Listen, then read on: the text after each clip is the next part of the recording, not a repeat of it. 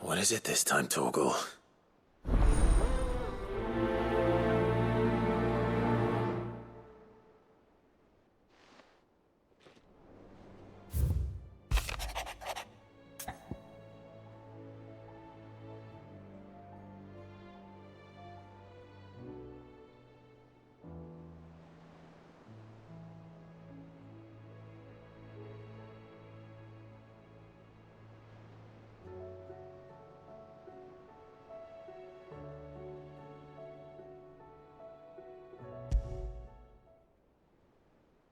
Something tells me this is no mere adventure story.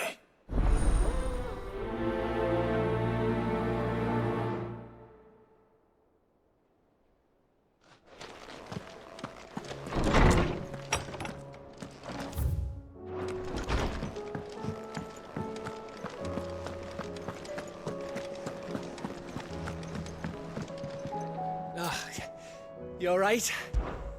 About that. Oi!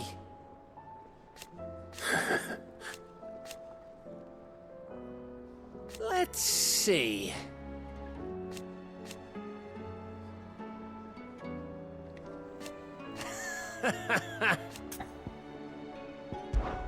You off then? It's him, I tell you. The Crown Prince of Sunbreak. Or I suppose he's the Emperor now. The Emperor? Here in our hideaway? Don't mind him. I believe you.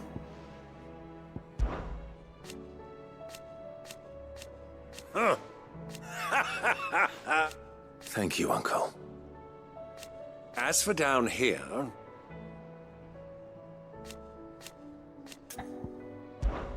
Clive, my boy! Rutherford informs me that we owe you our thanks. Hadn't intended for you to get involved.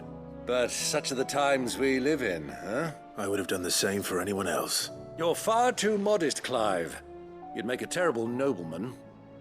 But tell me, is the realm truly in as dire a state as Rutherford suggests? From what little I saw, you were right to be worried.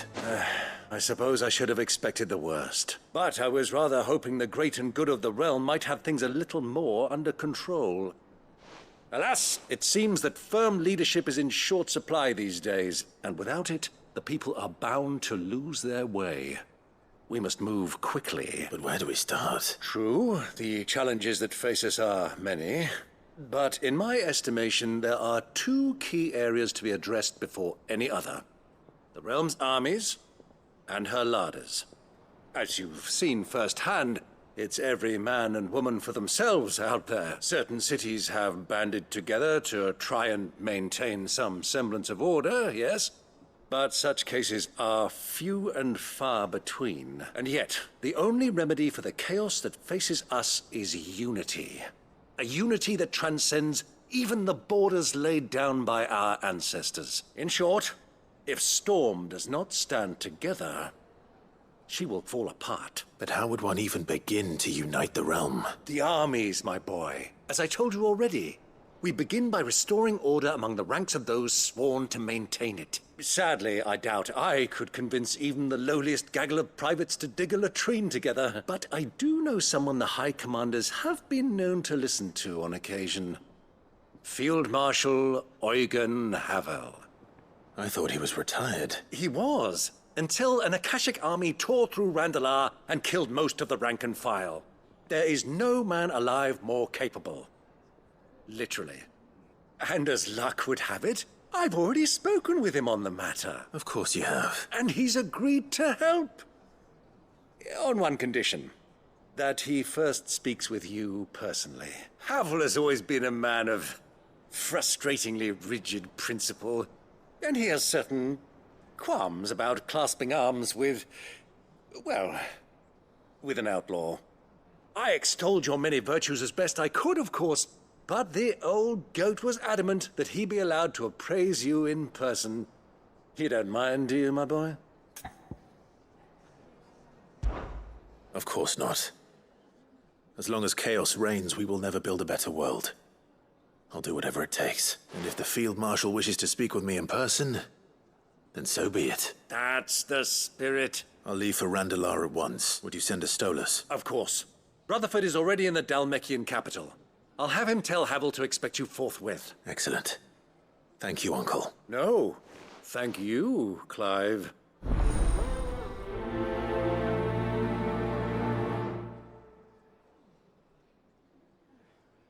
Don't worry, my boy. Rutherford is in Randalar this very moment, singing your praises to all and sundry. They'll adore you. Clive. Ta-ra, then. Thank you, Karen.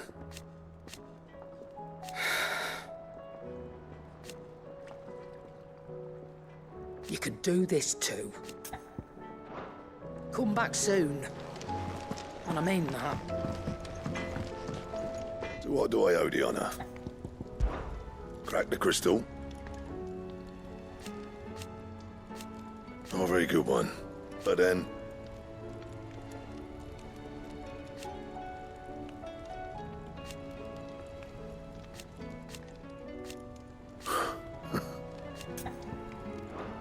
See that sword of yours stays oiled. First the skies.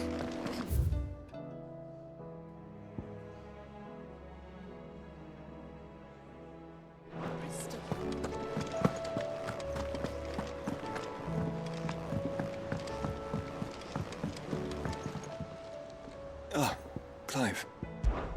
This is it then, brother. Indeed. You're wrong.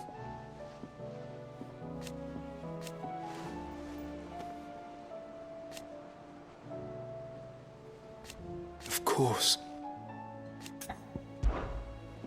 Joshua, what's wrong? And don't say nothing. It's... not nothing. I've received word from Cyril. The Undying have found Father's will. Or something akin to it. His will? How? Where? In the crypt, beneath Rosalith Castle. After Kupka was kind enough to drive out the Imperials, the Undying took the opportunity to recover what relics of the Duchy yet remained. And in the process of doing so, they found a letter from Father. I'm surprised anything survived down there. Cyril asked that I join him in Tabor at my convenience. I have been meaning to go, but... would you join me? Of course. I want to know what's in that letter as much as you do. Very well. I am ready to leave when you are.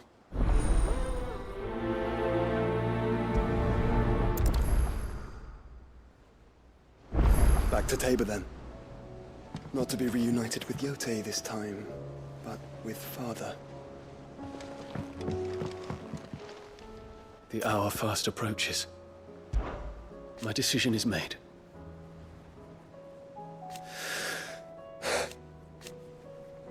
You said it yourself.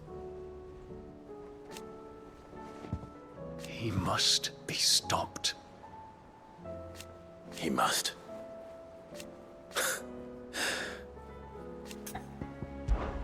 The time is nigh, Ifrit. Sid, do you have a moment? By all means. It's my old master. Seems there's no escaping her. She found some way to send me a letter, and something else. Records from a Waluda prison. Seems they were keeping a lot of bearers there. How did she come by such a thing? Finding bearers always was her strong point, and it seems the cells of Balmung Dark are full of them. Foreign captives, the masterless. Bearers no one would miss. And even better for her, bearers with no one to look after them. When ether started lapping at the walls, the jailers fled. Leaving the bearers to be liberated by whoever happened to come along next. Sid, I'd like to believe that I've earned your trust by now, and while I'm well aware that you've forbidden Cursebreakers from traveling to Walud, I can't let those bearers die in their cells. I'd rather risk shipwreck on the Shadow Coast than leave them to starve. We'll be needing the Enterprise if we're going to navigate the Narrow. Does that mean... I'm making an exception, but we travel together. And we stay no longer than we have to. Ash is an inhospitable place at the best of times. We save as many as we can, and we leave. Thank you, Sid. There was a name in the prison register. A name from my past. Chadwick. Another of my former master's protégés. A gifted soldier, and the closest thing I had to family. The thought of him held captive in that place. He must be very important to you. He was. Is. Then we find him. The entrance to the prison lies in the shadow of Ravenwit Walls, just beyond the portcullis. We should head there as quickly as we can. I only pray there are still bearers alive to save. As do I, Doris.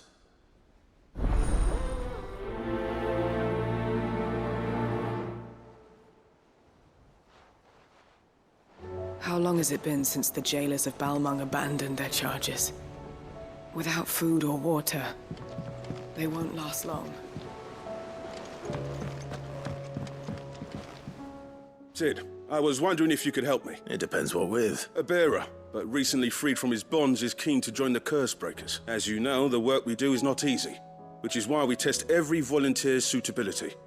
I was hoping you could oversee this one's evaluation. I don't mind, but why this one? Because he wants to be a scout. Our ranks are filled with men and women capable of breaking chains and putting slavers to the sword.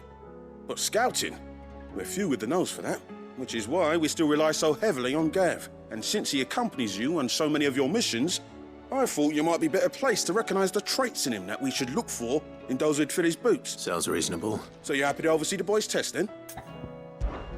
One can never have too many scouts. Truer words, Sid. I'll let the initiate know that you'll be attending his trial and that he is to proceed directly to Northreach in readiness. No time like the present, eh? No time like the present. I'll await you there.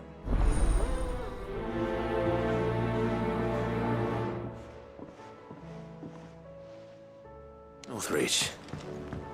I don't suppose they could have chosen somewhere closer.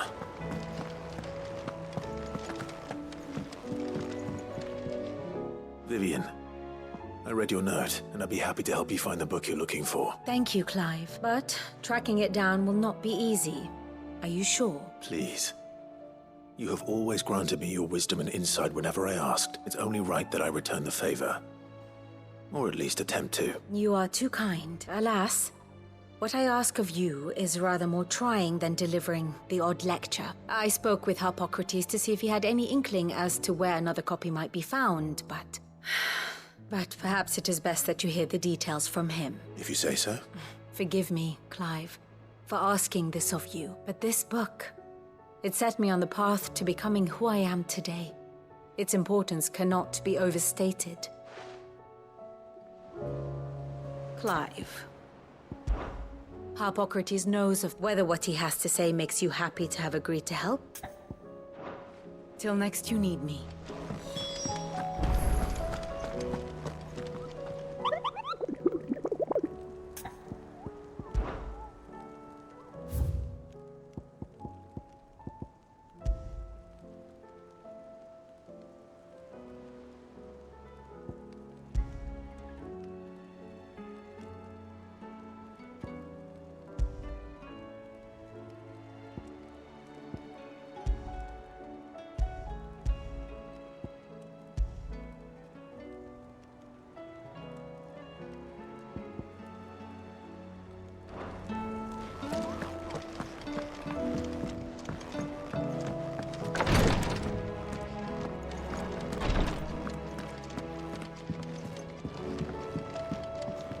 Greetings, Lord Marquis.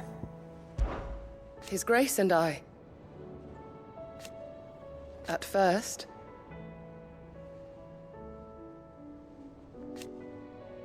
it was my duty to him.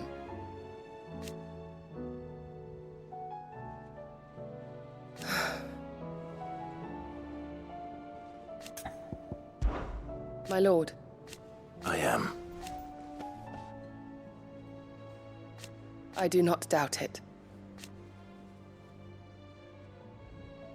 Thank you, Yote. May you return safely.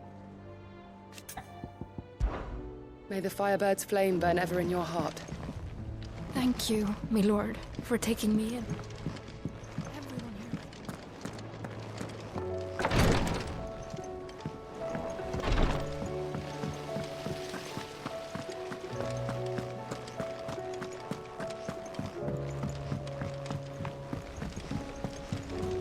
What do you think happened?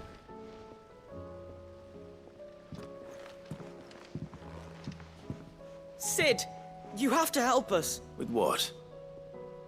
You didn't take apart another of Mid's contraptions, did you? No! Well, yes. But that's not what we want to talk to you about. It's Miss Mididol. She's been acting strange. Very strange. She's barely ever around. When she is, she acts like we aren't even there. Her head's in a crowd. In the clouds. That's what I said. In the clouds. Well, she does have a lot on her mind. When did you last see her? Not long ago. Right after she got back from saving you from Stonehenge. Then it's probably just about the Enterprise. It did take quite a battering on the... You didn't break it, did you, Sid?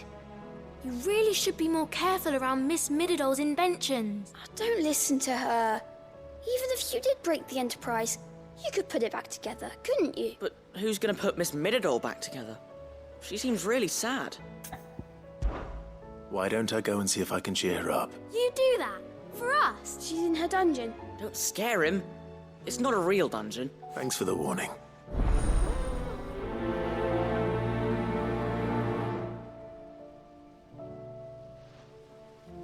Miss Shirley says we're not allowed in the dungeon.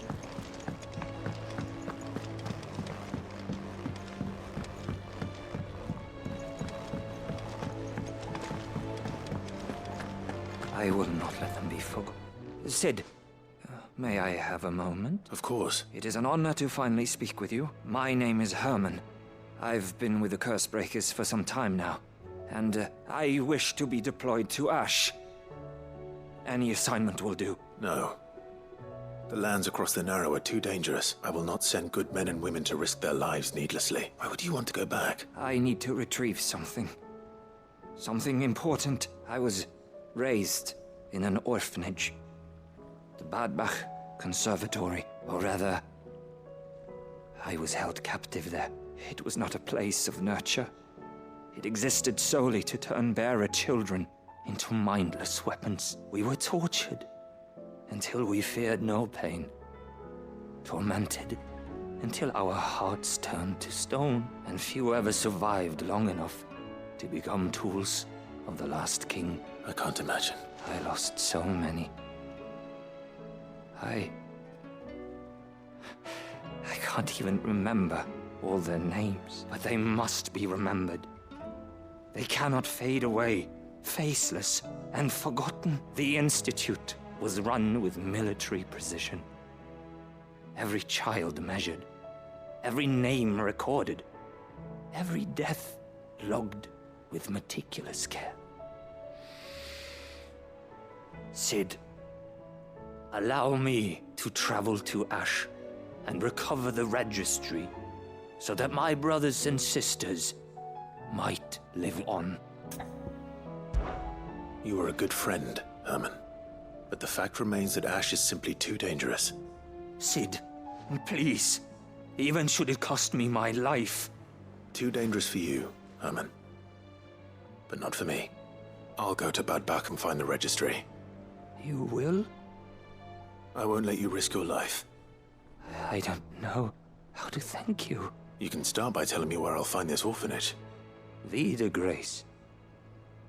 All right. I'll see what... May the mothers guide you.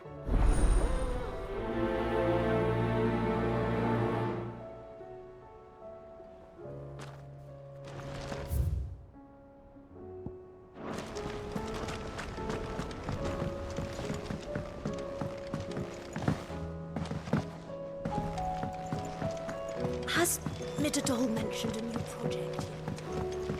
Whatever should I write next?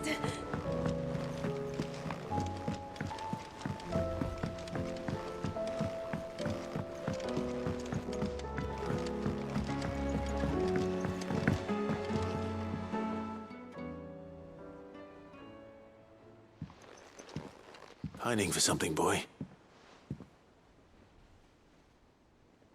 What is it? What do you see out there? I never did ask where you got that anklet of yours. From Sid, that's why. On the day he brought him home. That long ago? And you're only thinking to ask this now? Sid saw that the pup had a habit of gnawing on his leg, since you ask. Clap that there iron on him to keep him from doing it. What was wrong, boy? Heartache, like as not. Must have been hard on the poor whelp losing his loving masters at such a young age. Doubly hard in being a frost wolf. Torn away from his icons and all. Sid would always tell him, you want that iron gone? You find what it is you're looking for. I reckon what he was looking for was you. I'm sorry, Torgal. Sorry for making you wait so long. Let's get that thing off you.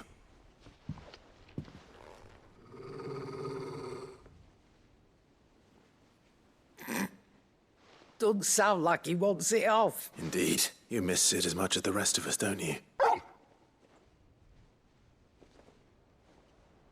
You want me to go with you somewhere? Quick, aren't you? Glad you've been paying attention. Not nearly as much as you have, Lady Karen. Aye, good thing and all. It's not like Gav would have kept him in nuts and rubbed his belly these past 10 summers. Your kindness is appreciated.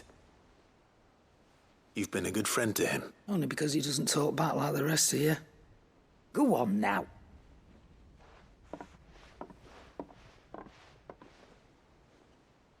Where to then, Torgal?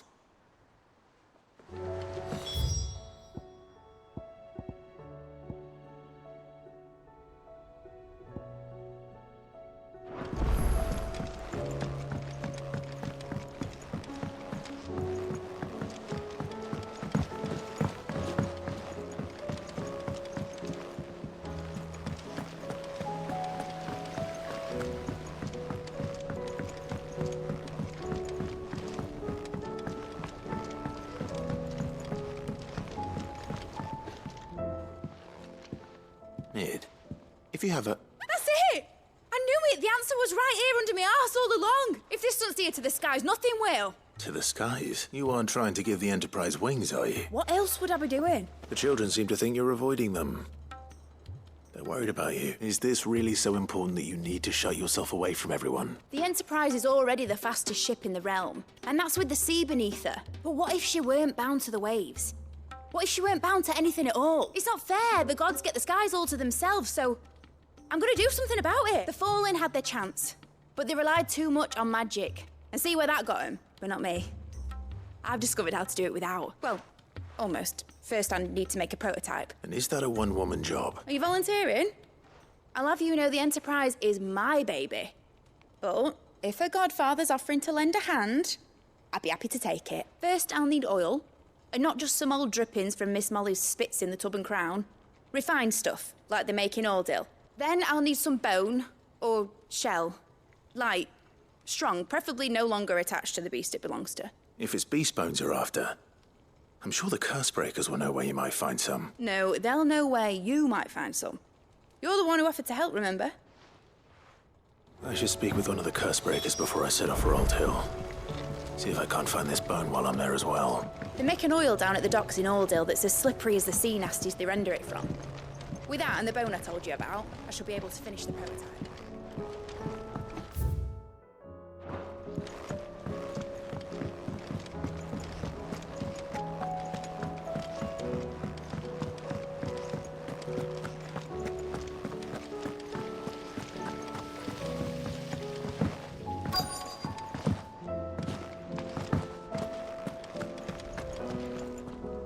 All right, Sid. Come to buy us around, have you? Only if you earn it. Mid needs a piece of light but durable bone for her next project. You've encountered your share of beasts on your travels across the realm. Any ideas? Most bones are the same. Whack 'em hard enough and they'll break. If it's durability you're looking for, shell will serve you better. You know what an adamantus is? I do. I don't know to give them a wide berth. Will any old adamantus do? Well, with shells, the older the harder. There's a rumour of an ancient adamantus down in Karava, near Old Bidza. Or what's left of the village anyway. But don't expect to make quick work of the bastard. There's a reason it's lived as long as it has. I'll keep that in mind. Thank you. Normally, I wouldn't recommend going anywhere near an adamantus. Let alone...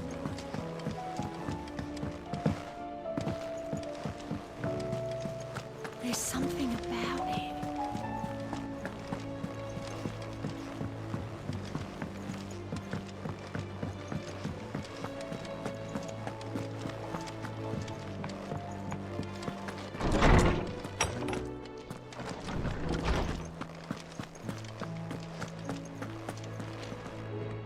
Ah, Clive, my boy. What a pleasure it is to see you. Hippocrates. There's something I need to ask you. I've been charged with locating a book called From a Distance. Then you seek a rare gem indeed, one whose name I had not thought to hear from your lips. You've been talking to Vivian. Right as always, but she didn't seem keen to tell me very much. I take it she didn't like what you had to say. And yet I gather it did naught to dissuade her. Clive, if the young professor has tasked you with obtaining a copy, I fear she asks the impossible. The executors would not allow it. The executors? Coveters of Secrets, a clandestine organization committed to the collection and intenebration of forbidden texts and technologies. One such text being the tome Vivian seeks, chronicling as it does the true history of the enslavement of bearers, a tale which could overturn the established order were it ever to become widely known, or so rumor has it. I've never actually read the thing, or even set eyes on it for that matter. How is it that I haven't heard of this organization? Why, secrecy is the executor's watchword. They lurk in the shadows, emerging only to seize that which must be seized, be it books, inventions, or people, before disappearing again, leaving nary a trace. Which would explain why Vivian's copy was snatched from her grasp not long after she found it. By the hand of the executors, yes. But what drives them? Self-interest or ideology? Fine question. Sadly, all that is known of the executors can be recounted in a single breath. You may just as soon ask me of their origins, numbers, or the identities of their leaders. Any answer I give would be pure speculation. Then my hunt was doomed from the first. What was Vivian expecting? That I'd pluck it from thin air? Not from thin air, no. From ash. Rumors of the executors are rife among the scholars of Storm, but rather less so across the strait. I have a friend, well, I had a friend in the village of Garnick, a collector of rare tomes, upon which subject we would oft correspond. Alas, I have heard naught from him since the skies fell dark. And no doubt he too has turned. But though he did not mention it by name, it is possible that a surviving copy of From a Distance yet rests upon one of his many shelves, quietly awaiting discovery. If you were, by some chance, able to save even a single book from the poor man's library, I know his soul would rest easier. Very well. When I next find myself in Waloed, I'll be sure to pay Garnick a visit.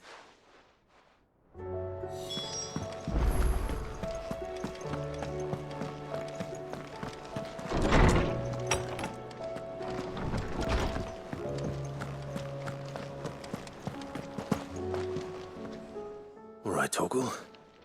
Where are you taking me? I'm going to need a little bit more than that, boy. Do you have a better hint for me? Unless... you've already given me one. Back on the rear deck, you were looking west. Toward Rosaria. Why don't we try the rookery?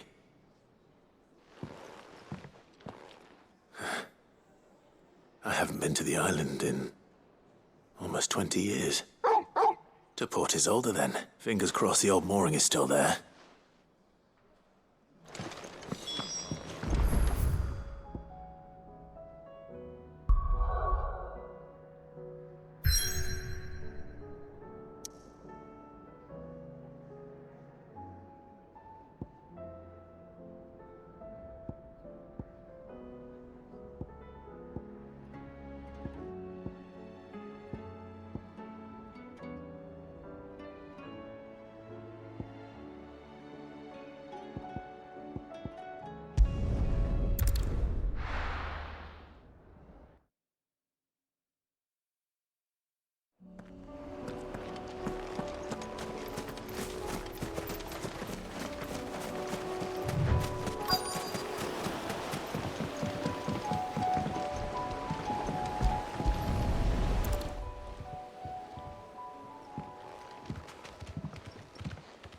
still here. After all these years. A lot smaller than I remember. And you're a lot bigger. You might have to swim, boy.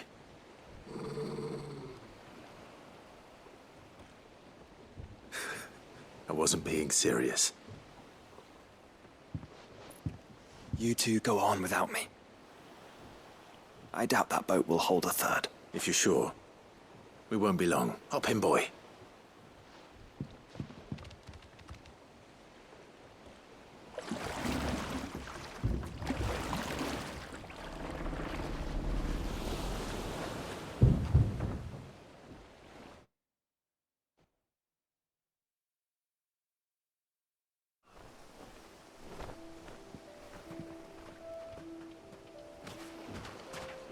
This place hasn't changed at all. The rookery's right through those trees. Come on. Race you there?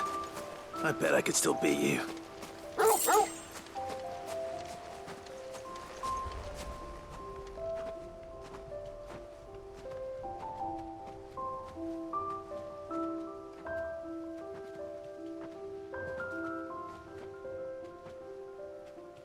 Here we are. This was our hideaway. Wasn't it, Torgal?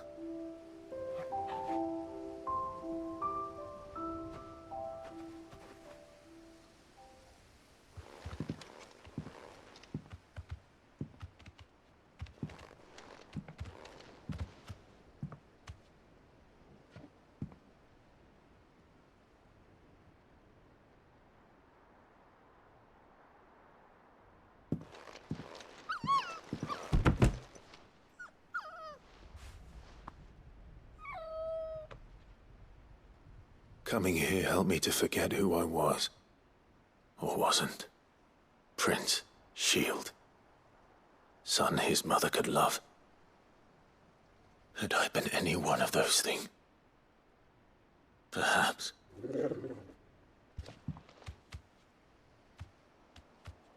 What is it, boy?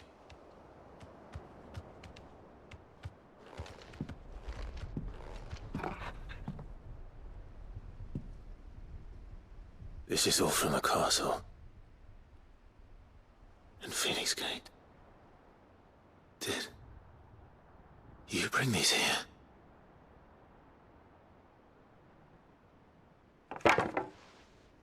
My sparring sword.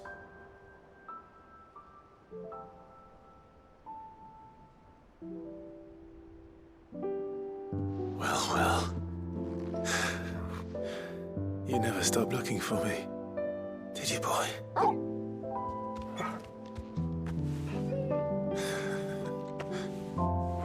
Thank you, Torgal. For never giving up. For never forgetting.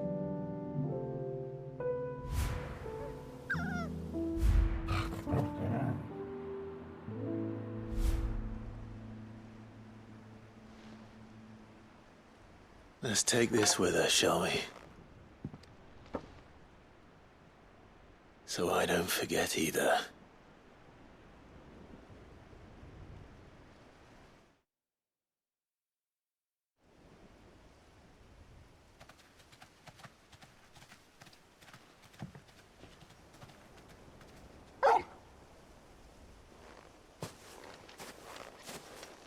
That's not the way back to the boat, Torgal. All right.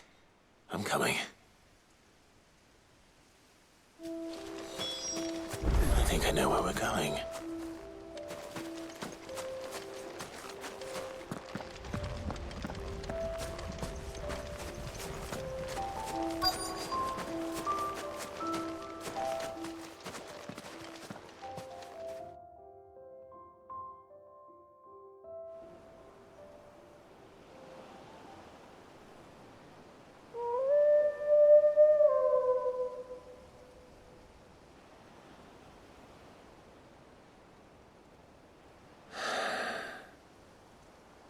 People always talk about the importance of putting the past behind you. But without it, we wouldn't be who we are today. And we certainly couldn't steer our way to a better tomorrow. Come on, Torgal. Let's go home.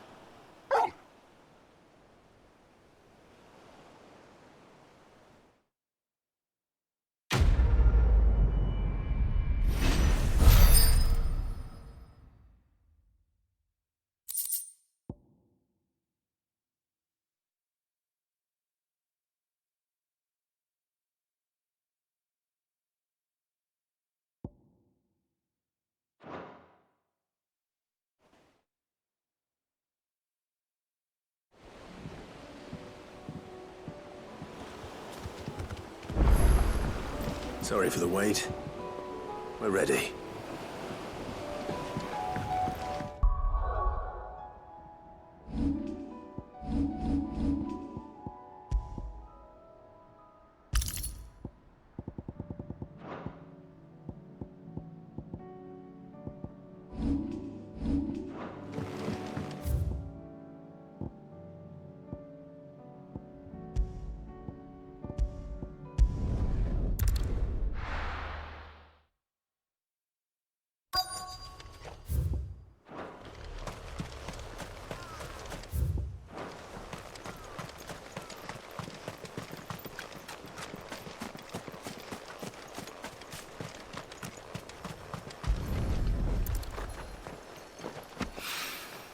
It's oil. After what happened here, it's a miracle there was anything after all. You're finished!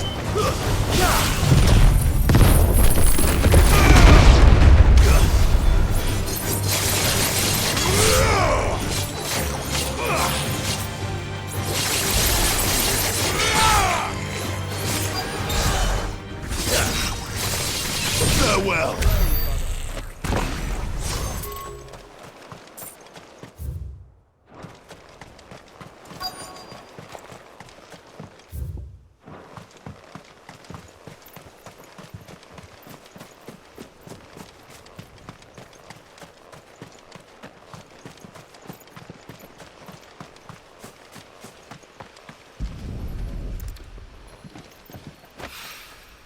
This should be enough.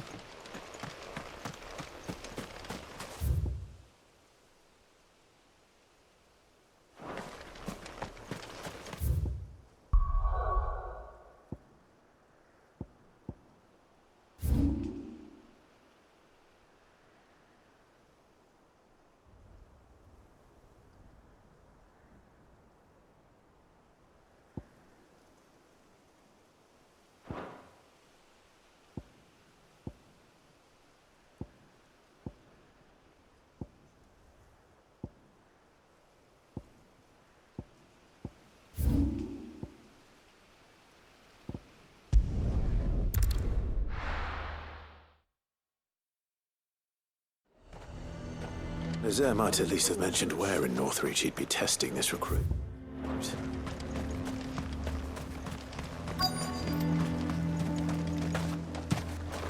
Oh, no.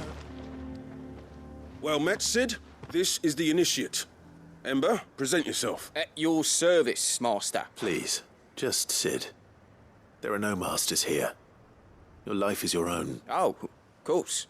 Thank you, Sid. The Sergeant says you'll be evaluating me at my trial. To become a scout, yes. You are aware of the dangers inherent in that role. I am. But I swore I'd face them. Just like the man who saved my life. Who would that be? Gav. It was him who found me and freed me. No magic, no support, just one man and his nose. Came and sniffed me out. It taught me what one man can do if he puts his mind to it. And I've been training ever since, so that one day I can be someone's saviour, just like Gav was mine. I'm sure he'd be flattered. You clearly have good intentions, Ember. And it sounds like you're under no illusions. Stick to this path and you'll make a fine curse-breaker. So, what? Have I passed?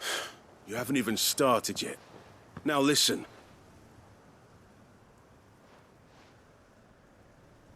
Not far from here is an Imperial lookout, Eastwatch. The guards there record all their sightings in a logbook. You are to find it and bring it here. and bring it here. Right. Anything else? No. Sneaking into a heavily guarded Imperial outpost and stealing the logbook would be quite sufficient. You'll need to assess the situation, determine a point of entry, create a distraction and effect an escape, all without being discovered and thrown into an Imperial oubliette. Ember, Gav isn't our best scout because he can do everything. It's essential that you know your limits. Know my limits. Right. I won't let you down.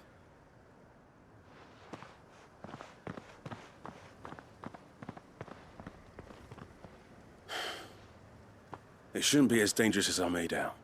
But keep a weather eye on him all the same, would you? On my way. All right, Ember. Impress me.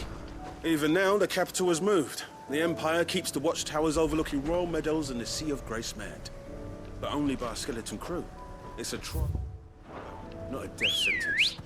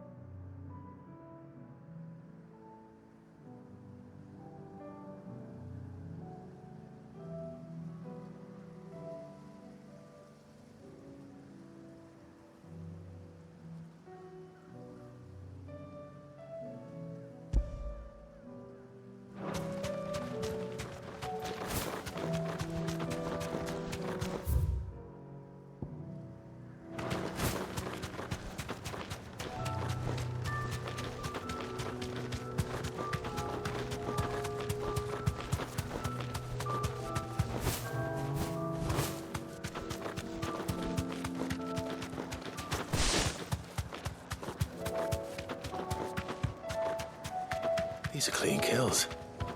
Perhaps young Ember really is ready. Or maybe not.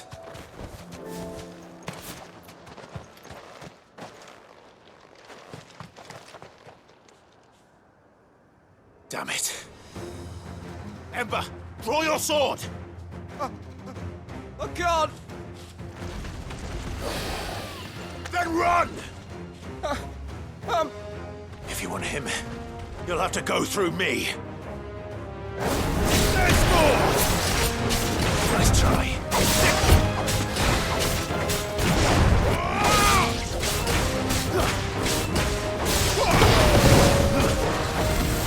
Nice try.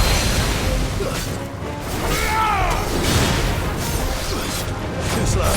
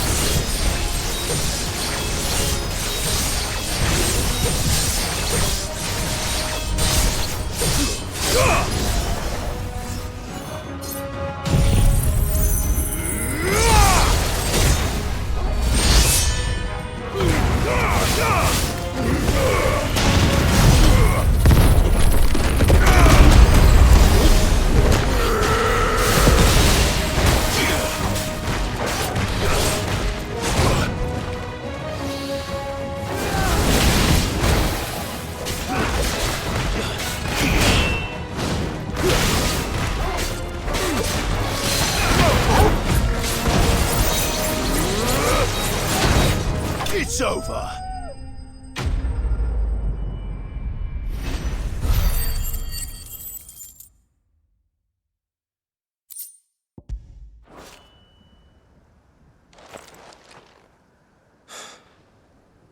Ember, are you... gone? Of course. Scouts really are a rare breed. Back to Northreach it is then.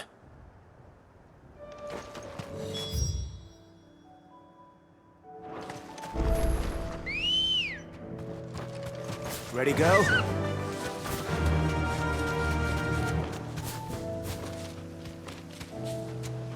Be safe.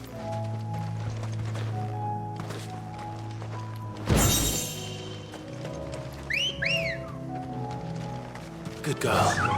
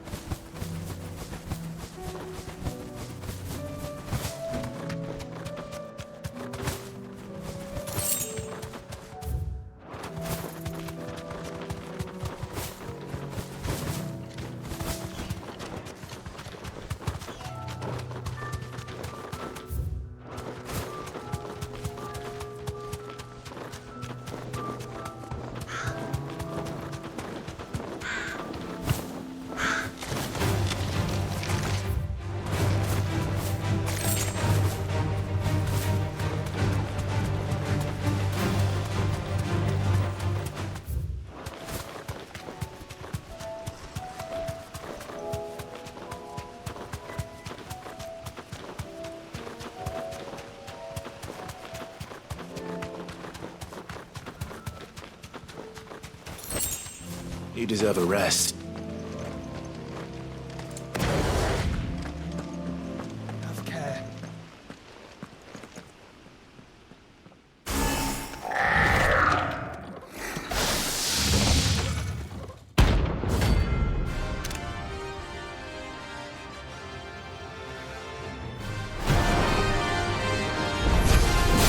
Looks like we're working something up.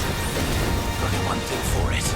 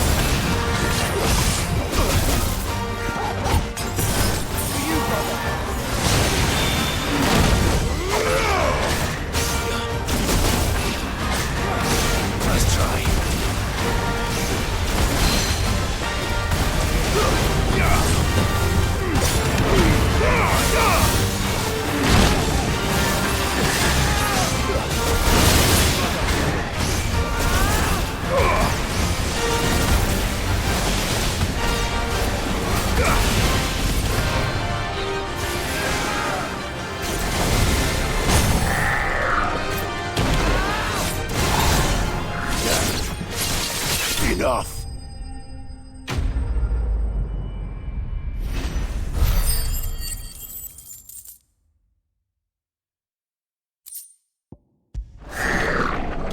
Sweet dreams.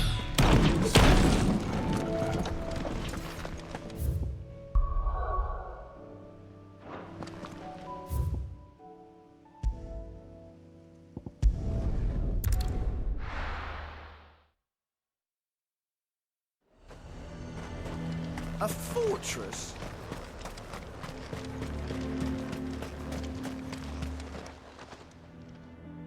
I didn't expect you back so soon. Where is Ember? I thought I'd find him with you. He must have fled. I followed him to Eastwatch, where I found him being set upon by a wild Avis. He was just standing there, didn't even draw his sword. I had to step in and take care of things. But by the time I had, he was nowhere to be seen. I assumed he'd set off in your direction, but apparently not. I'm sorry, Sid. I knew the boy had a nervous streak, but he seemed like... The right man for the job? I believe this is the logbook you tasked me with retrieving. Eh? How did you... Don't you tell me you breached the tower while Sid was busy saving your skin. What? Wasn't that what you asked me to do? To bring the thing back without getting caught? He has you there, Nazaire. And he did it all on his own. But Sid... He did what he thought was best. And now I have to decide whether I agree. Of course. We'll await your evaluation back at the hideaway. Don't you leave my sight. Yes, Sergeant.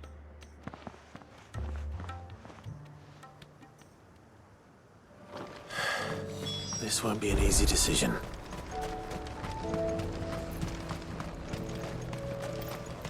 The garrison is threatening to pull their sentries from the market.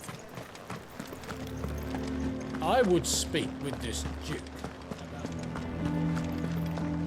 Saw the captain just now. Your town needs you. I need you. But the Duke would have me.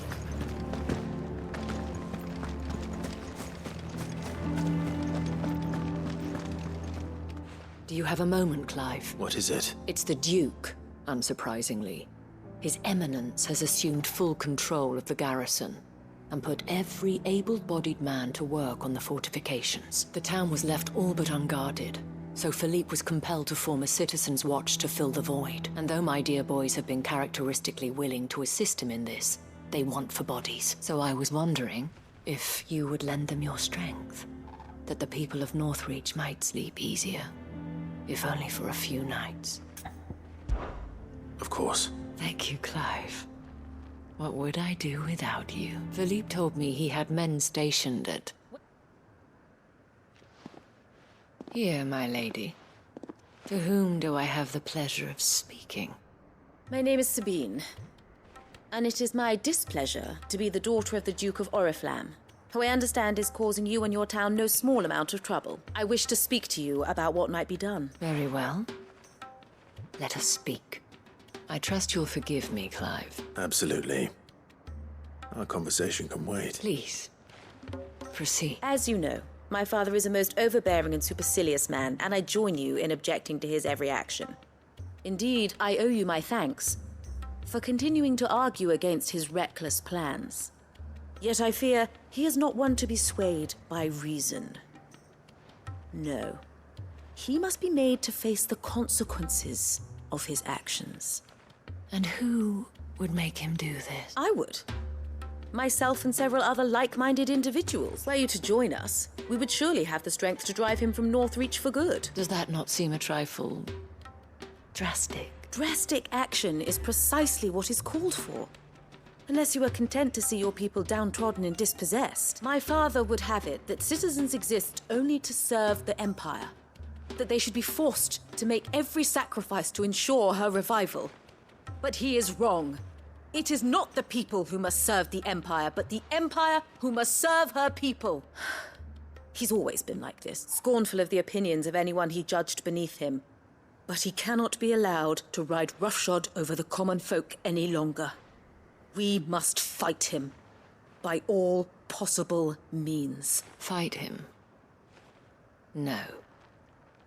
My purpose is to quell the tension in Northreach, not to stoke it. Respectfully, my lady. Our only chance of saving this town depends upon every one of us uniting against our common enemy. Your father and his followers included. While I understand your frustrations, I cling to the hope that he may yet be won round. False hope, I assure you. But I see that your mind is made up. I shall bother you no longer. If you will extend me the same courtesy, I bid you good day. She certainly has spirit. Indeed. But unfortunately for us, that spirit is only likely to harden the Duke's resolve, which may be enough to seal the fate of this town. Not that she cares. This is all about her and her father. Families. I'm sorry, where were we? Ah, yes. I was about to tell you of Philippe's plans for the town watch, but perhaps it's better that you heard them from him.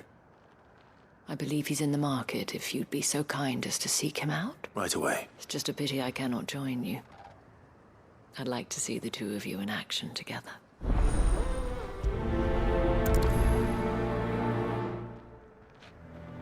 The task of organizing the town watch has been taking up a great deal of Philippe's time of late.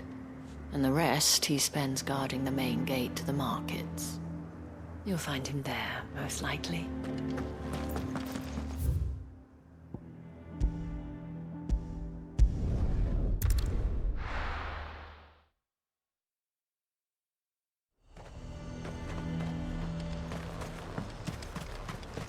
He'd have our coin, our stock and our stock. So you are content to abandon... Please, I beseech you. If you are a true son of Northreach, you must fight to defend your home. That's exactly what I am doing, milady. Or trying to, at least. The land is crawling with fiends, and someone has to keep watch. Even when our true enemy is hiding in the garrison? Fine. You're not the only able-bodied man in Northreach.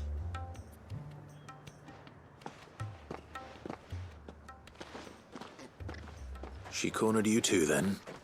Could hardly get a word in edgeways. Like father, like daughter, eh? She made an uninvited appearance at the Vale earlier, hoping to convince the Dame to join her in fomenting rebellion.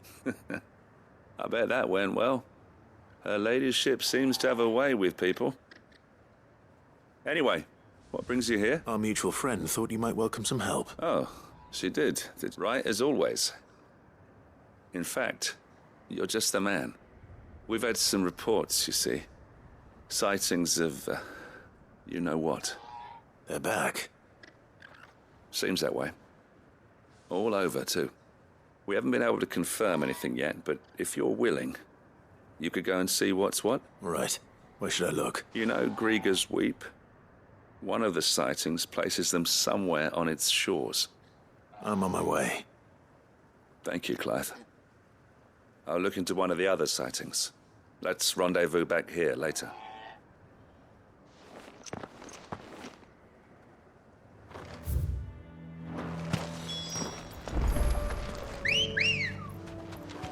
Let's go. Faster!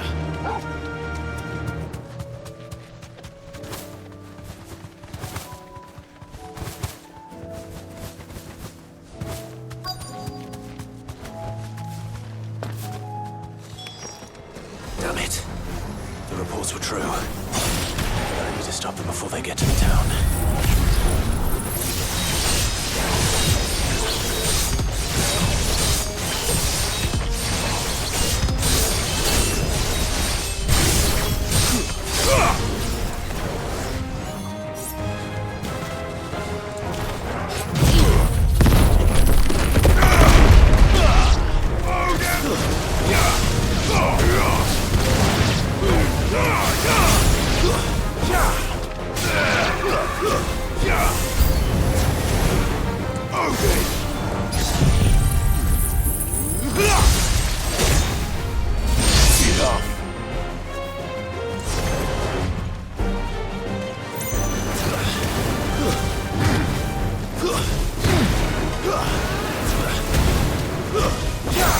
It's over!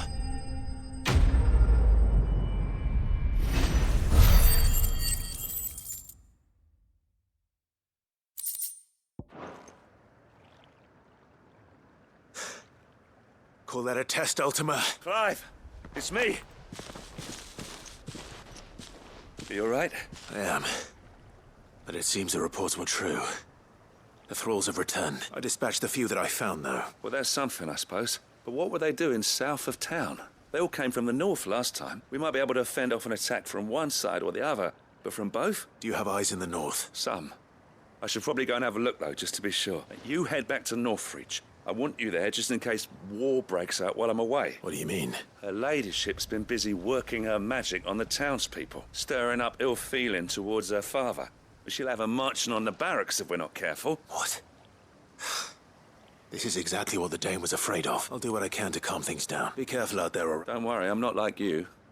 One sniff of those things and I'm running back to town screaming blue murder.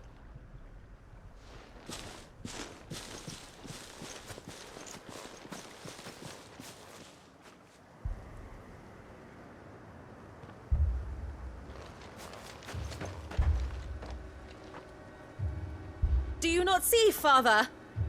The people of Northreach have given enough, and only a fool would ask for more. Listen to me, Sabine. Where would our people be without their country, The Empire is their sword and their shield. It is she that ensures they can live without fear. And now she teeters on the brink. Without their sword, how will the people fight? Without their shield, how will they protect their kin? Can the unarmed stand against the advancing hordes? No. But there is yet hope. A new shield, a new sword. A new empire. We can rebuild Sandbreck, just as Great Grieger wills it. Perhaps we could, Father. But we don't want to. Not if it is built on the broken backs of the people. Please, let us not quarrel in the street. You must see that no good will come of this. Our fight is not with each other, but with the threat that draws ever closer to our gates. A threat that your sword has yet to rid us of, Your Eminence. You will hold your tongue, whore! You may have filled my daughter's head with your heresy, but I will not be corrupted. Corrupted? Your daughter's opinions are her own, as you would know if you had ever deigned to listen to her. At least I hope they are your opinions, and not posturing born of a family feud. Northreach deserves better than that. Northreach deserves better than you, Carla. Yes, I know who you are. The slut of Twinside who bedded a Brandit. Jealous, are you? That a woman might choose a bearer over a pious man of Grieger. Clive! I met a swarm of thralls coming south from Oriflamme. Hundreds of them. Too many to count. No. Work on the fortifications has scarcely begun. We will retreat to Caer Norvent and there make our stand. Did you hear me? That was an order! While this is but a heartfelt plea, let us make our stand here and protect our homes. Protect those that we love. Together, for Northreach!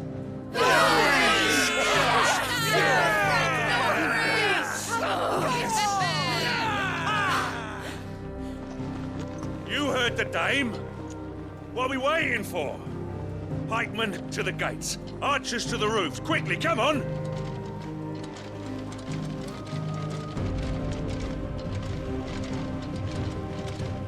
But she is but a common... whore, yes. And we'd follow her to the gates of hell.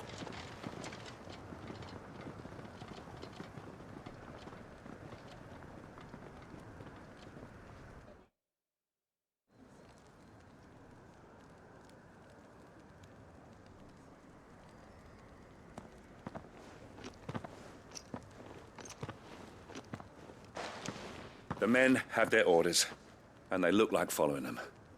I got them spaced out at regular intervals. Whichever direction the thralls strike from, there'll be someone there to meet them. Thank you, Philippe. Rest assured the people will play their part. The herbalist has donated her stock of medicines to me. Should any of your men be injured, take them to the Vale. We'll see to them there. Thank you, milady. I will. I'll play my part too. You still won for numbers. Unlike the enemy, I only hope I can go some way to evening the odds. Philippe, can I leave the south in your hands? I doubt the thralls by the lake were the last of their number. Of course. I'll lead a party down that way so we don't get taken by surprise. What about you? I'll make my way up the road to Oriflamme. I've fought a few of these things. And while I can't promise to hold them all back, I should be able to thin the herd.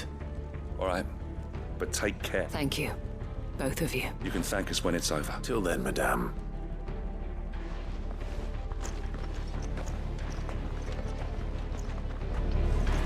I have served the Duke for many years. But I cannot turn my back on these people. See that you come back safe, Clive. And we shall do everything we can to ensure the town is still here when you do. When the fighting begins, we can take refuge in the barracks.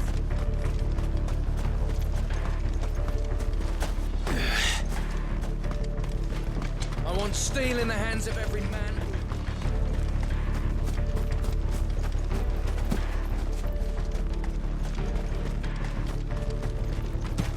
If any get by, you can trust we'll be here to meet them head on. Come on.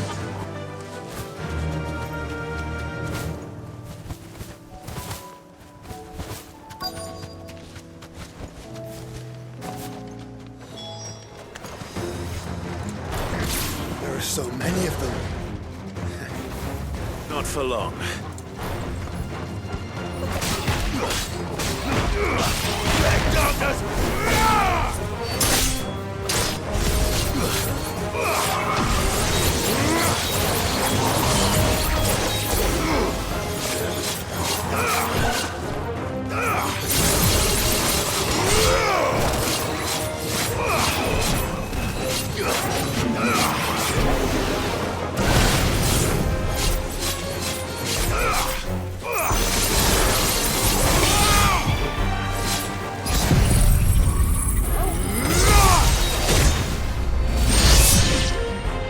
Is it over? No. It's only just begun. Let's try.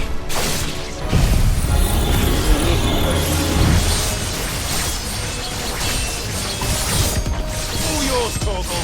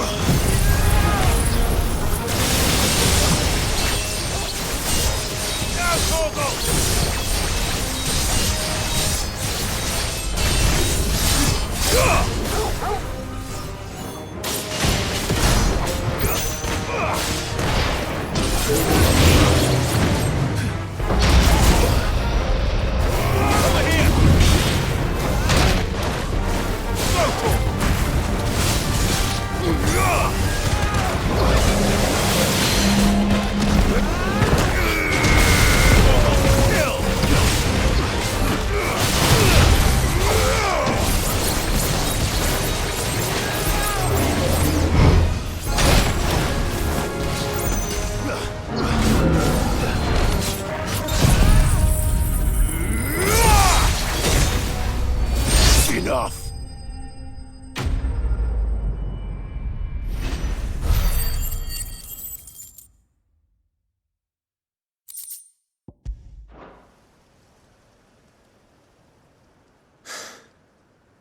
That looks to be the last of them. I wonder how the others fared. Better hurry back to town. Come on, Torgal.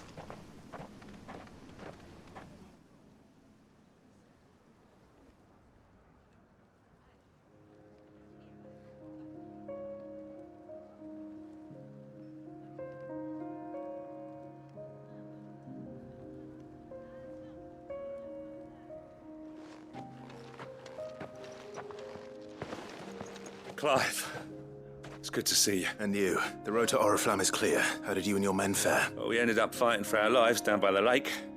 Took a few nicks, but nothing the girls of the Vale can't put right. Glad to hear it.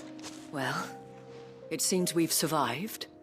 For the time being, at least. I thank you both for answering the call. You were right, and I was wrong. About everything. I had thought that the only way to unite the people was under the banner of Empire. That without a strong hand to guide them, they would drift apart. To be borne hither and yon by the eddying currents of fate. But you brought them together, not by force, nor by the exercise of goddess-given authority, but by simply being one of them. By knowing what they feel, because you feel it yourself. Our purpose was ever the same, Your Eminence. You were merely distracted by a loftier vision of empire and glory, while our eyes beheld matters closer to home.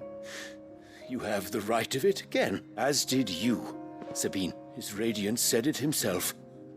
Sanbreque is naught without her citizens. I forgot that. And I am sorry. I'm sorry too, Father. I should never have taken things so far. I only wanted you to understand how the people felt, how I felt. But my anger got the better of me. Do not blame yourself, my dear. This was my doing. I should have listened to you. To all of you. Your Eminence, your ladyship. I do not doubt that you came here with the best of intentions, but I believe the same could be said of us all. We all want safety, security, prosperity. Not just for Northreach, but for the entire realm, and we may yet achieve it. If only we work together. Will you join us in this? Yes. Thank you, Your Eminence. Now that that is settled, I must go and see to the wounded. The Vale's doors are always open to any soldier in need of relief, and today there are more than ever before.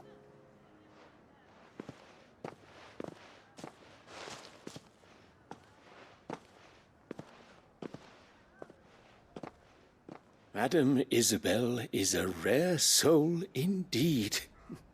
In these dark times, I see that it is not men like me who should lead the realm, but women like her. You're right.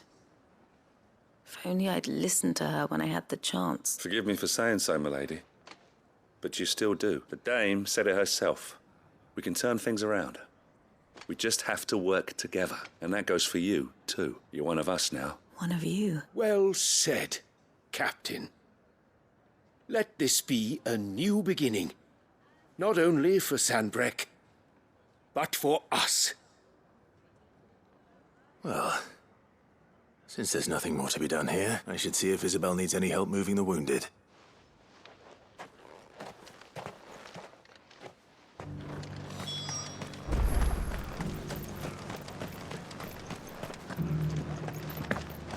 There's no One of the need to dames, worry. aren't you?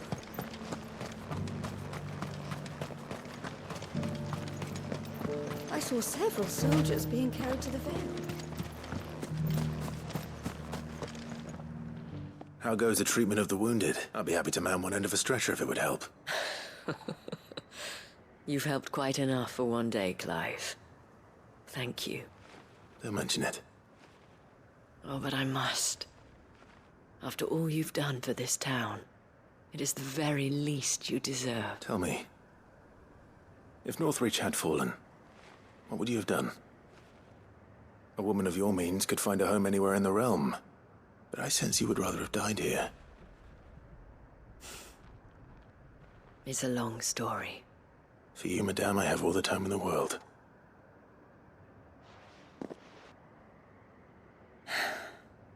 Very well. Long ago, I had a life in the Crystalline Dominion. I was Carla then, courtesan to the nobility. So sought after was I that it was only they who could afford my time. Alas, those halcyon days were not to last. For naive as I was, I fell in love with a bearer. He was my master's guard, The gentlest man I have ever known. After they discovered us together, he was whipped bloody and forbidden from ever looking at me again. And so we fled. Not that we had anywhere to flee to. We wandered, aimless and starving. Half dreading, half praying that the next day would be our last. Until we found ourselves here. In Northreach. It was the Veil that took us in. That fed us. Clothed us. And healed our hurts. Those that could be healed at least. My love was already too far gone. He passed away. He did. Not long after we arrived.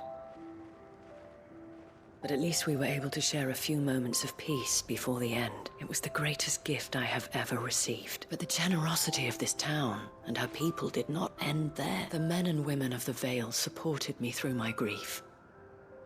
Shared in it, though I was still a stranger to them. They treated me like a sister.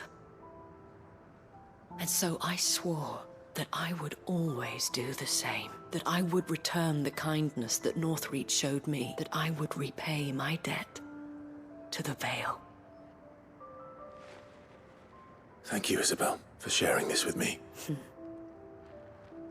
You're a lot like him, you know. Perhaps that is why I have such a soft spot for you. Never stop fighting, Clive. And I shan't either. I know that it will not be easy to keep Northreach together. But our efforts will be rewarded.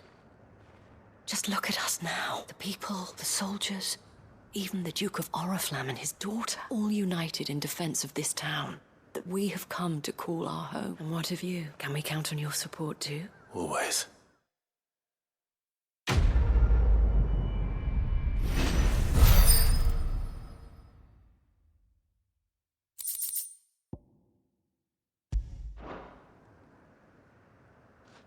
We have brought Northreach together.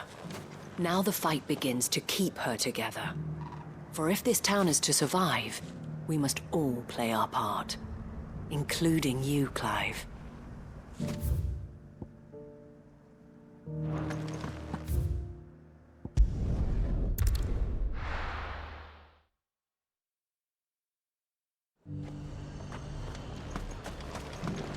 Do you see anything you like?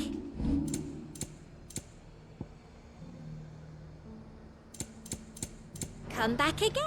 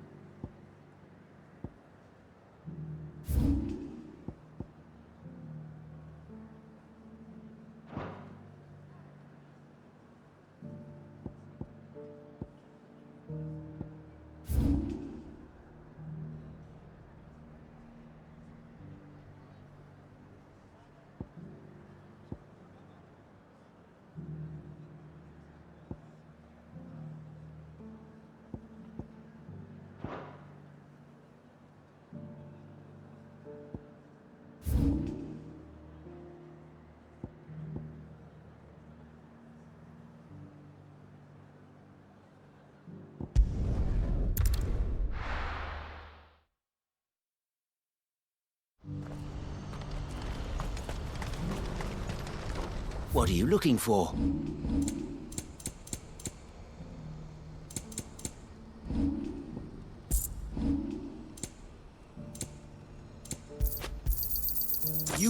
a discerning eye.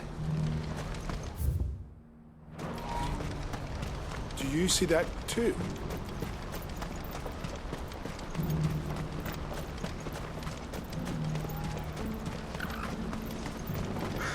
What is it? Oh, please.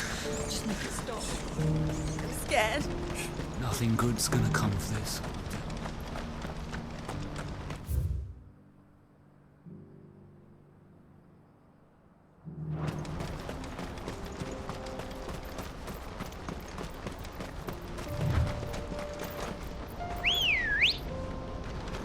Let's go.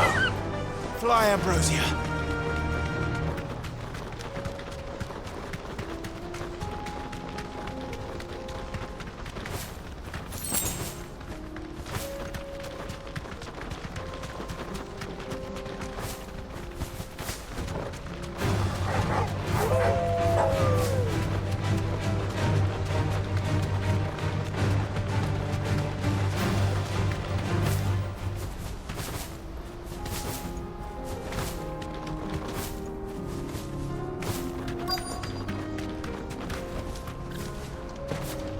Can't be Rutherford, can it?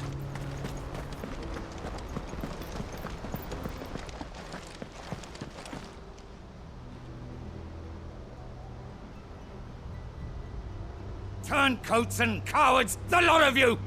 If it's a fight you want, it's a fight you shall have! Allow me.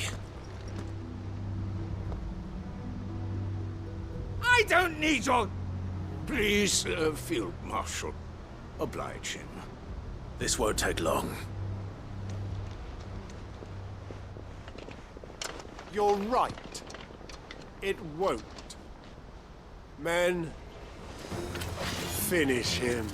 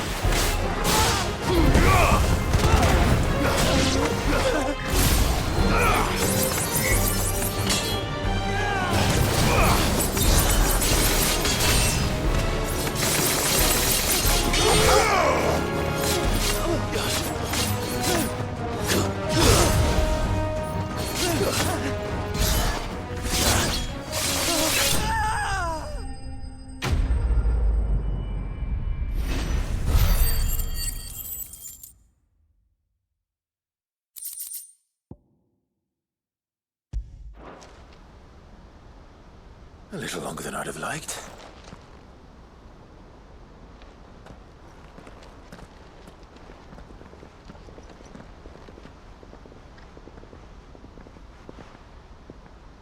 Field Marshal Havel, I presume. Are either of you injured? No, my lord. You arrived just as our escort turned on us. Fucking traitors! I'd heard reports of soldiers in the outlying regions abandoning the oaths they swore. But I hadn't thought the corruption had reached so close to the heart of the Republic. It's a fucking disgrace. Your interfering old bastard of an uncle tried to warn me, of course. My lord Marquis, or is Sid the Outlaw more to your liking? Call me what you want. It doesn't change who I am, or the urgency of the message I bring. My uncle has a plan to right the realm, and he needs your help to see it through. Before I agree to anything, I'd have you answer one question. What do you stand to gain from all this? I won't deny that I might benefit from further chaos. But I seek a new beginning for all of us. And while the choices I've made may not always have been the right ones. I know I made them for the right reasons. For so long, so many of us have been told how we could live, how we could die, when it should have been our decision all along. Now we have a chance to put things right. But in order to take it, we must stand together, even if it be beside those with whom we don't see eye to eye.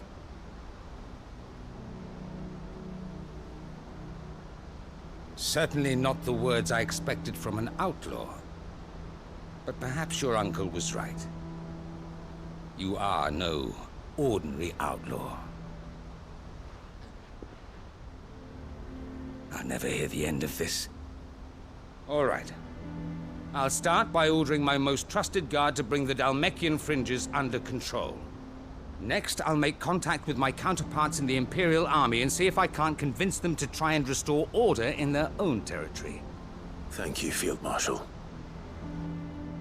But they are not the only ones we will need to convince. What do you mean? I don't doubt that I can bully some sense into a few generals, but those they answer to require a different kind of persuasion. And when it comes to honeyed words, well, we will need an envoy. One who can court even the most stubborn of statesmen. You, perhaps? I'm flattered. But I'm no diplomat either. And I have other problems to attend to. What we need is a skilled arbitrator. And I may know just the person. Is that so? And would he happen to be an outlaw too? Of a different kind, perhaps.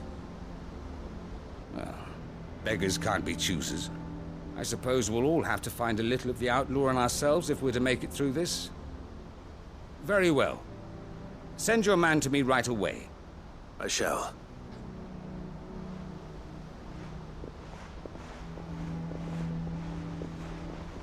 My Lord Marquis. Your Lord Uncle bade me escort the Field Marshal to his manor in Port Isolde. And I will see that my associate joins you there. Very good, my lord.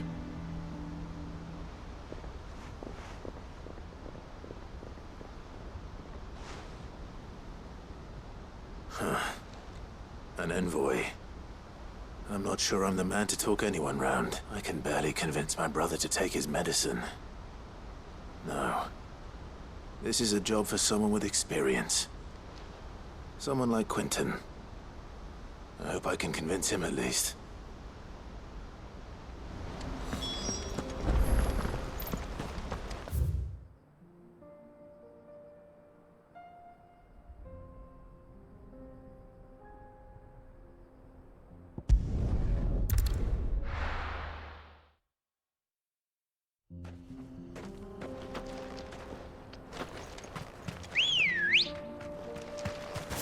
Let's go.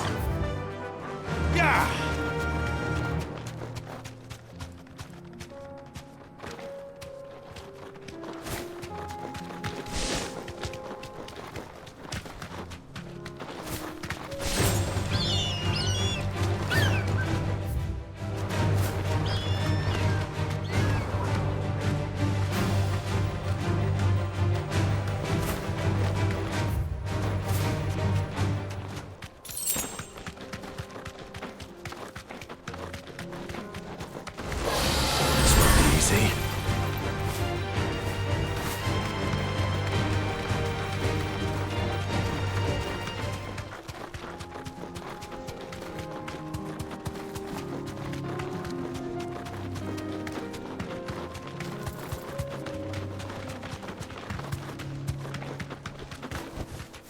You deserve a rest.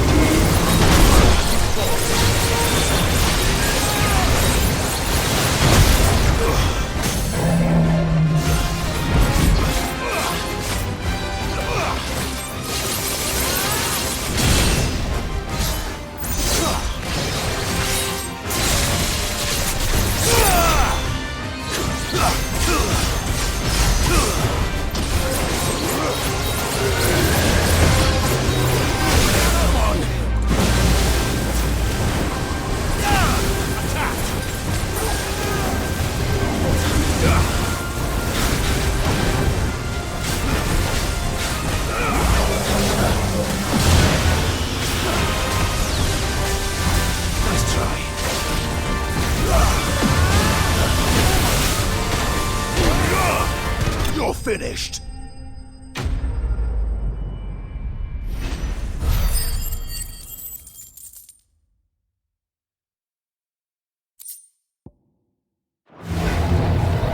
Don't come back.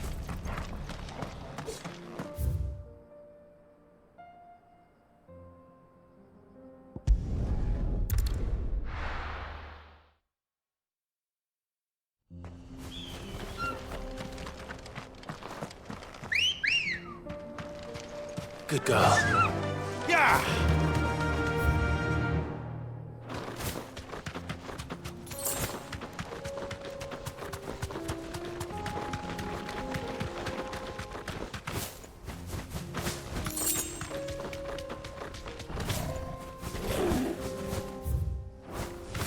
Here we are again. Carava.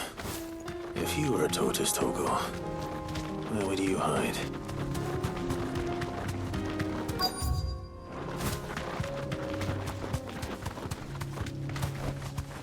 Quiet. Looks like we found him.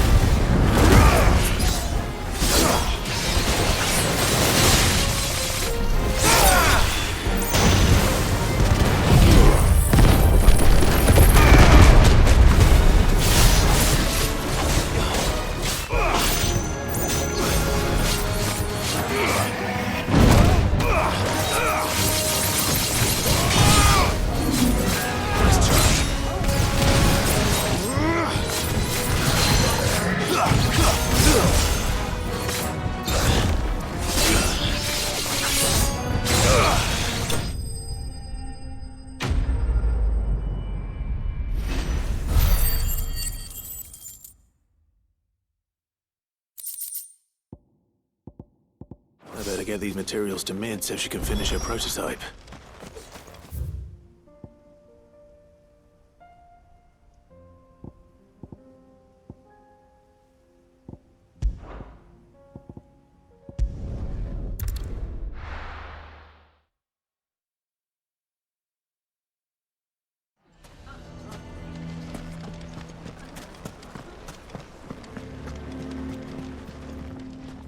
Here to help me pack? Thanks, but I'll be traveling light.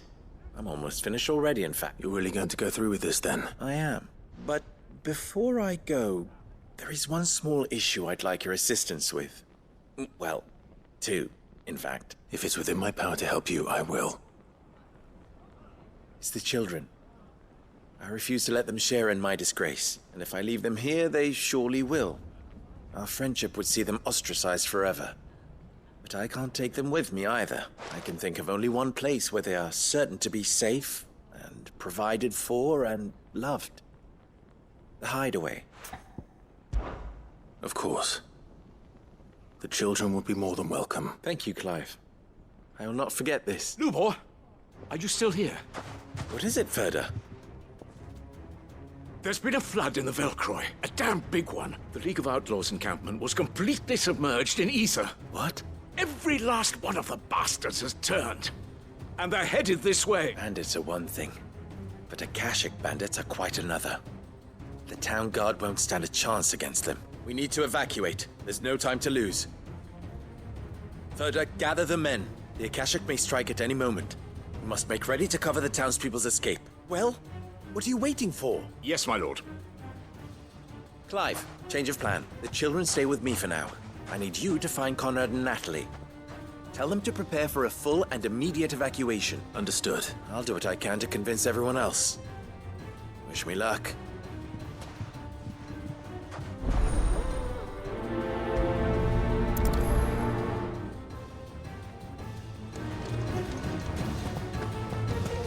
wasn't a... You have to listen to me. They're coming. You need to evacuate. Why do they always have to make such a fuss? Huh? What's the commotion? That's...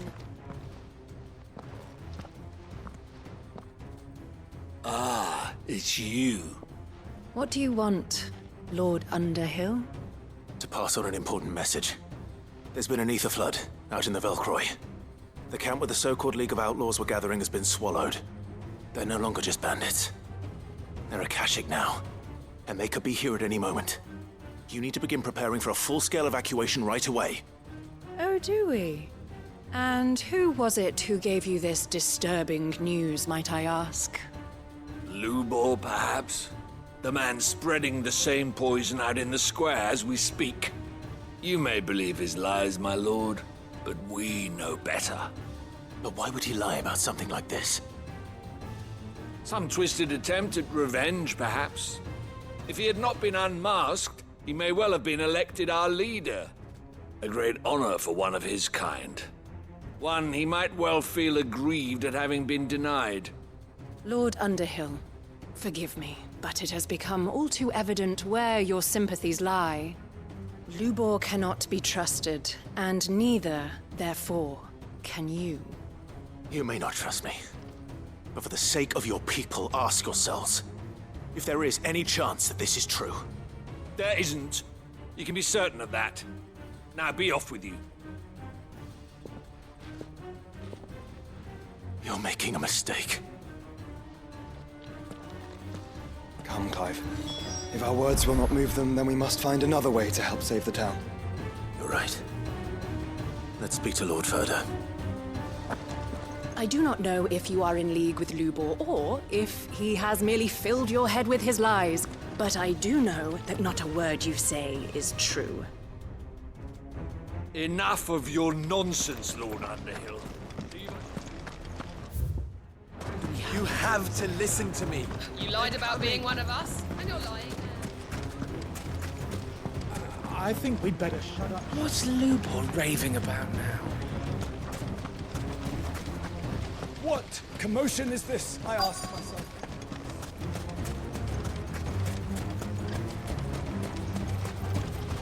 Anything I can interest you in? Fare you well. Lord Ferda. Sid, what's wrong? I went to warn Conrad and Natalie about the Akashic, but they wouldn't listen. They've convinced themselves that nothing Lubor says can be trusted. The bloody fools. Which means the town guard can't be counted on for support, but I can.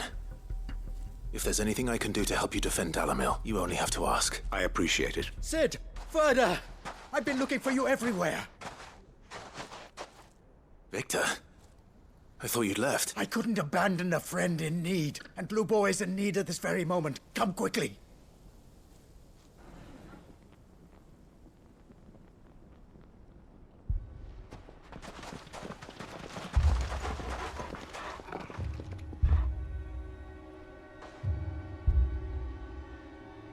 You have to believe me. The Akashic are coming. They don't eat, they don't sleep, they don't tire, and they don't care who they kill. They're unlike anything that's come before. There won't be no parley, no mercy granted. We may have saved the town once, but this is different. I do not ask that you forgive me, but please believe me. If you do not run, you will die. You will all fucking die!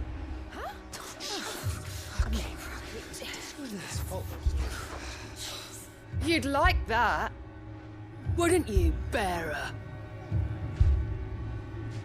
Yeah, with us out of the way, your kind will be free to claim Dalamil for yourselves. You should run! Run, bearer! Yeah, run! Run! Far, far away! Run! Just go on! Yeah. Yeah. Yes! Go! Come on, then. Go on! Go! Just go. Just go. Lubor. Wait. Someone's coming. Bearer. No. Come on. Stop! You're hurting him!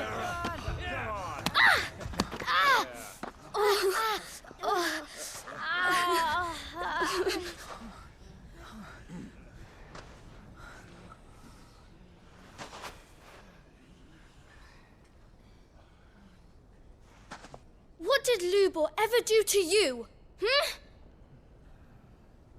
He solves all your stupid problems, and he keeps all of you safe. You know there's nothing he wouldn't do for this town. Who was it who made that cleaver you use every day, Conrad? And what about your counting table, Natalie? Who fixed that? Whose men make sure the streets are clean so all your boots don't get dirty? Who spends all day, every day making sure things run smoothly round here? And none of you ever say thank you. Ever. But did Lubor ever complain? Well, does he ever stop smiling? He keeps this whole place going. And you act like it doesn't even exist.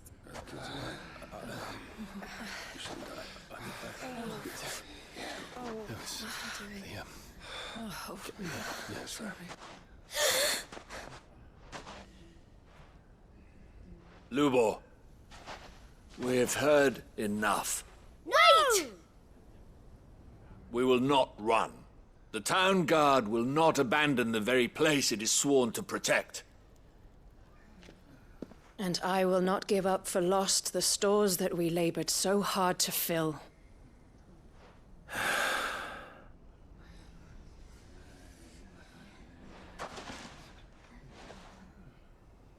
So tell us, how do you propose we deal with these Akashic of yours?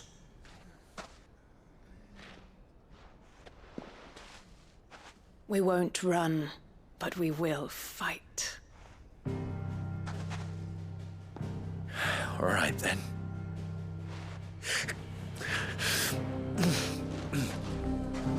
Fine.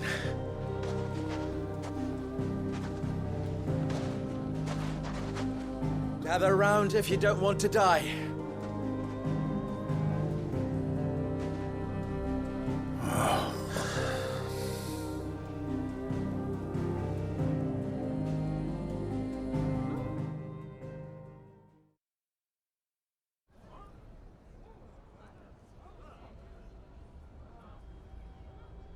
Allow me to explain the situation. The ether flood occurred near the village of Cheratina, deep in the Velcroy. The place had been abandoned for years, until the League of Outlaws decided to make it their base of operations. Now they're all turned, and if the scouts' reports are correct, heading in this direction. They are mindless monsters, driven only by hate and rage.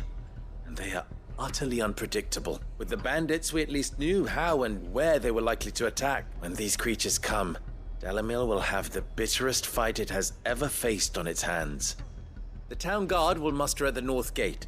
The rest of us will take the south. Both forces will provide men to serve as scouts and messengers, ready to spread word of the size and nature of the Akashic force as soon as it is spotted. And as soon as it has been, we will converge on its position and see that it is driven back from Dalamil at all costs. Conrad, can I count on the support of the town guard? Always. I leave the selection and coordination of the messengers in your hands, Victor, and the command of our men in yours, Ferda. If you would both be so kind. Consider it done. As you wish. Natalie, I would ask that you and your people have the townsfolk barricade themselves inside the bathhouse. And tell the merchant not to waste time securing anything beside the essentials. Preserving life is our one and only concern. As long as we survive, it doesn't matter what trinkets we might lose. Our riches can be regained. And if anyone doubts that, let it be known that the Briar's Kiss stands ready to cover any losses. Very well. I shall tell them. Where do I fit into this? Where else but the most perilous place of all? I would like you to travel to the home of our erstwhile League of Outlaws, Cheratina itself. The main host is most likely still there, and Dalamil will not be safe until it is eradicated, root and branch. A little gardening. How pleasant. I doubt it. I have a feeling these weeds will be particularly stubborn. Luckily, so am I. So you are. All right then, we all know what we have to do. Now it's simply a matter of doing it. For Dalimil.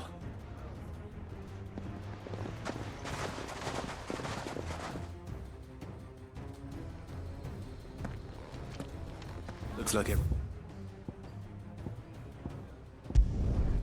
He's ready. I'd better not keep them waiting.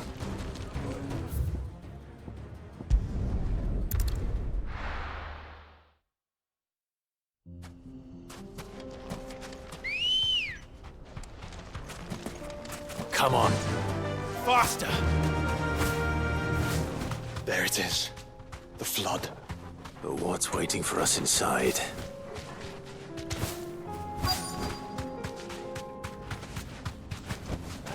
Be safe.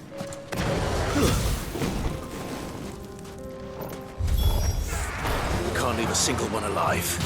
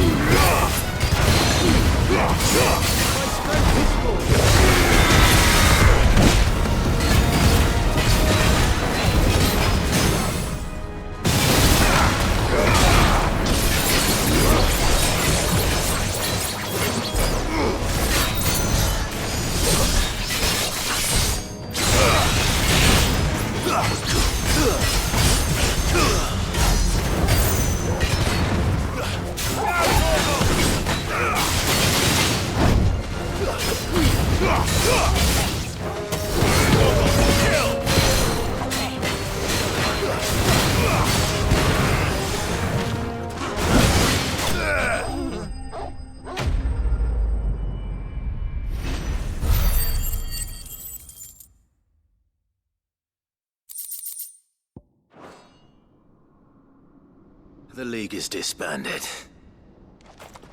I should get back to Dalimil and see how the others fared.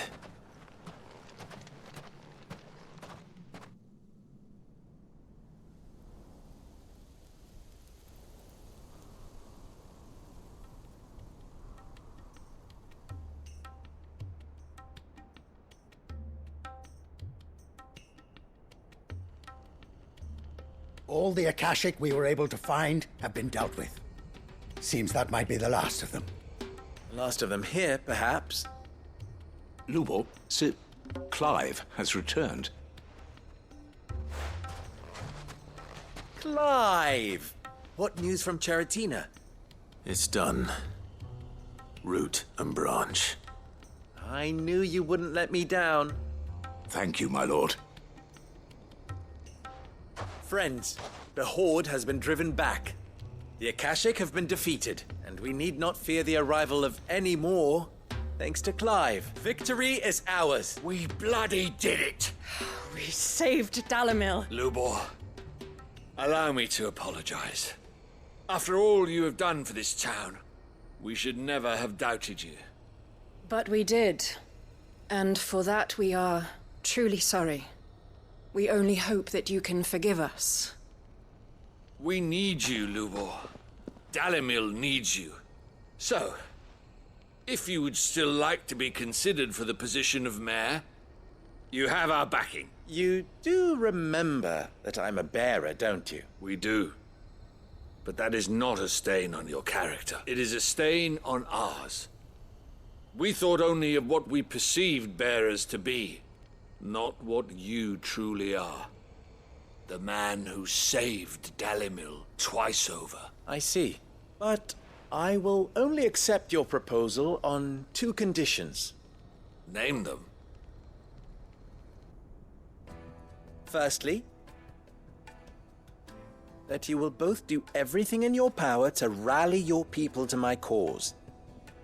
If the Town Guard and the Merchants League do not accept my leadership, it will be doomed from the start.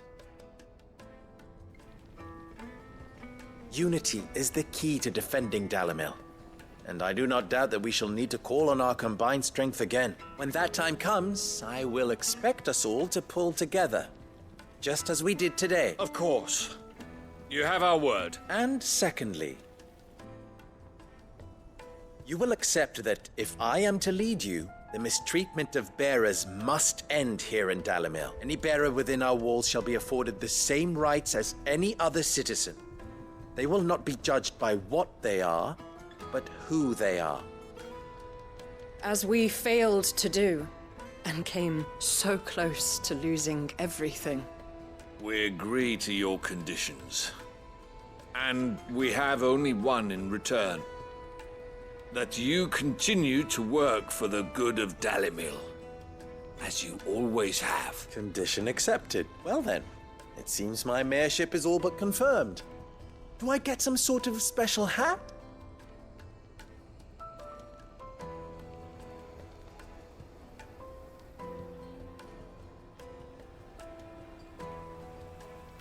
How fickle fate can be. Not so long ago, I had resigned myself to leaving Dalimil in disgrace. And now, I find myself her leader. Here. For everything.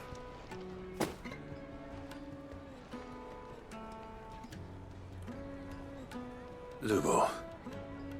About the children. Fear not. You are, of course, relieved of your responsibility. I would sooner face another horde of Akashic than see them brought up as outlaws. I'll make sure they're safe here. I don't doubt that you will. And not just the children, but everyone in Dalimil. I'll do my best. Can't have all your hard work going to waste.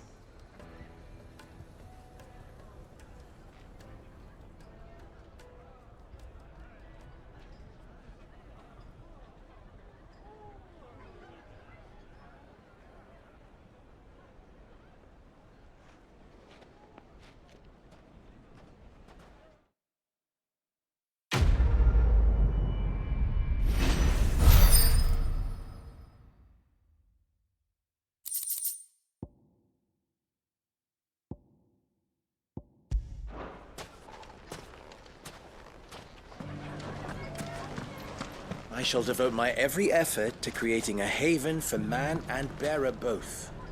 Just like a certain someone else I know. Someone to whom I owe a debt of gratitude. Well, I certainly didn't expect it, but Dalimil seems more united than ever. I'll have to redouble my efforts to bring Costness under control. Can't have Lubor showing me up. Again.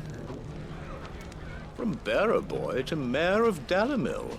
How far Lubor has come, and how richly he deserves it.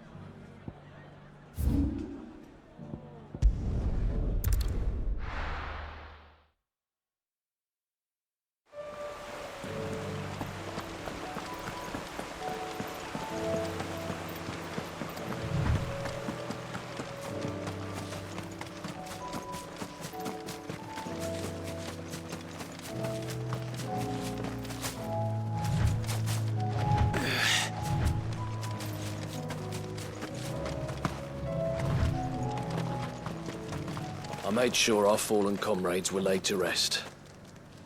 And they can rest easy. I'd have followed Quentin to that manor if I could have done. Quentin's gonna build us new Lost Wing, and I'm gonna help. Quentin, I have a proposal for you. Do you now? Something tells me you'll be asking more of me than a cask of Gotand gold. Go on then. Propose.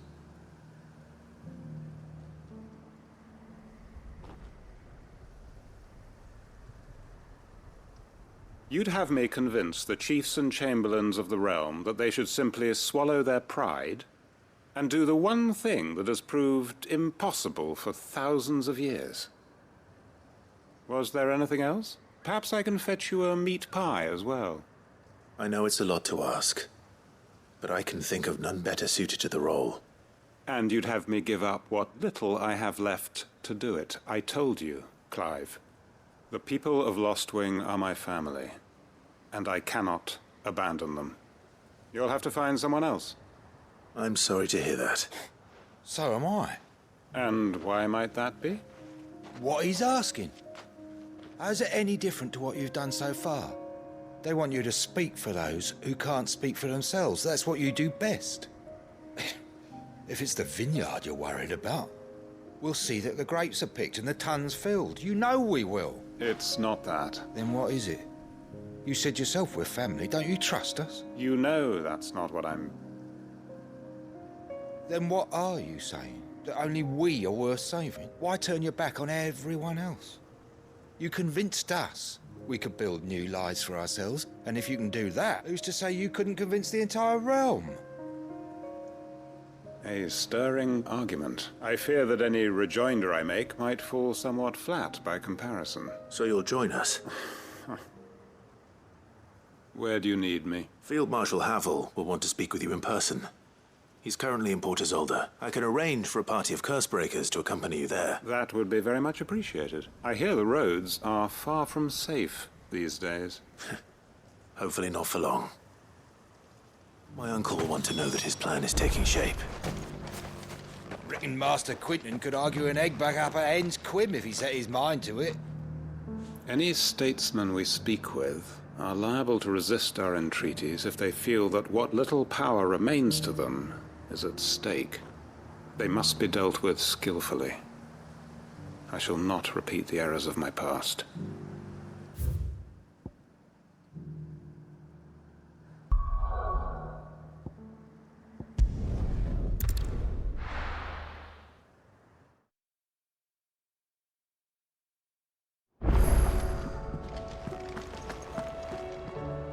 Uncle, I bring good news. The Field Marshal has agreed to your plan. Ha! Of course he has. I didn't doubt you for a moment, dear boy. Rutherford is accompanying him back to your manor in Port Isolde as we speak. They will await your return there. As will one other. One other? Who, exactly? Lord Havel was concerned that even if he could get the realm's armies to agree to an accord, he might not be as successful in convincing those with political power. He asked if I might have a solution. And I suggested a certain Imperial Lord Magistrate turned Liberator. One of your co-conspirators? Another outlaw, then. Just the thing we need to put these rotten politicos in their places. Good thinking, Clive. I'm glad you approve. The more the merrier, eh? Uncle, assuming Havel and Quentin can solve our problem with the armies, you still haven't mentioned how we might manage the grain shortages. Oh, don't you worry, my boy. The 7 high houses will be seeing to that. They have all agreed to make the most generous of donations. Oh, of course, it did take a little persuasion, but luckily I had some unexpected help. From who? Why, you, my boy. Rumor has it that you rescued the Lady Ariane's head steward, Rockford, from a horde of bloodthirsty bandits. It was more of a handful. Well, the old battle axe was so pleased.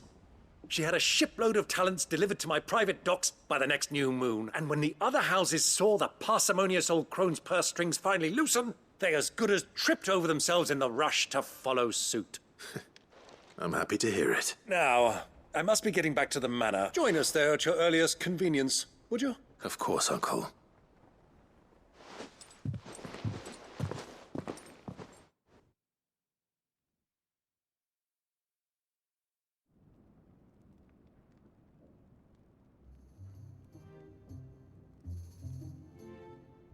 And how, pray tell, will we get that grain to the capital if the roads are still overrun with Akashic?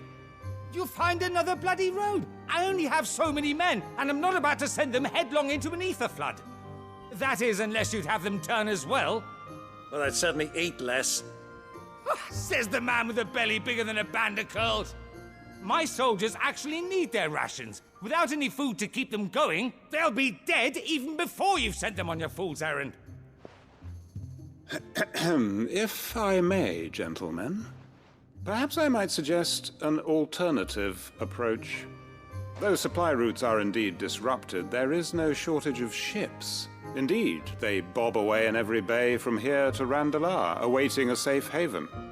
Allow them to make port and fill their bellies full of grain. And once those who crowd the cities are fed, ferry the displaced back to the countryside to work the fallow fields. But I'm sure that you wish to continue your discussion. Forgive the interruption. Two such firm friends as yourselves need no help from the likes of me. Rutherford spoke fondly of the great bond between you. Us? Friends? I can't stand the man! Clive, I'm beginning to question the quality of the company you keep. And what kind of company were you expecting him to keep? The man's a criminal! Criminal? How dare you? You are not fit to breathe the same air as this fine, upstanding young gentleman. Upstanding? He calls himself Sid the Bloody Outlaw! Once more onto the breach.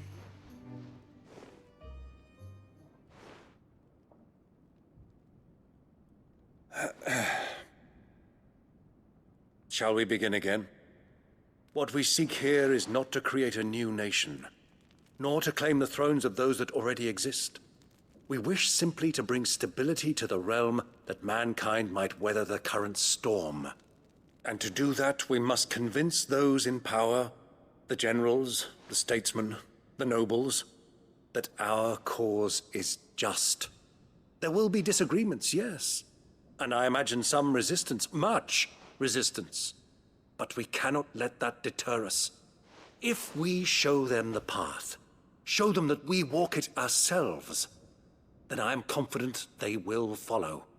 The fate of the world lies in my nephew's hands, but the well-being of her people lies in ours.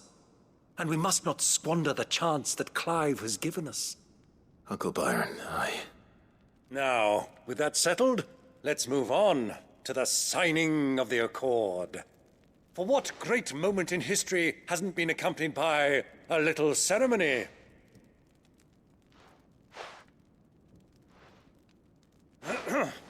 Citizens of Valisthea, I present to you the Tri-Unity. Rutherford, Mike Will.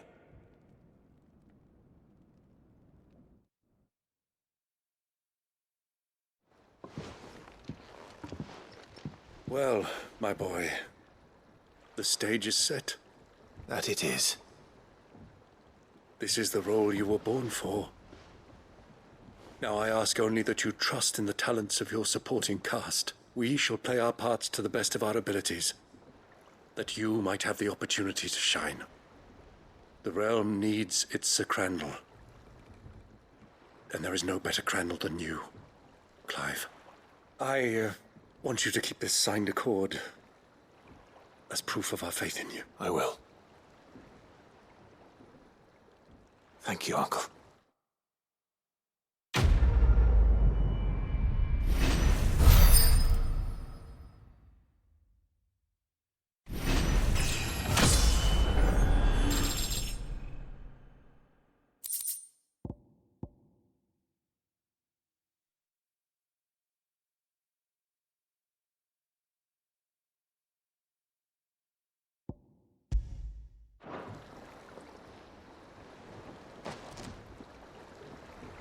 Sorry, can't take you where you need to get to.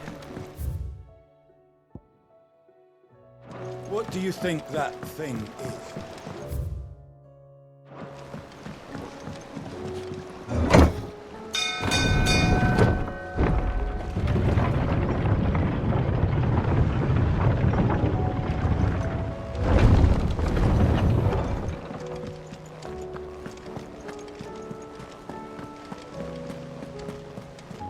You shouldn't.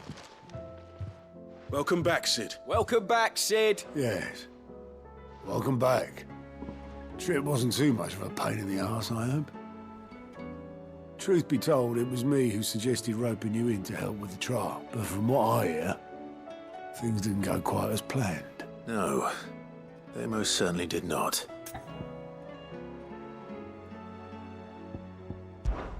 Ember lost his nerve in the face of a beast of prey, but he didn't lose heart. He pressed on, and he achieved his aim. And is that not what we ask of our scouts? Indeed it is. Thank you for your honest appraisal, Sid. The fact remains, however, that Ember will not always have a battle-hardened warrior on hand to pluck him from the jaws of peril. All I have gleaned from this trial is that without someone watching his back, Ember is little more than a liability. Wait, Sergeant. Ember still has much to learn, it's true. And this time he was found wanting. But I'd say he's due a second chance, nonetheless. After all, he did do as you asked. With a bit of hard work, any hand can be made to hold a blade, and any mind can conquer its fears. But a scout's nose is different.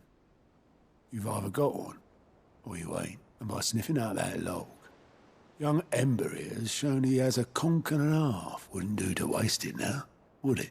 Fine. One more chance. I'll do whatever you ask. I'll spend my days and nights in the pit if I have to. I'll show you. Just you wait. Daft as a brush, that one. But his heart's in the right place.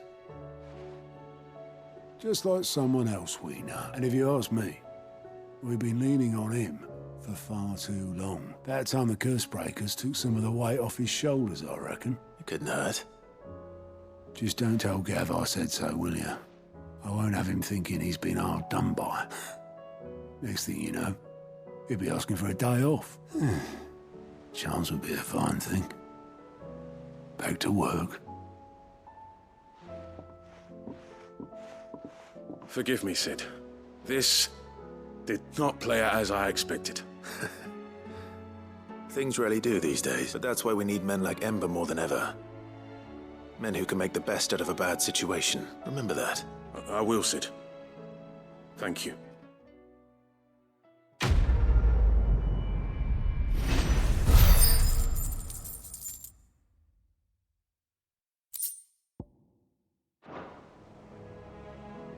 Sid, I wanted you to know. I will be taking personal responsibility for Ember's combat training, and I will not let you down.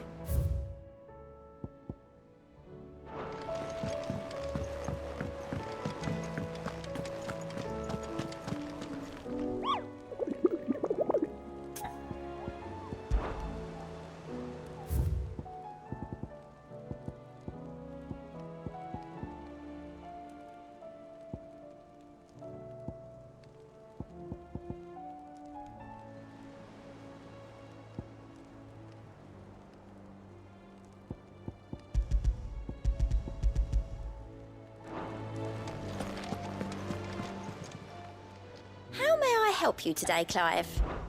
Your benefactors are a generous lot. You earned this. All done?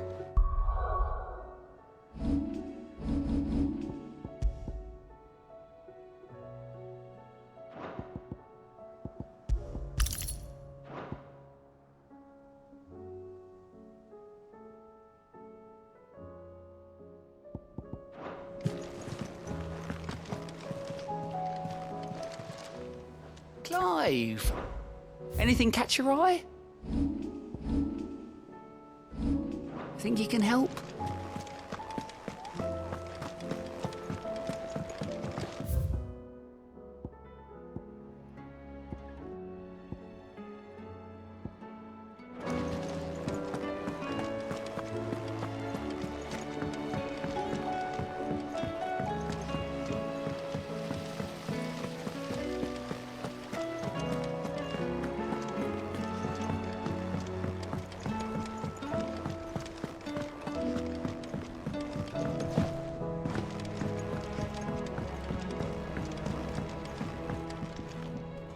Mid, tell me this is all you need.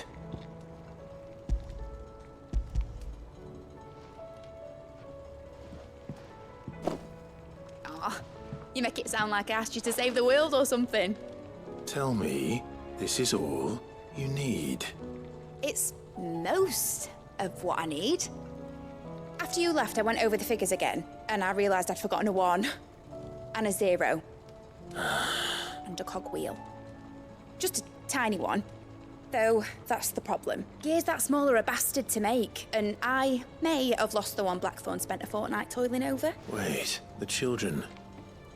When they took apart your scales, there was a tiny brass gear. Now that I think about it, they didn't use it when we put the scales back together. The young'uns?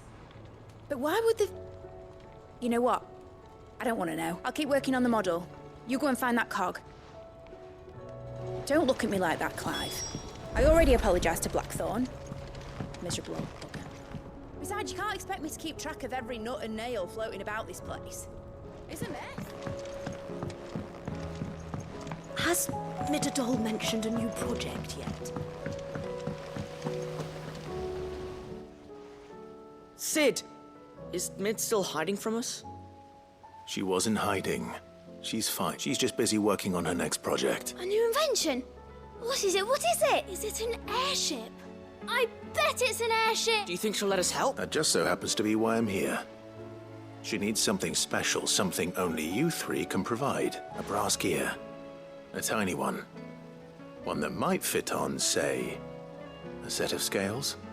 Oh, the one you forgot! We remember! We saved it, just in case. It's in the bag of bits. Since your lesson, we've been disassembling, then reassembling everything we can find. All the pieces that are left over, we keep under our beds, just in case.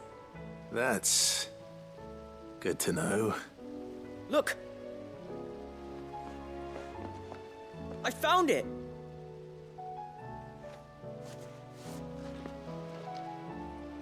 Is that all? Just the gear? We have more parts if Mid needs them. That's all for now. But I'll let Mid know about your hoard. Just in case. Thanks, Sid.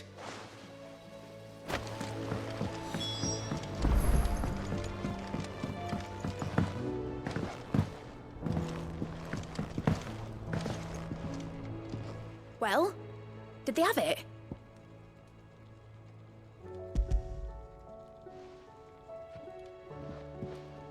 They did. And they kept it somewhere nice and safe. Will it work? Will it work? He's perfect! You're a genius, Clive. What exactly are you going to use it for? Only the most important job of all. The wings aren't going to move on their own. But with the right cog in the right place, well, you just wait and see.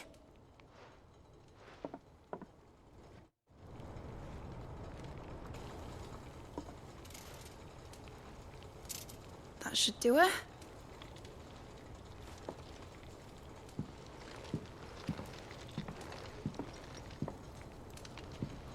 Here goes nothing.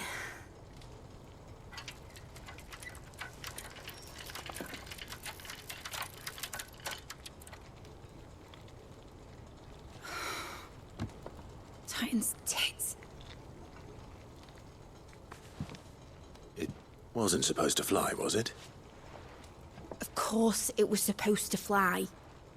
Wouldn't be much of an airship if it didn't. Honestly, these bloody engines are driving me mad. I was so sure this would be the day she soared. The Mithril engine was made to make dreams come true.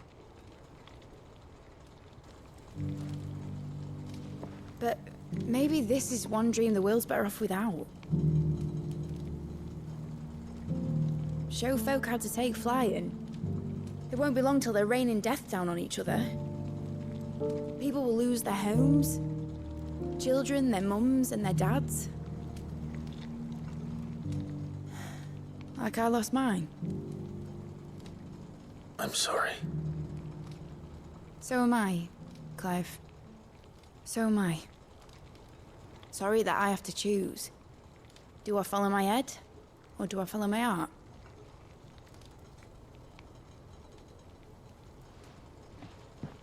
Good question. first time I stood on the deck of your ship, felt the wind in my hair. It was like I was flying. But imagine how it would feel to actually do it. My dad always said there were two ways of living life. Chasing a dream or shuffling to your grave. And he were right. Right about a lot of things. Not that I like to admit it. People need dreams to chase. Especially in a world like this.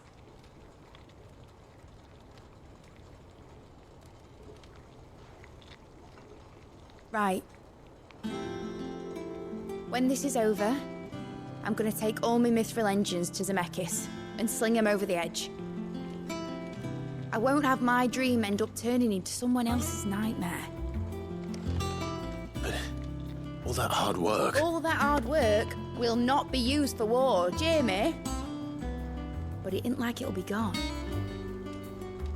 Tell me, Clive, have you ever been on a treasure hunt? Not since Joshua and I were boys. Why do you ask? Because I'm gonna bury the engine schematics and leave behind a little riddle telling people where to find them. A really hard one, so that only the most dedicated dreamers will ever be able to work it out.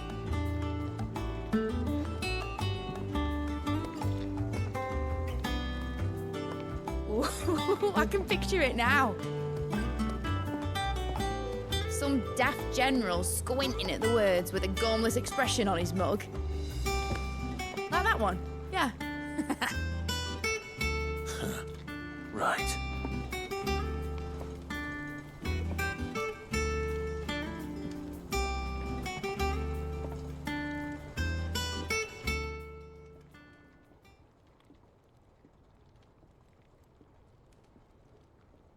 Of course, if I'm putting this engine at the end of a treasure hunt, I'll still need to make it a treasure worth hunting for. Won't be much of a prize if it couldn't even make a toy boat fly after all.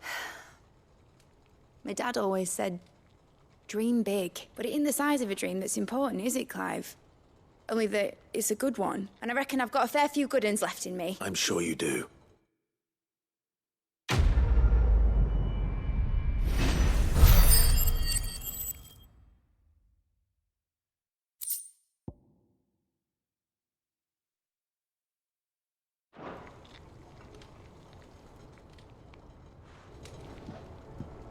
What shall I do with your model? You spent a lot of time on it. We both did. What, that old thing? Not healthy to cling to your failures, Clive. They'll weigh you down, you know. Sound advice. Still, I suppose my prototypes will probably be worth a fair bit when I'm as famous as Bart's the Builder. Seeing as you're always strapped for coin, suppose I can give it to you. Just make sure you get a good price when you do come to part with it. I'd say that was up to you as much as me. Need something?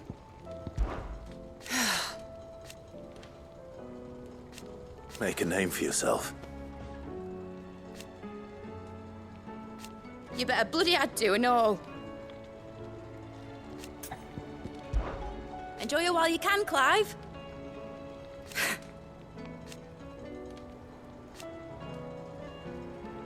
Imagine that, eh?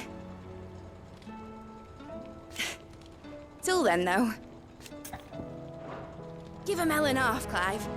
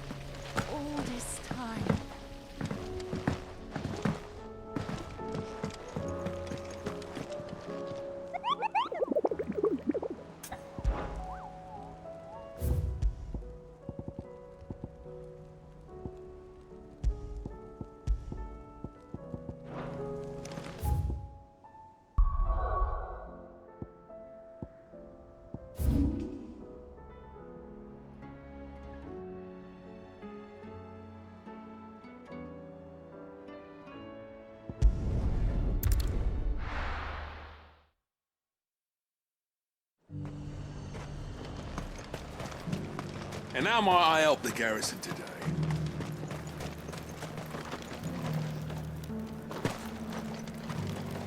The garrison did away with posting guards here at the wall.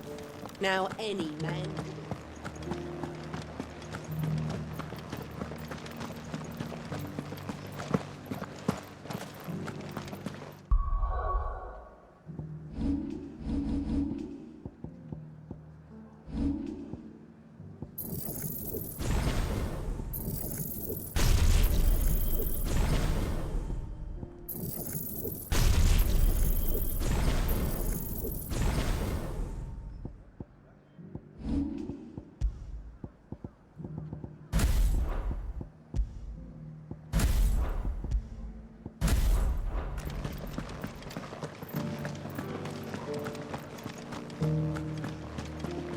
Haven't seen any of those beastly blue-eyed...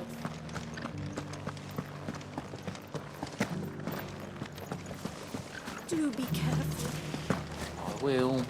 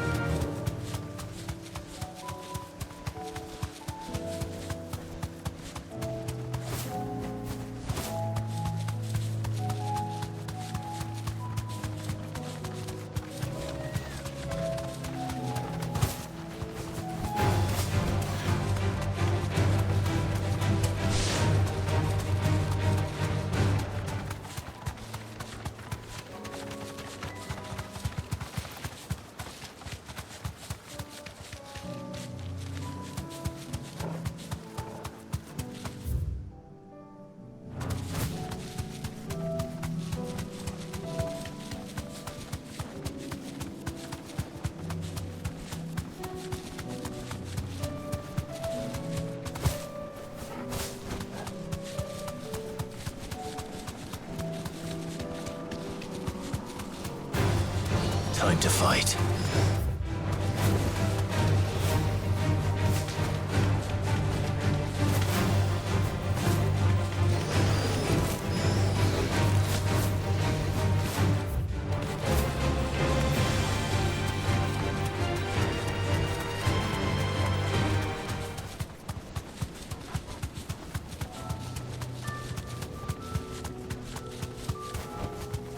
Be safe.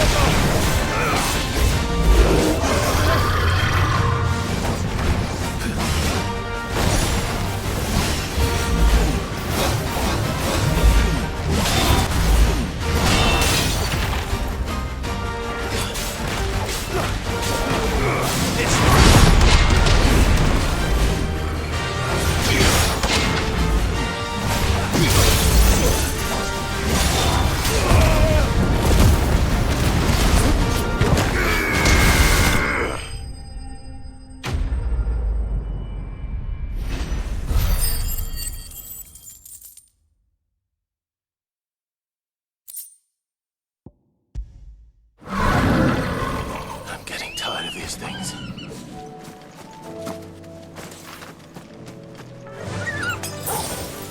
Fly, Ambrosia.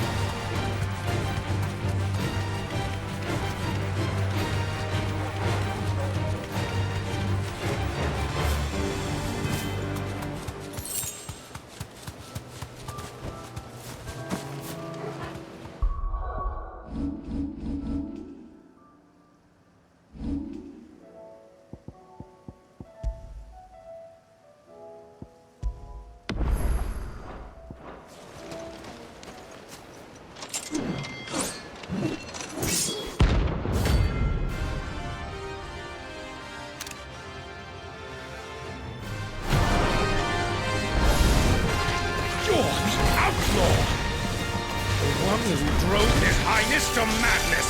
On your knees! He hasn't heard. He doesn't look like he's willing to listen.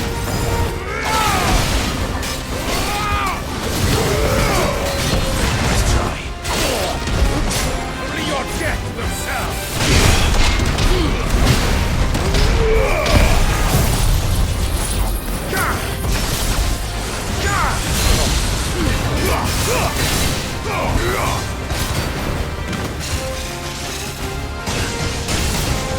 Not good. I needed that. Do something to yourself.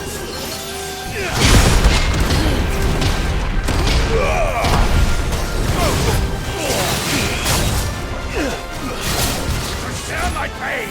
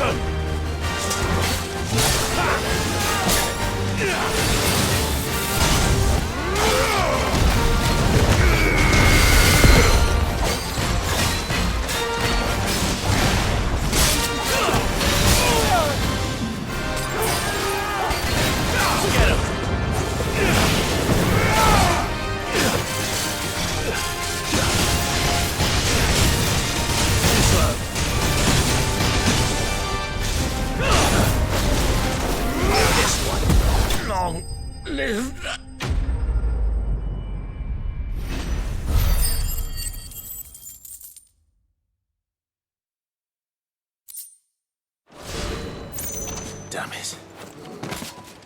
Dion would have been glad to have you back at his side.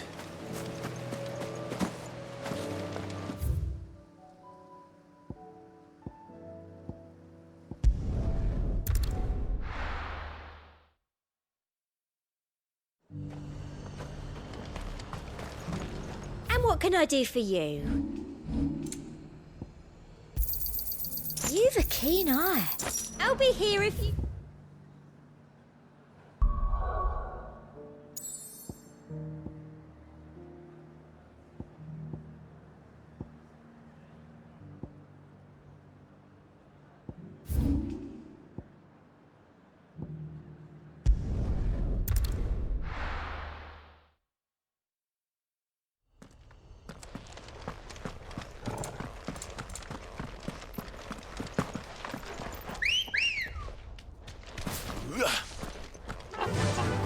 Fly, Ambrosia.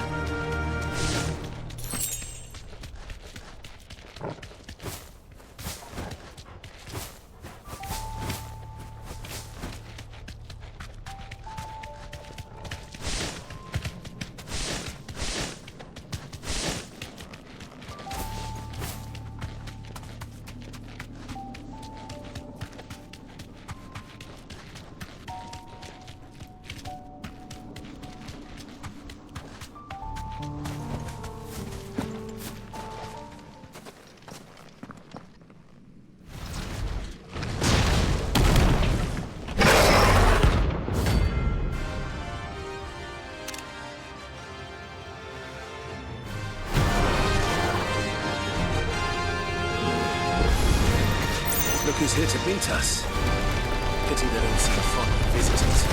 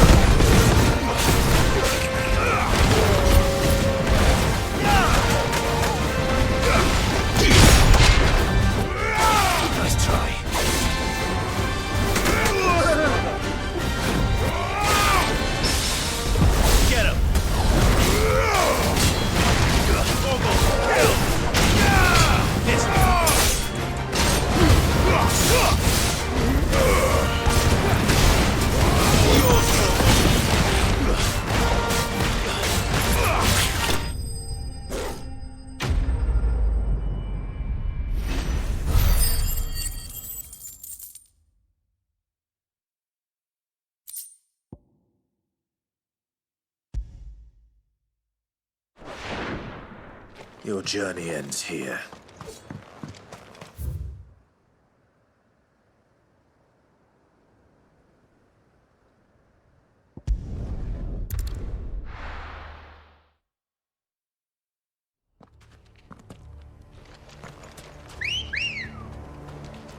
Let's go.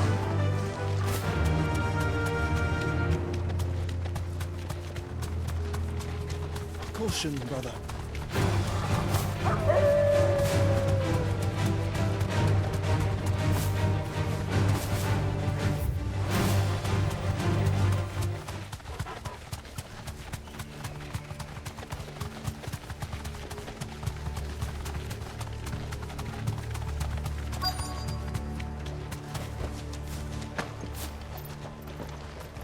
The entire village looks abandoned. Now, which house would a bookworm live in?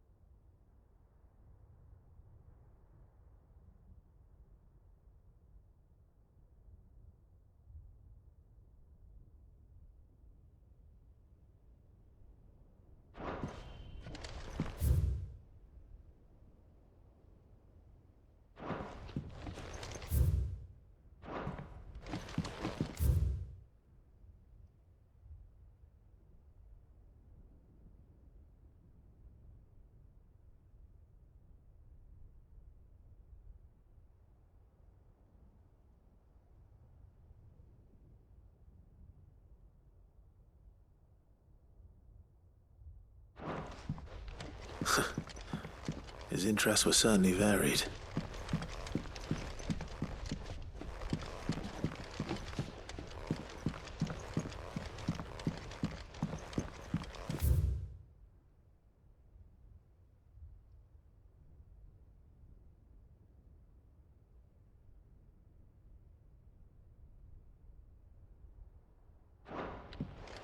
This is a Royal Army logbook. Did he take this from the local barracks?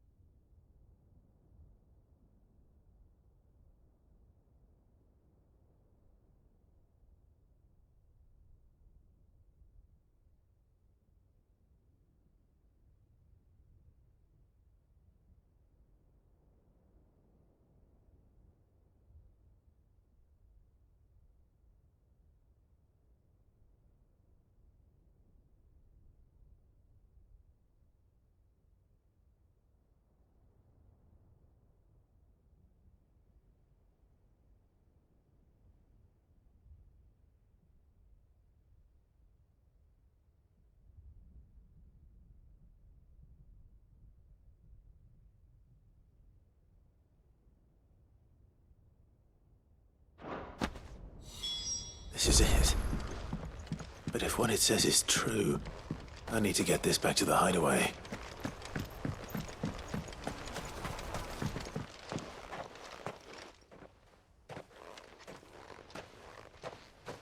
Leaving so soon, stranger? We've been watching you. From a distance, so to speak. Subtle. I know who you are. Then we need not waste time on introductions. Hand me the book. Leave it in our care and return to your life. Your care? Do you mean to burn it? Or bury it? That is not my decision to make, but by one means or another, its contents shall be removed from the common record. Then I'll have to politely refuse. I won't let you erase our history. Then we find ourselves at an impasse. Very well. The book can just as easily be pried from your dead hand.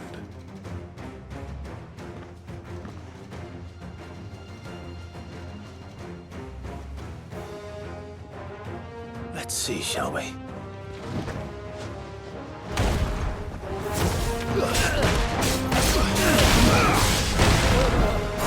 This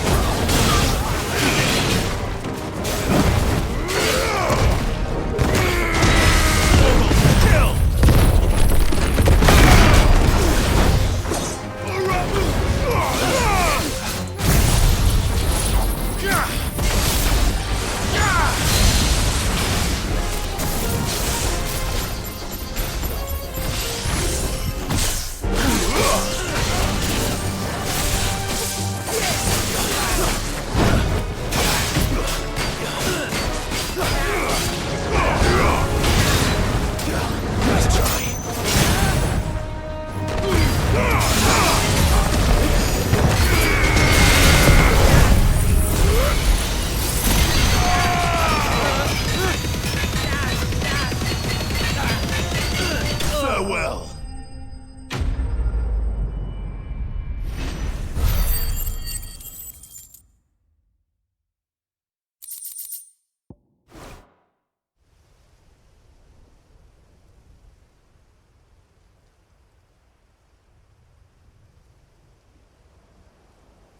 Impressive.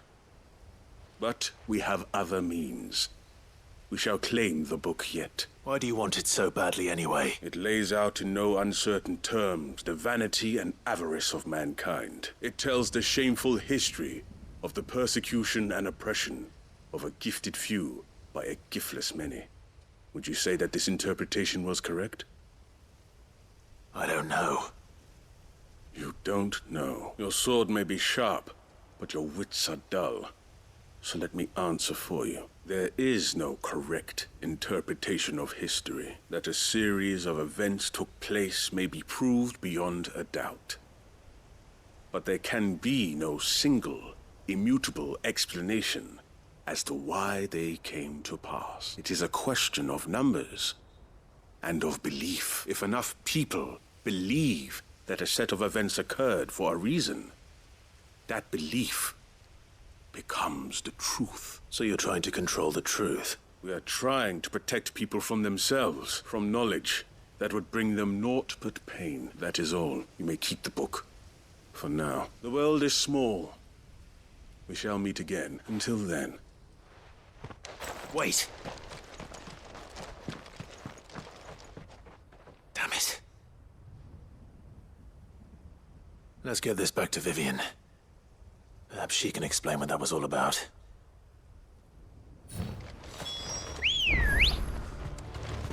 Come on. Run like the wind.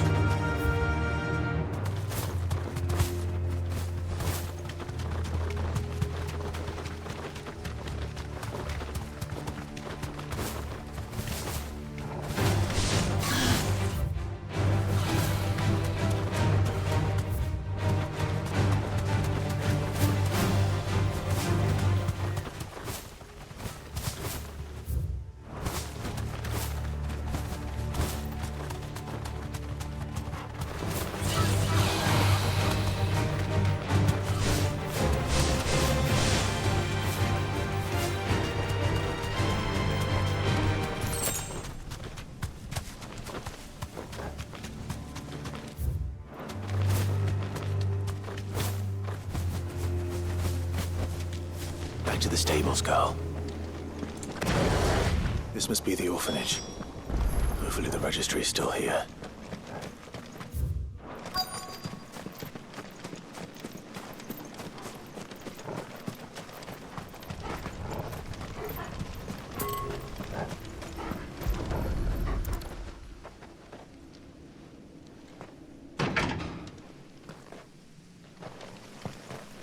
It's locked. I should look around some more before I start breaking down doors.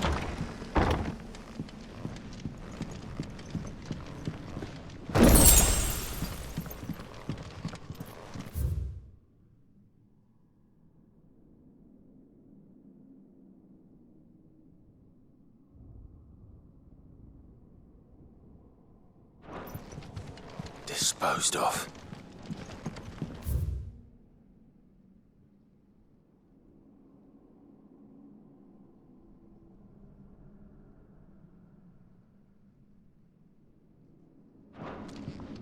Conditioning.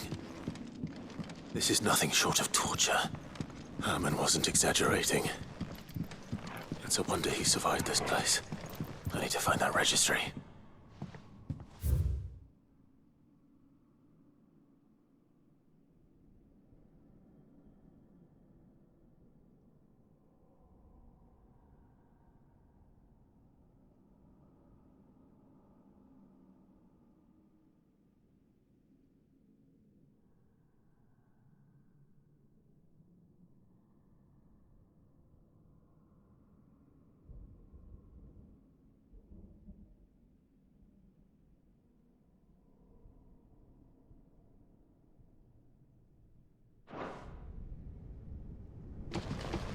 This reads like a suicide note. Did the director go through with his plan? There's only one way to find out.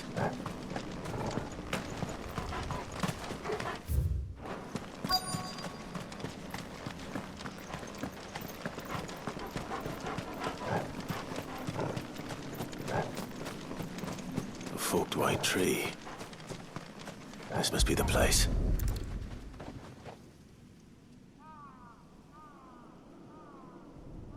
Could he really be buried here? There's something hidden among the roots. Let's see.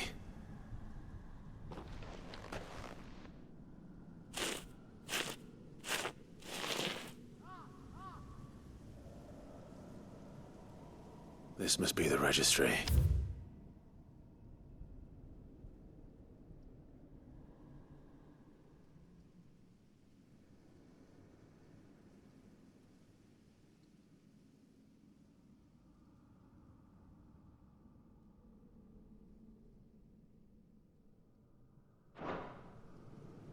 So many names. This place was a slaughterhouse.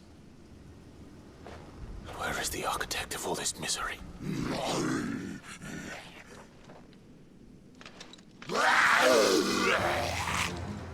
It was only a matter of time, I suppose.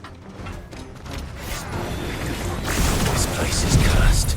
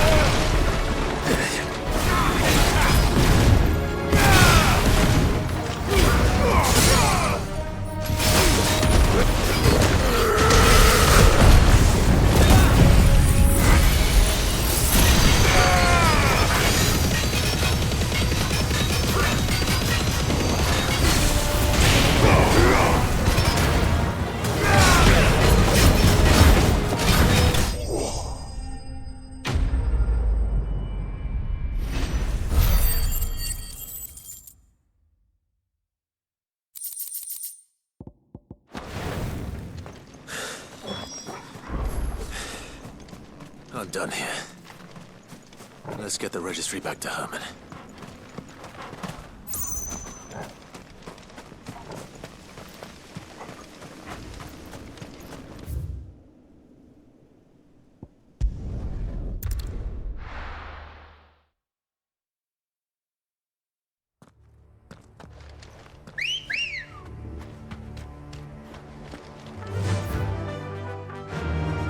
run like the wind.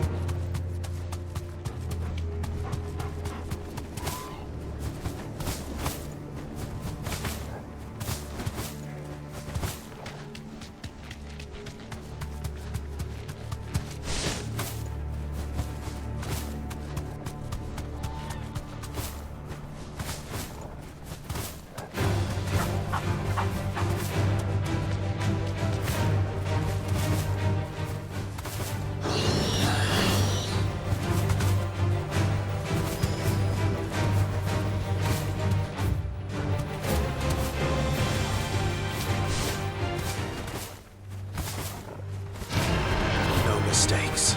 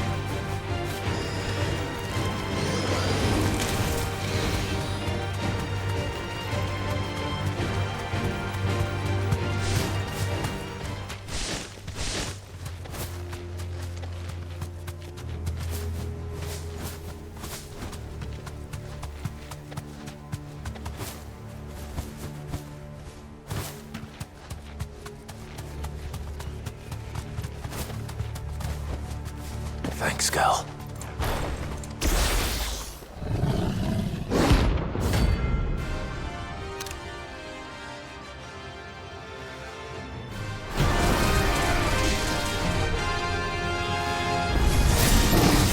That's no ordinary curl.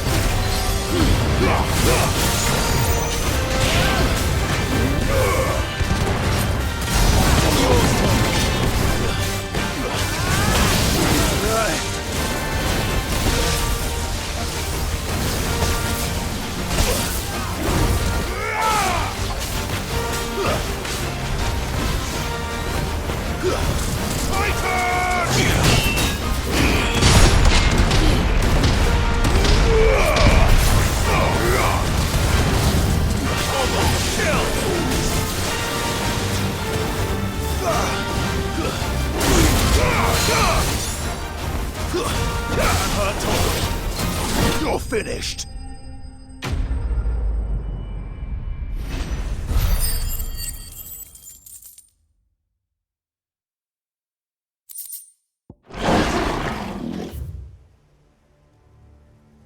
Let's hope it was the last of its kind.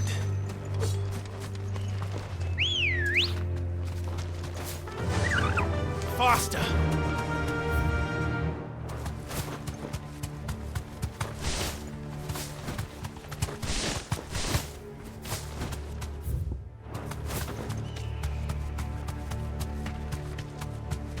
Doris is waiting for me near Balmung Dark. The longer she's out in the open, the more likely she is to be found by Akashic. I need to hurry. Time to fight.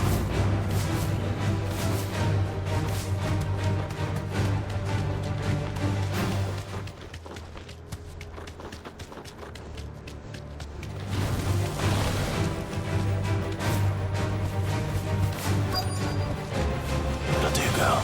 Yeah.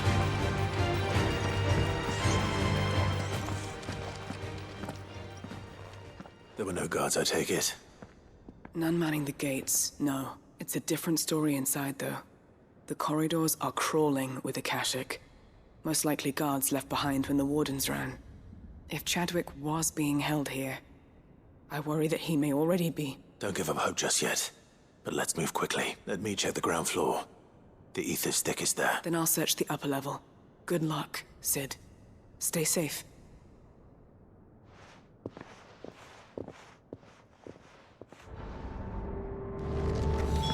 Just how bad are the floods inside the walls?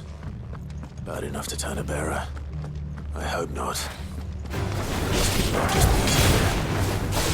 Keep an eye for signs of life.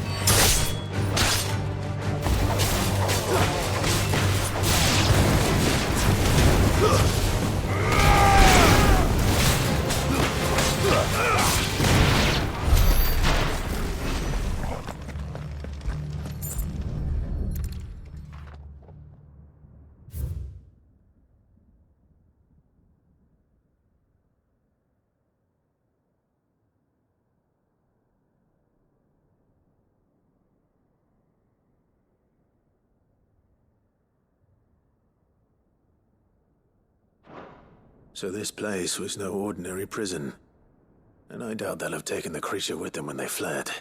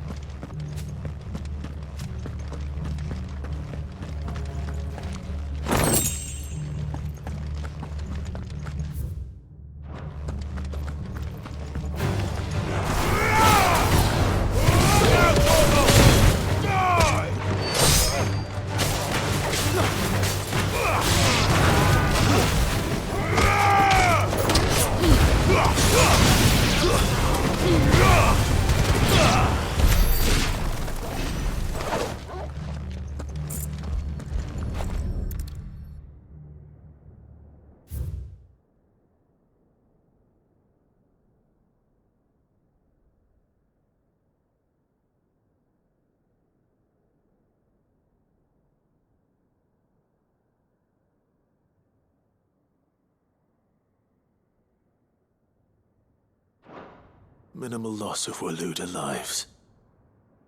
And what happens when they run out of bearers? Even the Imperials take better care of their branded than that.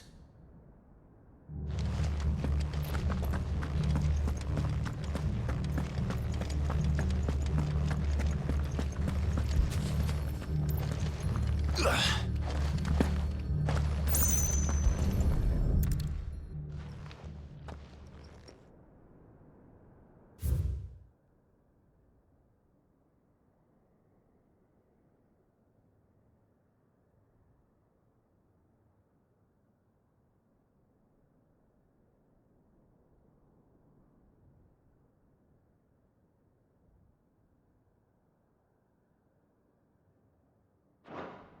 They were feeding bearers to it.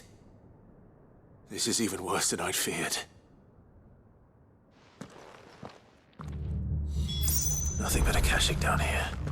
Hopefully things are looking better upstairs. I should go and see how Doris is getting on.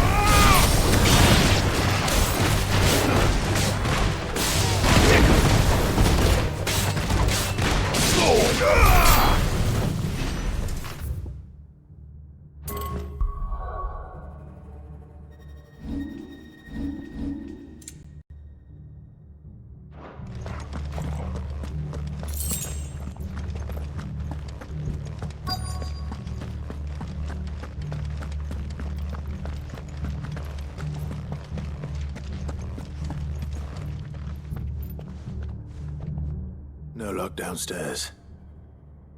But I did find out that this place was more than just a prison. Something far more sinister was happening here. I know. I've been reading some of these documents and... it can't be true, can it?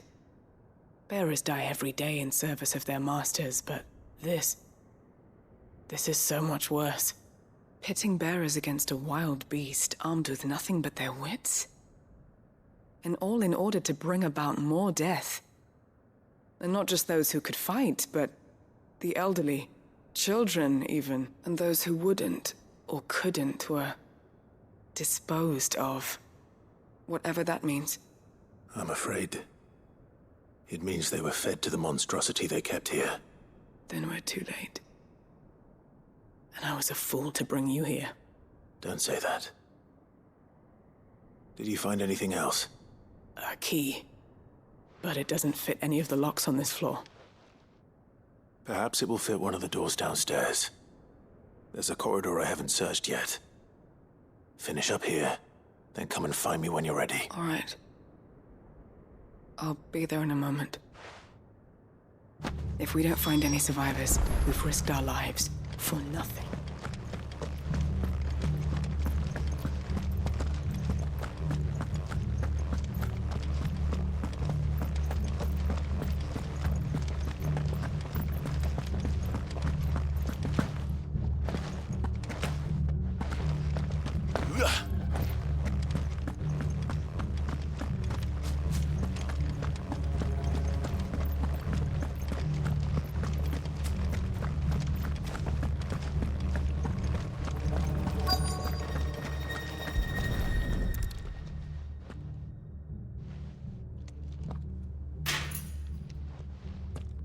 Let's see what we can find down here.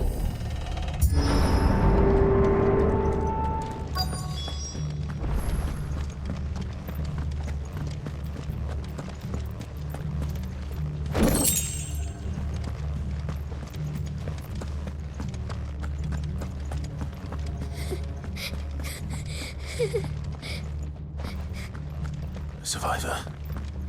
And she sounds close.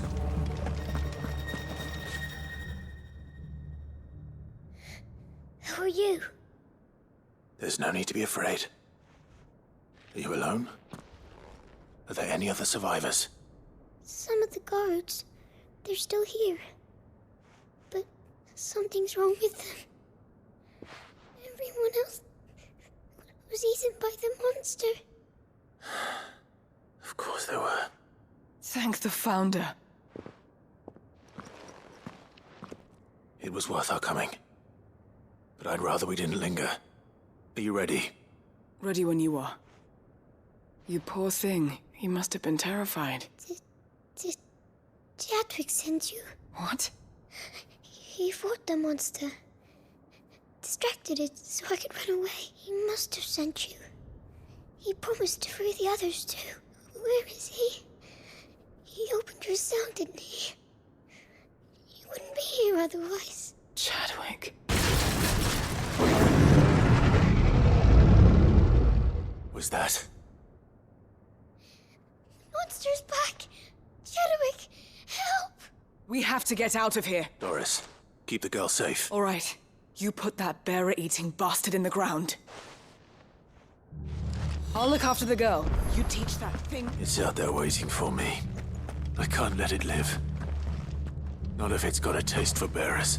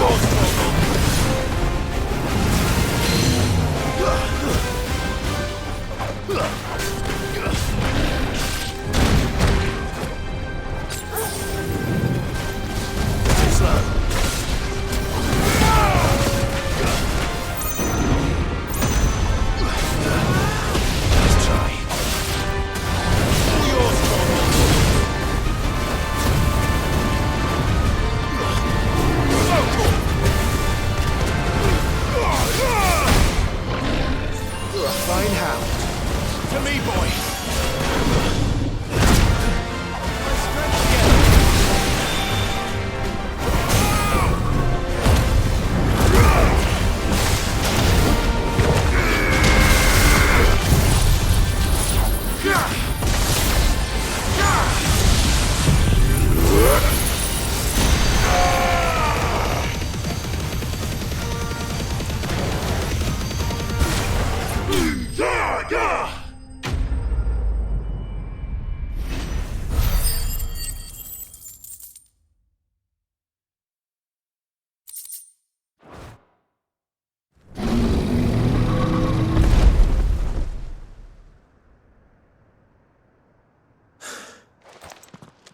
Sid, are you hurt?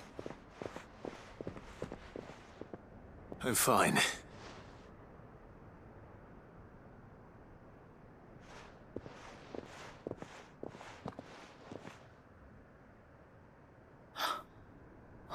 No. What is it? A diary. I gave it to Chadwick before we went our separate ways. He was here. Do you think that creature? I'm sure he fought bravely to the last. The girl is safe thanks to him. Chadwick. You fool. Come on. We have to get her back to the hideaway. We don't want his sacrifice to have been in vain. No. Of course not. I'll see that she's looked after from now on. It's the least I can do.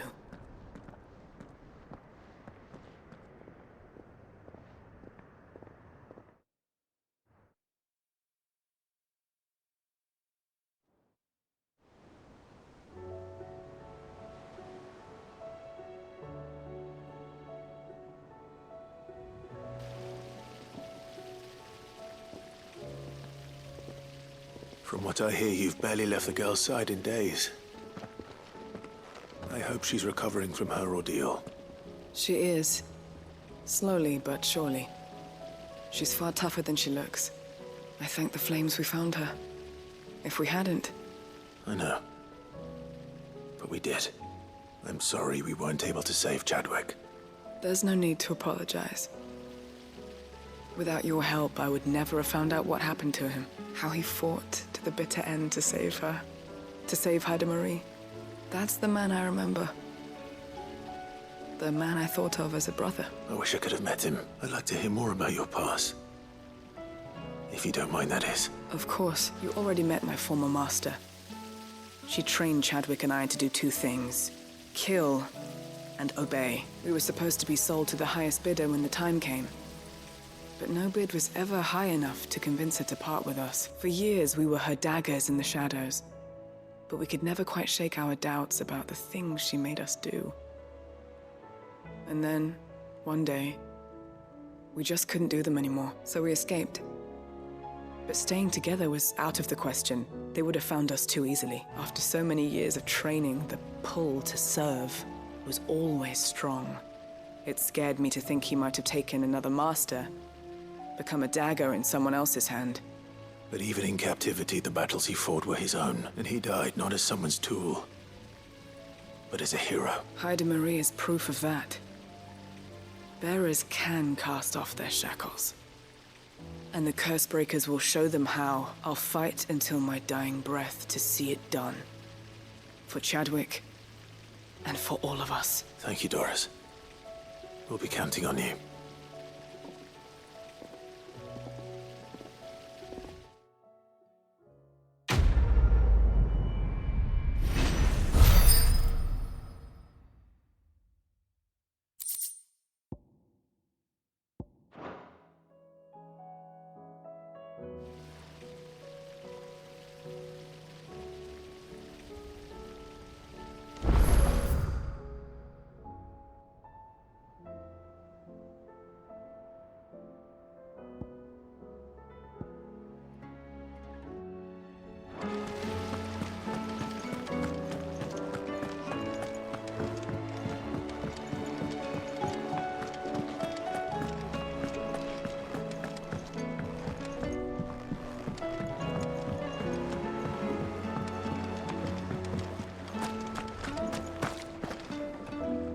I hear that you traveled to Ash.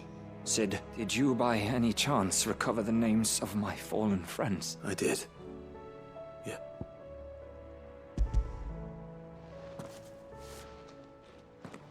If I may, the bearer register.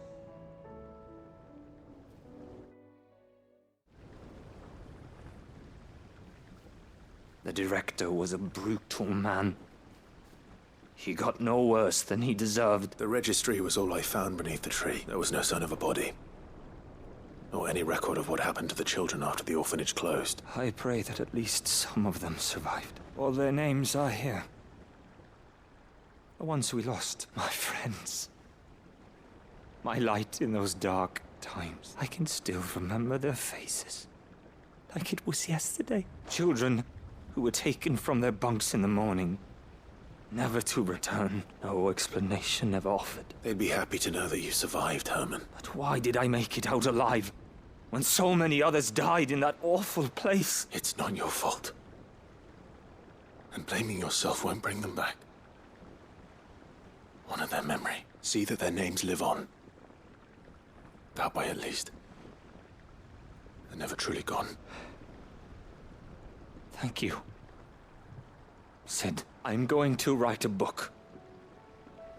An account of the horrors of Badbach, and the spirit of those its custodians sought to crush. All of Valisthea will know of our suffering, and in the name of those I lost, I will not let it happen again. Neither will I. These records would have been buried for all eternity, were it not for you. Thank you.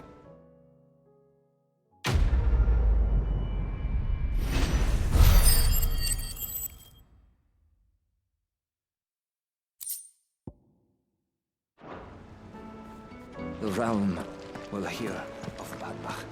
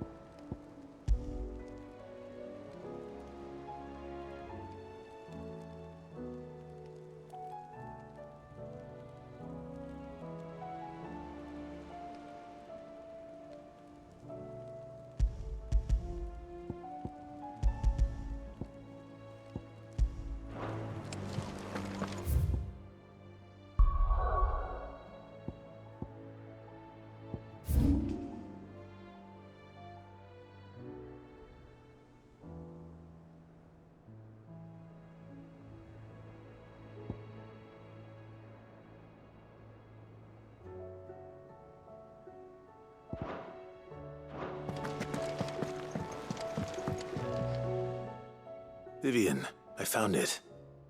The book you lost.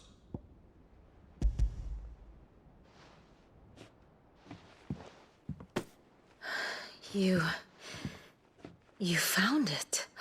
Thank you, Clive. Even though I asked this of you, I was not entirely sure it would be possible. I feared the executors had seized every copy. I met with one of these executors, and I convinced him to let me keep it. He told me something, that the truth is just a matter of collective belief, and that if enough people believe a lie, that lie becomes the truth. It does, but it also means that the truth is not immutable. That it can be changed, provided that those who wish to change it can convince enough people that their perspective is the correct one. As the sad history of the Bearers proves. You said that the book inspired you to become a scholar. It did. Or its author, rather. She was a heretic, you see. A firebrand and a dissenter. A gallows stood ready for her in every corner of the realm. And by shunning society, or perhaps being shunned by it, she stumbled upon a truth so potent that an entire realm trembled at the prospect of its utterance. I, too, have always felt somehow set apart from the world of men. a stranger to my own species. She taught me that my solitude was not a curse, but a gift, and that, though my journey to the truth might be a lonely one, what I found at my destination would be more than worth the cost. Do you still feel that way? That you're not one of us? Honestly, I'm not entirely sure anymore. Since coming to the hideaway, I find my thinking somewhat clouded. Perhaps the result of studying mankind from a rather closer perspective than I had intended. But the more I study, the more I find value in this perspective. In looking not from the outside, but from within. So if you'll permit me, I'd like to continue my work here. Remember, Clive, when enough people believe, belief begets truth. Give the men and women of this benighted world the gift of truth. Make them believe in you, as I do. I'll try, Vivian. I'll try.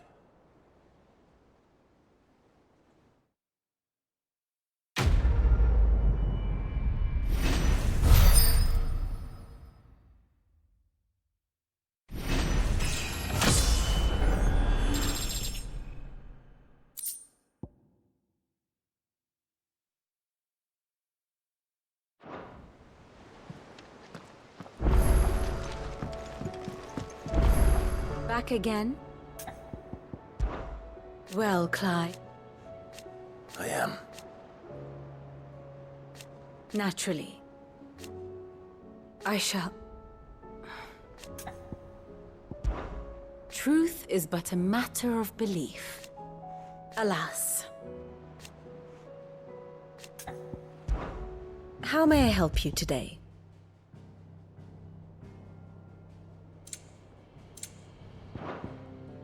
Here you are.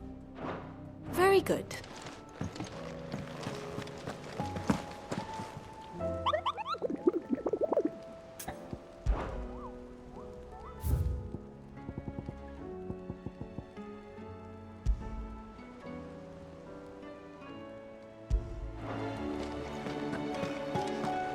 Twinside's hundreds of leagues away.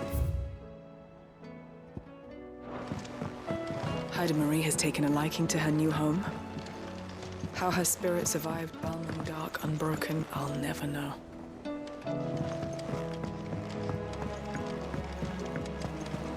There's something about it.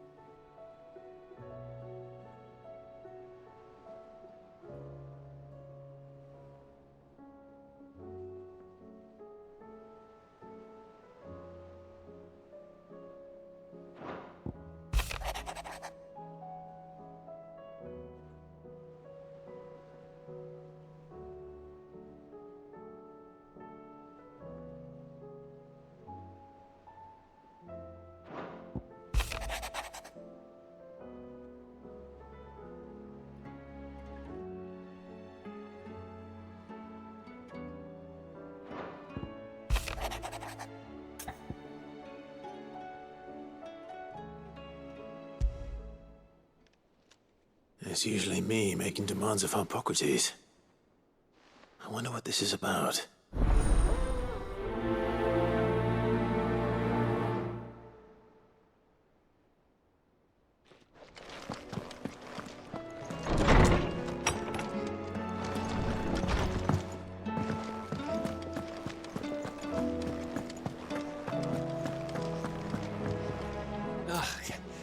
You alright? Something troubling you? No more than usual. It's just... Etta's baby will be coming soon, and I wanted to make something for it. I'm sure she'd like that. Back in the north, families would always make gifts when a bairn was on the way. I'll let the little tykes know they were welcome in their new homes, like. So, what's the problem? Well, the problem is that Etta's due any day now, and I don't know if I'll be ready in time. Is there anything I can do to help? You know, there just might be. All right, then. A good luck charm. But not just any. Not just any. No.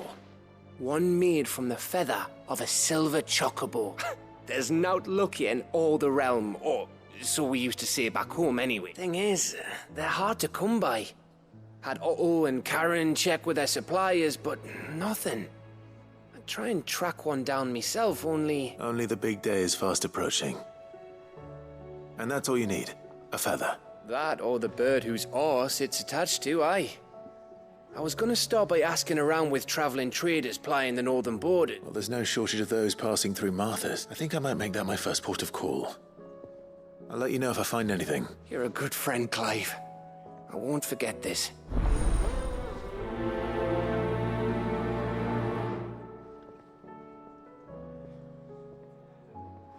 Can't say I've ever seen a silver chocobo myself, but I have seen one of them.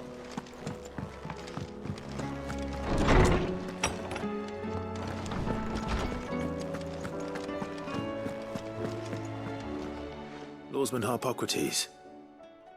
I received your note. Ah, yes. I expect you're wondering what this is all about. You spoke of making amends with Dion. But I can't imagine what for. Then I should begin by telling you that I was once his tutor. This was some years ago, of course, before I joined Sid in his hideaway. At that time, I was counted among the foremost scholars of Oriflamme, and was accordingly invited to the palace to supervise the young prince's education, all to ensure that the future emperor had a firm grounding in, well, everything an emperor should. History, religion, commerce, government. Alas, our time together was cut short when Dion left to join the Dragoons. His studies no longer being deemed necessary. I had not expected to meet with him again, least of all here. Have you spoken with him? No, I have yet to find the right moment. His Highness always seems so preoccupied, especially when alone. I would not wish to disturb his ruminations with idle words of greeting, not when I know he dwells upon the evil Ultima had him commit in the Dominion. The guilt weighs heavily on him, I know. But as you say, that was Ultima's doing. Surely you can't blame yourself. When I first met him, it was not guilt, but his people's expectations that weighed heavily upon him, and I did nothing to ease that burden.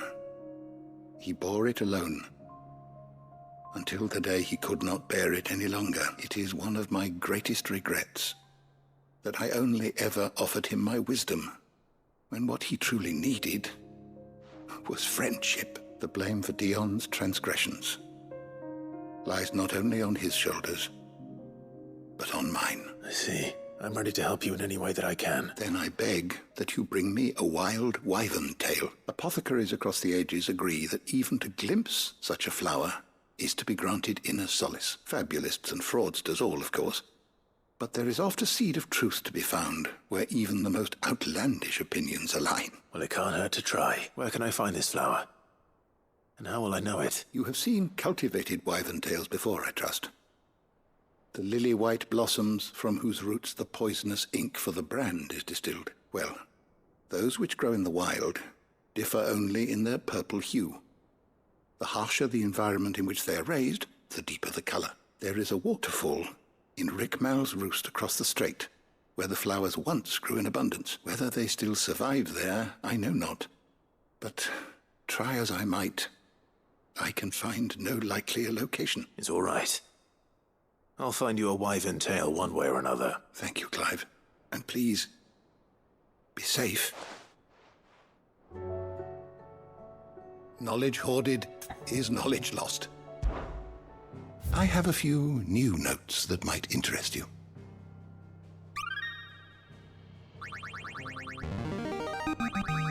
Now this, I believe you will find most interesting.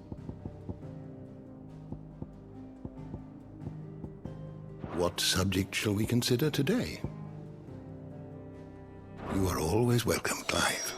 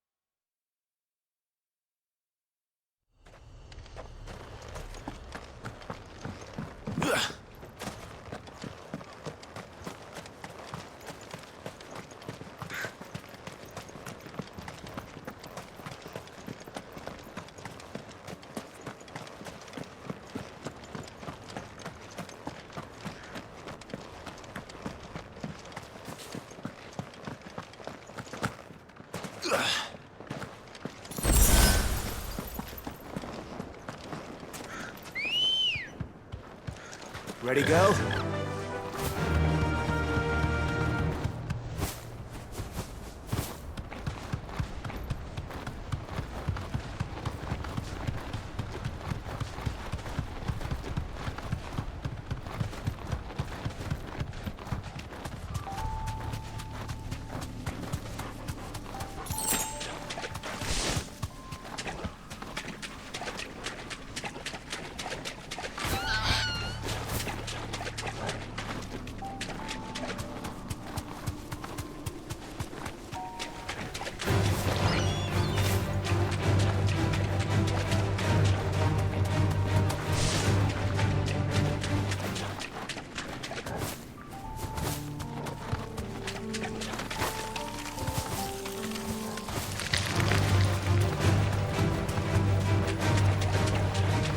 Seems this place has been flooded twice over. Purple flowers blooming next to a waterfall. Shouldn't be too hard to find. This won't be easy.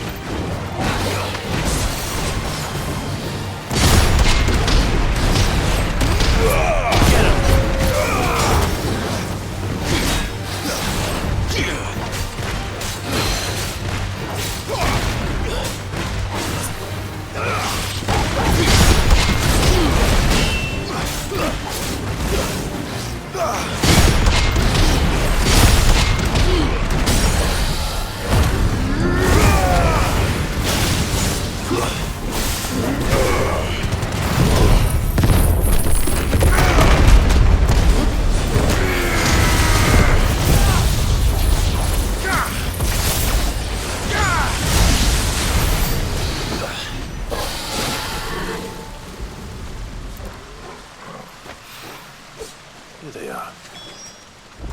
Might as well pick enough for a bunch, I suppose.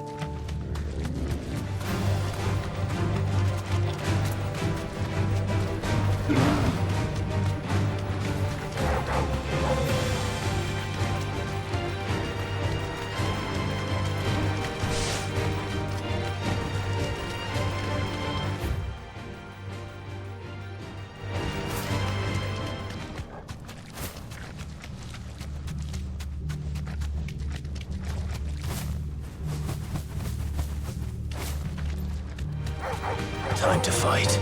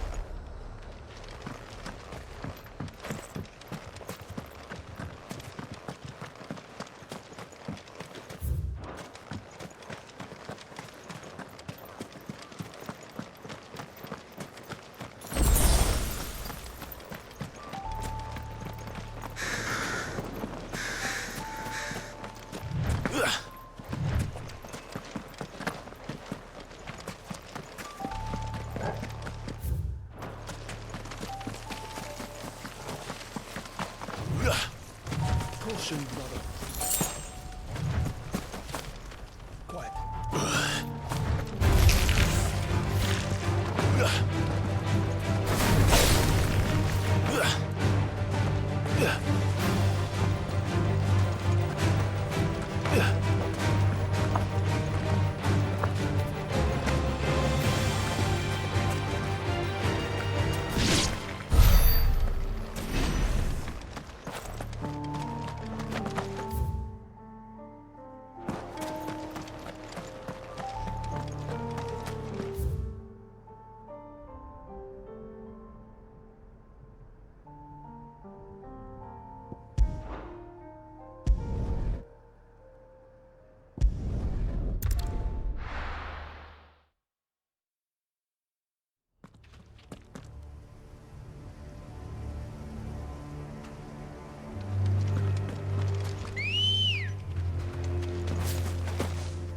Good girl.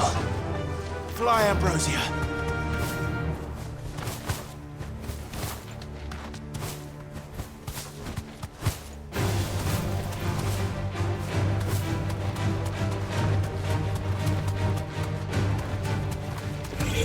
No mistakes.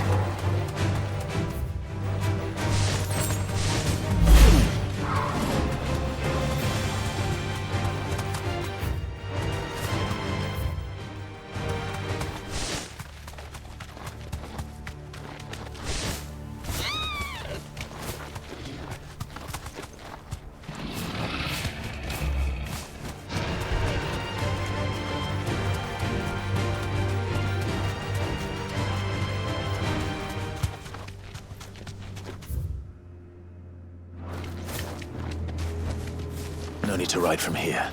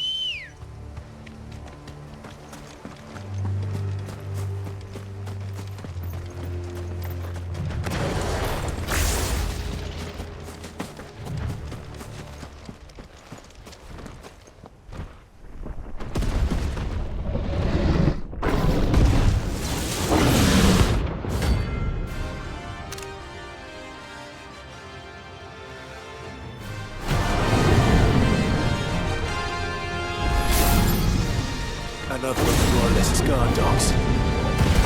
There's less enemies too.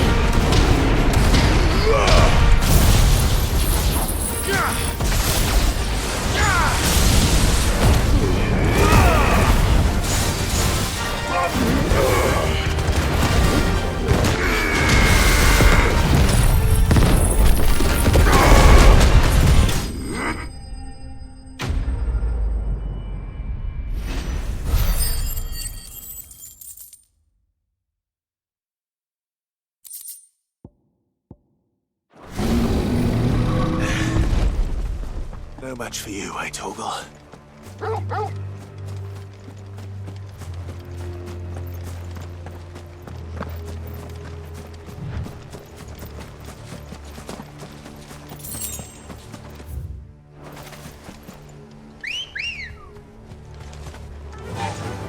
Faster!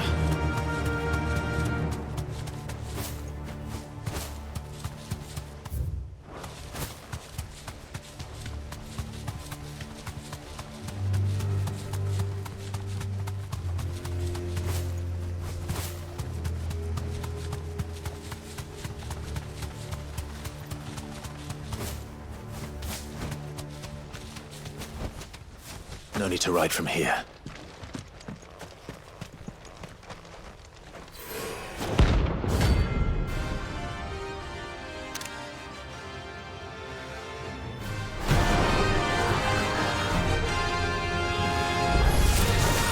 Harmon's madness lives on.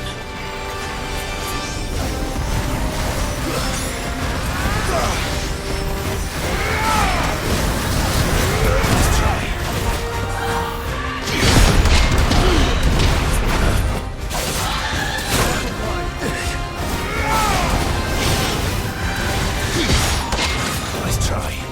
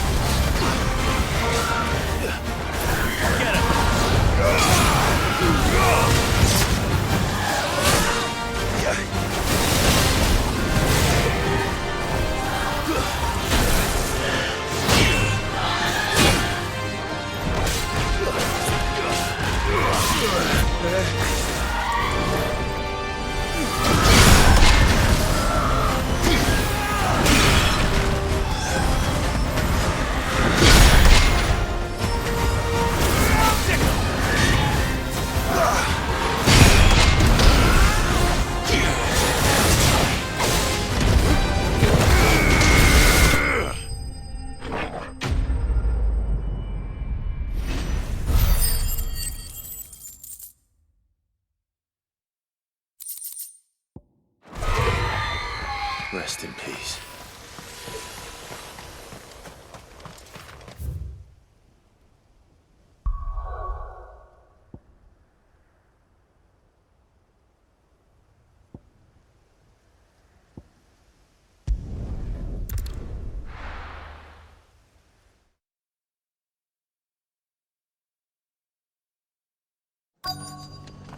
Let's hope one of the merchants here has what Gav needs.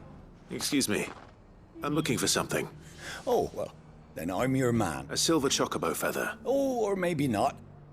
Though you're not the first to mention the bird around here. There was a man stopped by the rest not long ago claiming he was attacked by a silver chocobo near some gutted hovel not far from Eastpool. Most took him for a braggart and a liar, but... We'll see. The feller who claimed he was attacked didn't linger here long. Said he was gonna go back and capture it. Prove us all wrong.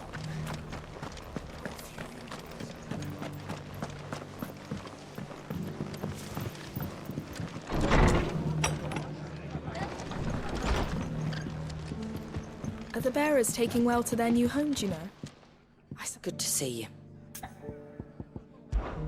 Give the others my regards.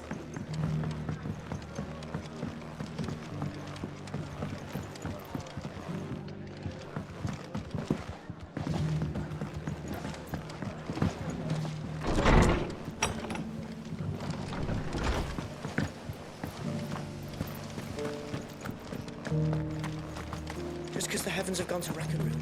I've got greens of all shapes and sizes. How do, traveller? You've the look of a man who could do with a new whetstone. Or perhaps a bawdy etching of the Vicerine. Maybe another time. I'm looking for a silver chocobo feather. If that's the case. Room, no one has seen us. Word is they were all hunted for their feathers. Some northern nonsense about bringing good luck. Didn't bring them much, nor their bows. If any are still out there, I reckon they'll be doing their damnedest not to be discovered. You're probably right.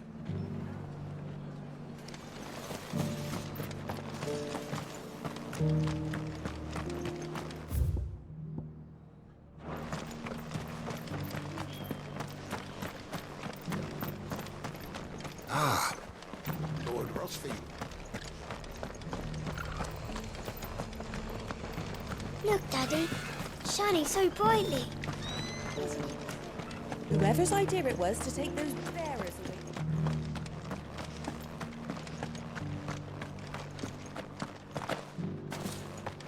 I'll build a barricade so sturdy. Can I help you with summit? You wouldn't happen to sell silver chocobo feathers, would you? I deal in fruit, not fancies. But if it's fancies you're after... Was a silver chocobo seen there? Oh, yes. It wouldn't be the first time. A silver chocobo sighted in the hills near Rhiannon Tride. It sounds almost too good to be true. But since I'm already here...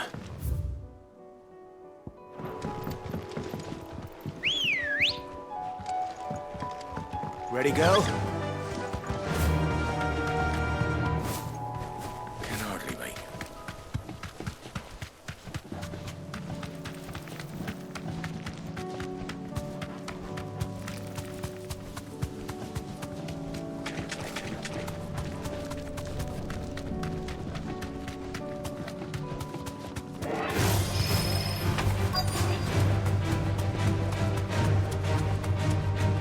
Tracks. Left by bandits for a change.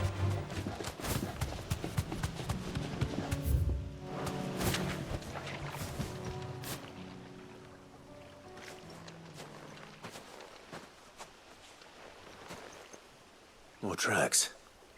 And these look fresh. A chocobo was here. And recently. Perhaps it still is.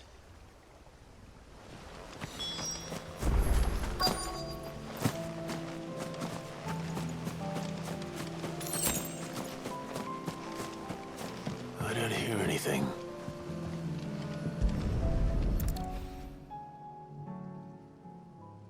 Well, I'll be damned.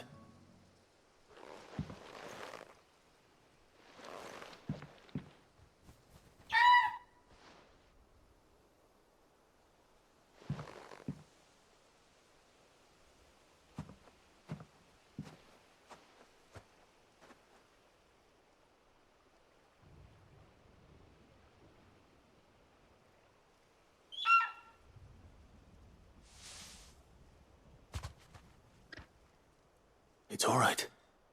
I'm not going to hurt you. Just borrowing a feather for my friend.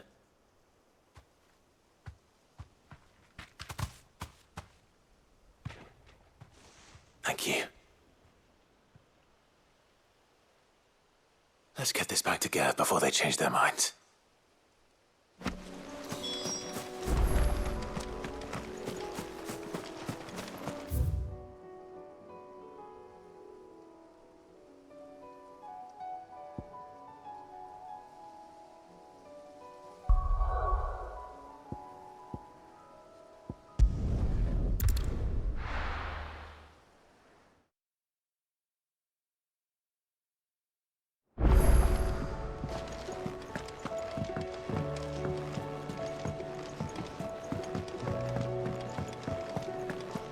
It was no trouble at all. Clive, you're back. How'd you get on? Any luck, you said?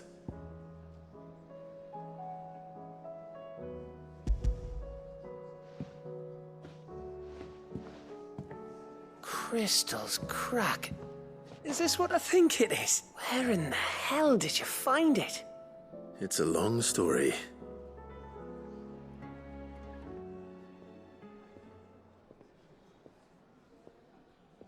Right there on the road to Eastpool. Who'd have thought it?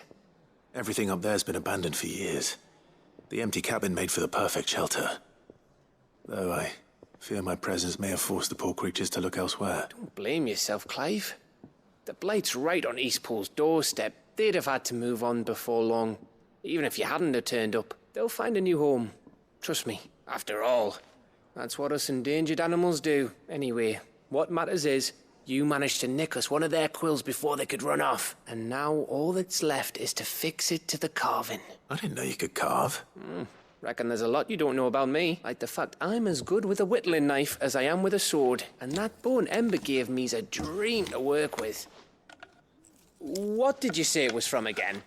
An Avis? But it weren't your Avis, Sid. I slew one of my own at last. So all those long nights in the pit finally bore fruit. I'm proud of you, Ember. Don't speak too soon. I ain't done my trial yet. There we go. What do you think? I think if you ever hang up your scouting cap, you'll be able to make an honest living. Oh, will I? I should go and see if Ed is awake. Give it my best. You can give it to yourself. Come on.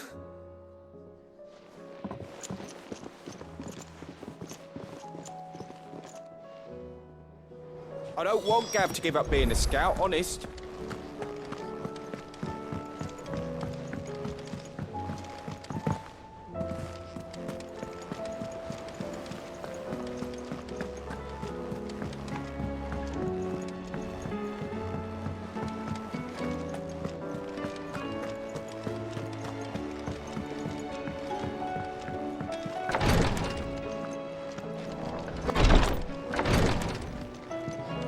I was just about to go in.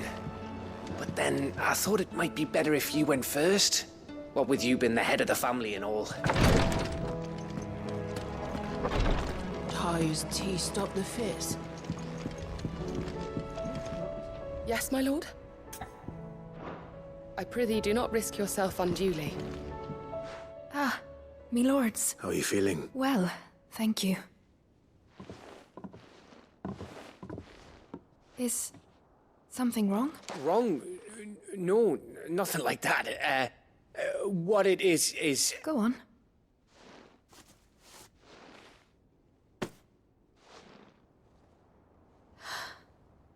It's beautiful. Did you make it? We did. Aye. It's from all of us here at the Hideaway. Your new family, like. It's a good luck charm. We may come up north when a bairn's on the way. I mean a baby. To let him know that they're part of the family too. Oh, I hope you like it. I don't know what to say. I thank you, me lords, for everything. If there's anything you need, just let us know. I will. Clive, fancy a swift off? I'm thirsty. I could be convinced.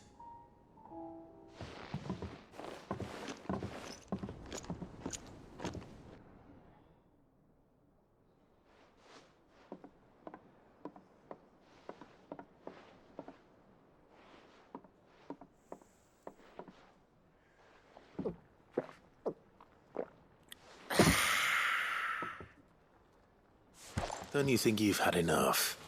No, we're celebrating. I'm gonna be a father. I think Edda might have something to say about that. You know what I mean. Bit of light in these dark times.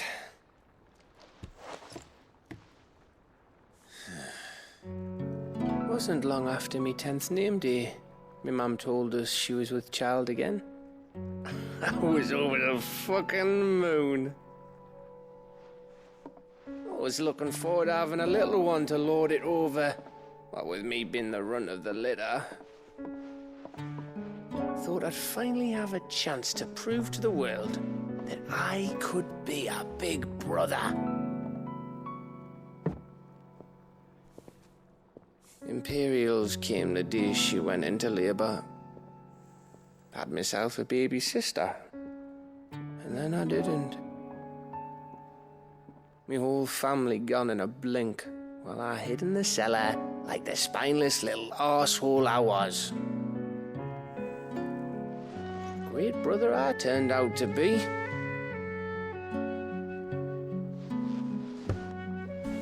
I'll never be a leader. And I'll never be a hero. I'm just a daft little dog who comes running when his master calls. I'll never be like you, or Sid, or Jill, or even Torgal. Have you finished? Maybe.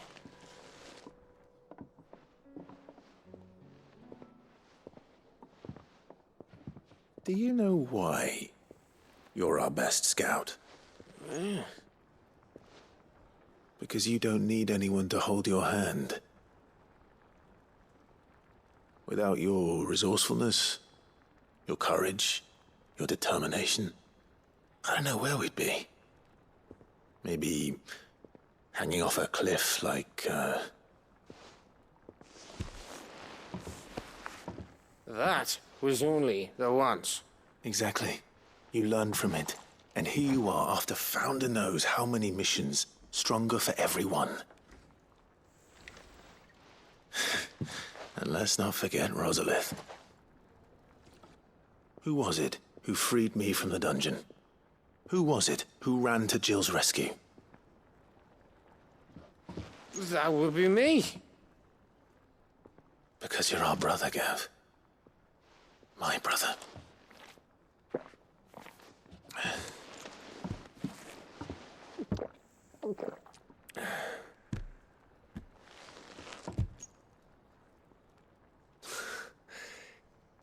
Your brother.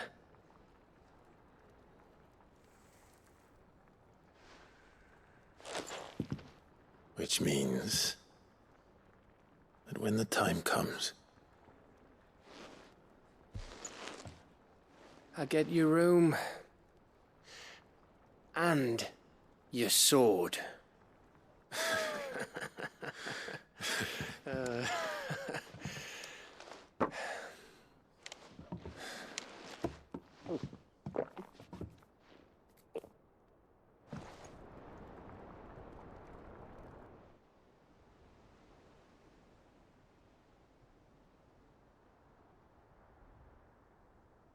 I may have had one too many. You may have had 10 too many. I said I was thirsty. Better get back to work anyway. After I walk this off. Clive? What is it? Thanks for, you know. I know.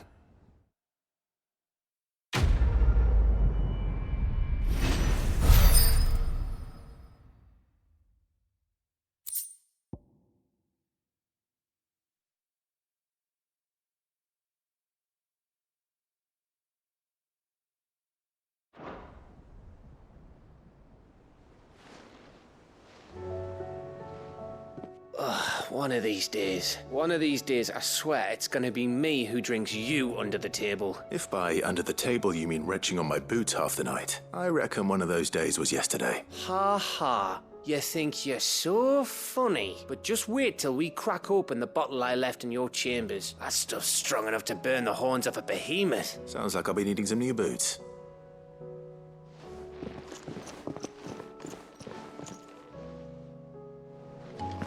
Do you think they'll come back? Of course they will.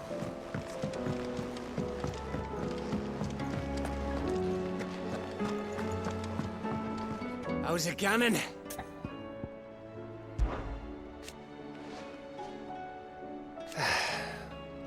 But over time...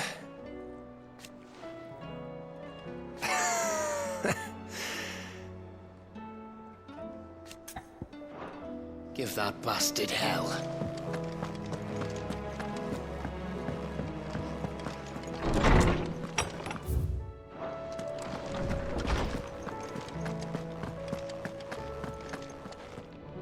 Oarsman, I found the flowers you were looking for. You did? I think I did.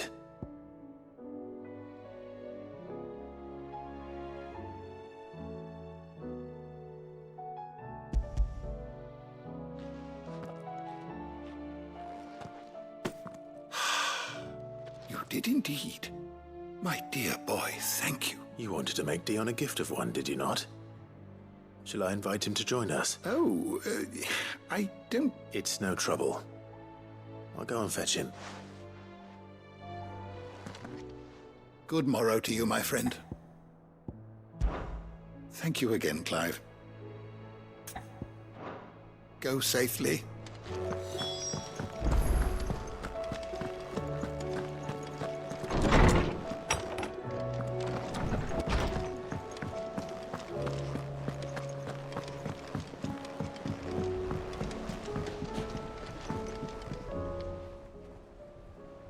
Your Highness, would you do me the honor of accompanying me? No. It is time, then. No. Only to the shelves. Our lawsman has something he'd like to give you. Master Harpocrates? No. I dare not show my face before him, not after everything I have done. I have taken countless innocent lives, and ruined countless more. All because I was weak. I have sworn to atone for my crimes or die in the attempt. But were I to meet with him again, and see in his eyes what I have become, I fear that my resolve might falter. Then that is all the more reason to do it. Test your resolve. Prove to yourself, and to him, how strong it truly is.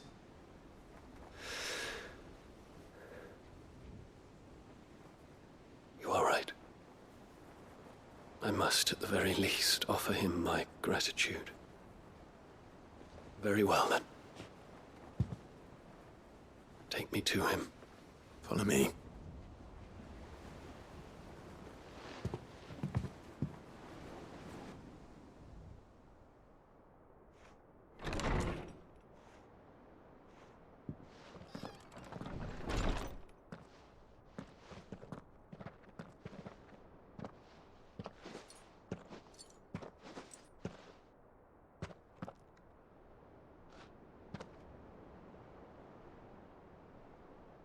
Even now, I hesitate to approach him. What must he think of me? You'd be surprised.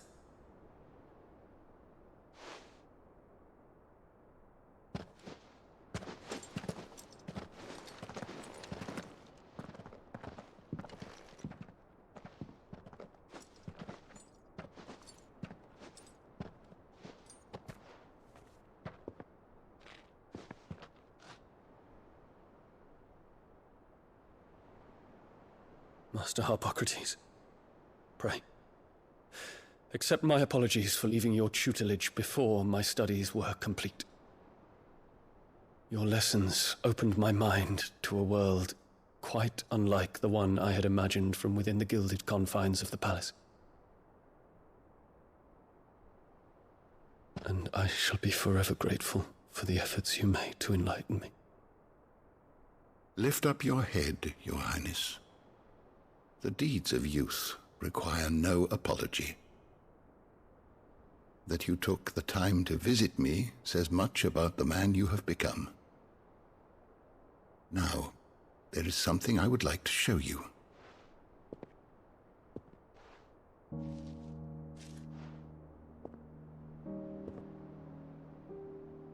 Is that a wyvern tail?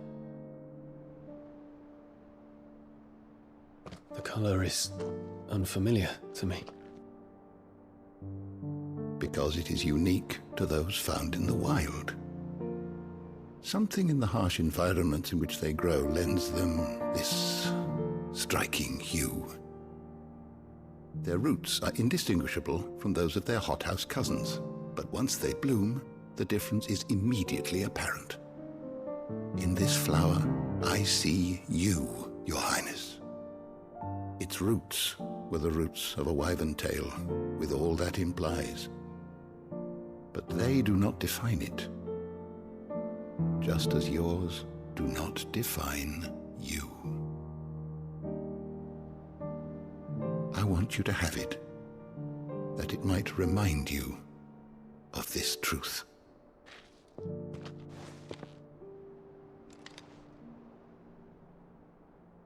Master Harpocrates, I would ask of you a service. Keep your gift until I have fulfilled my duty to the realm, for only then shall I be deserving of it.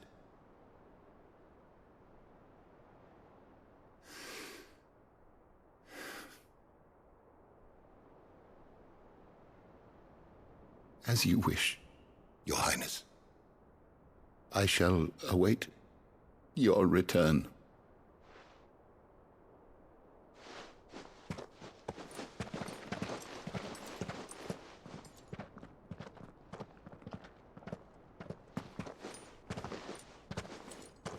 Our roots do not define us.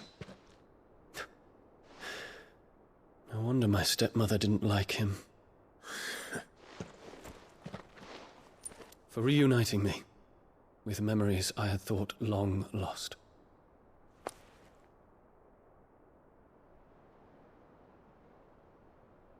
I shall not forget this.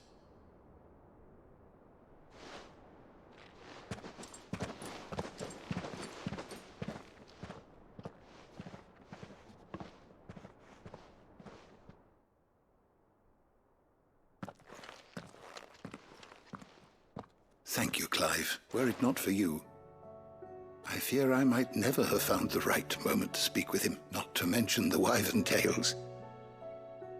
I shall plant their seeds, that I might not disappoint His Highness upon his return.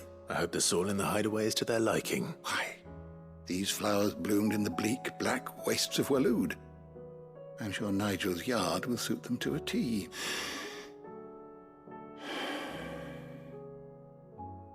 When it comes to expressing one's gratitude, I find that words are seldom sufficient. Here. What's this? A stolas quill, or more precisely, my stolas quill. 'Tis said that an owl's feathers are steeped in the wishes it hears over its long lifetime. All those words just waiting to pour out onto the page. So consider this my wish for you. That one day you may put down your sword and pick up that pen.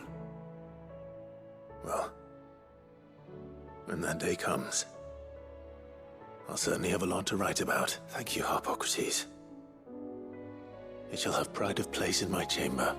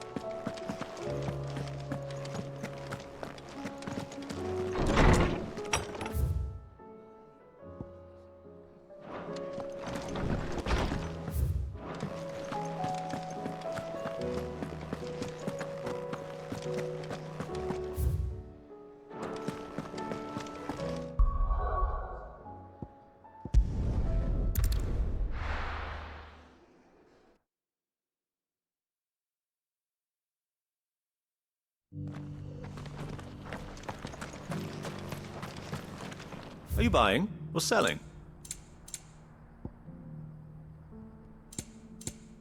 Come again. Are you buying or selling? Anything else? Of course. Take care. The bearer of the burning quill is within, my lord.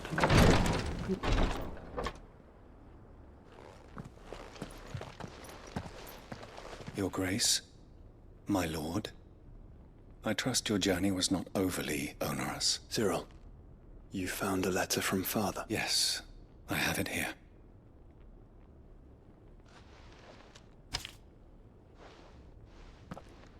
If you would do us the honor, my lord.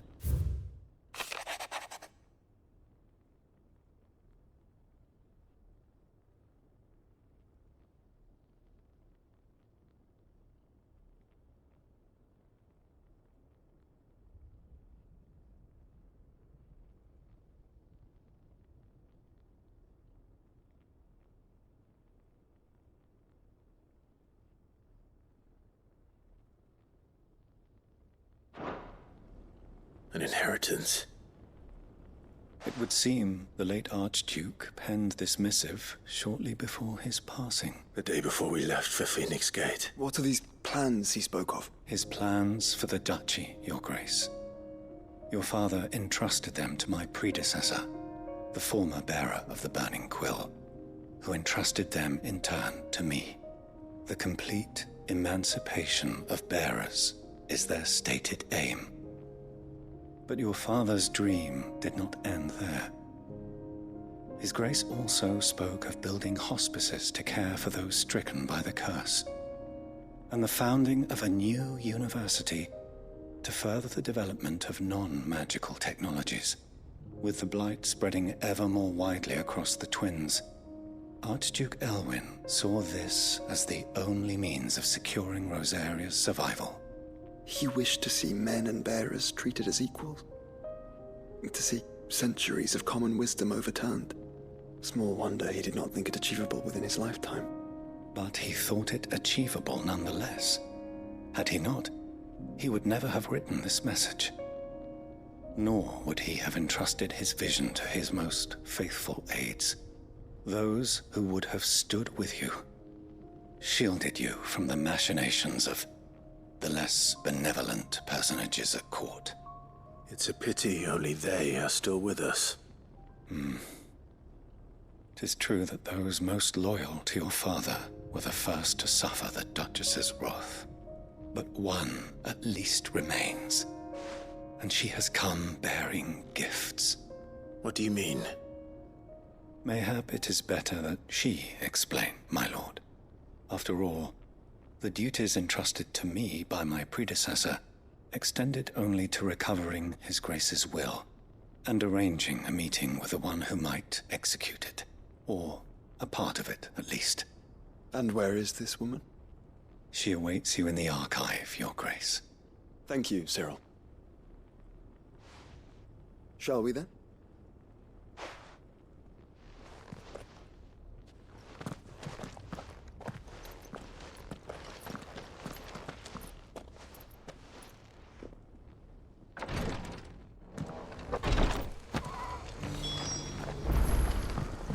The bearer of the burning quill is within, my lord. Privy Ellen.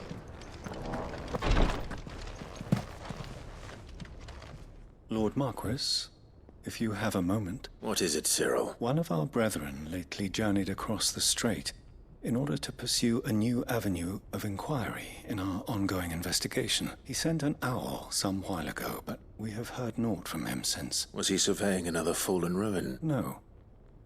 The object of his study was a savior cult that has arisen in Ash in recent years. We believe it may have some connection to the Circle of Malleus, an ancient religion that worshipped Ultima as its god. By gaining an understanding of this new faith, we hoped to learn more of the Circle's original beliefs. And so you sent one of your brothers to Ash? A continent teeming with orcs and Akashic? Fully cognizant of the risks, yes. I entrusted the mission to one of the most able of our order, the Third Chair, a master of the arts of combat and survival both. Though he has been silent for some days now, I have thus far refrained from sending any others in search of him, lest they be lost in turn. Yet, it seemed only right to inform you of the situation, given your unique experience of the perils of Ash. For as you so earnestly advised me, it would not do to abandon a man to his fate, when he might yet be saved. It would not, but Ash is a big place. Can you be any more specific? Perhaps. The last owl I received from him mentioned a village where he had heard the cult were wont to assemble. Mickleburg was its name. It lies in the southern reaches of Waloed. If aught ill befell him, I expect it did so there. Right. I'll see what I can do. You are much too kind, my lord. Go then, with my hopes, and may the Firebird's flame ever burn in your heart.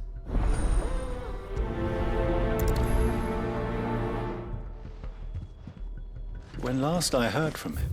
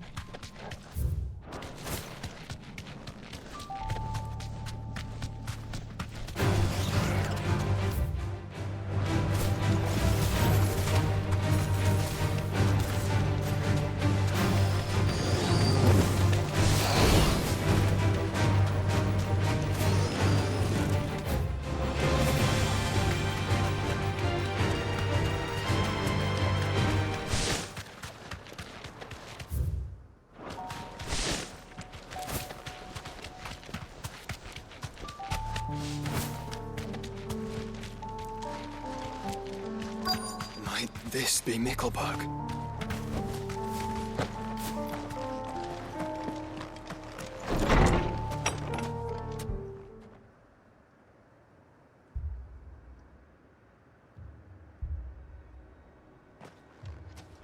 These people aren't turned. And the village seems safe enough at least.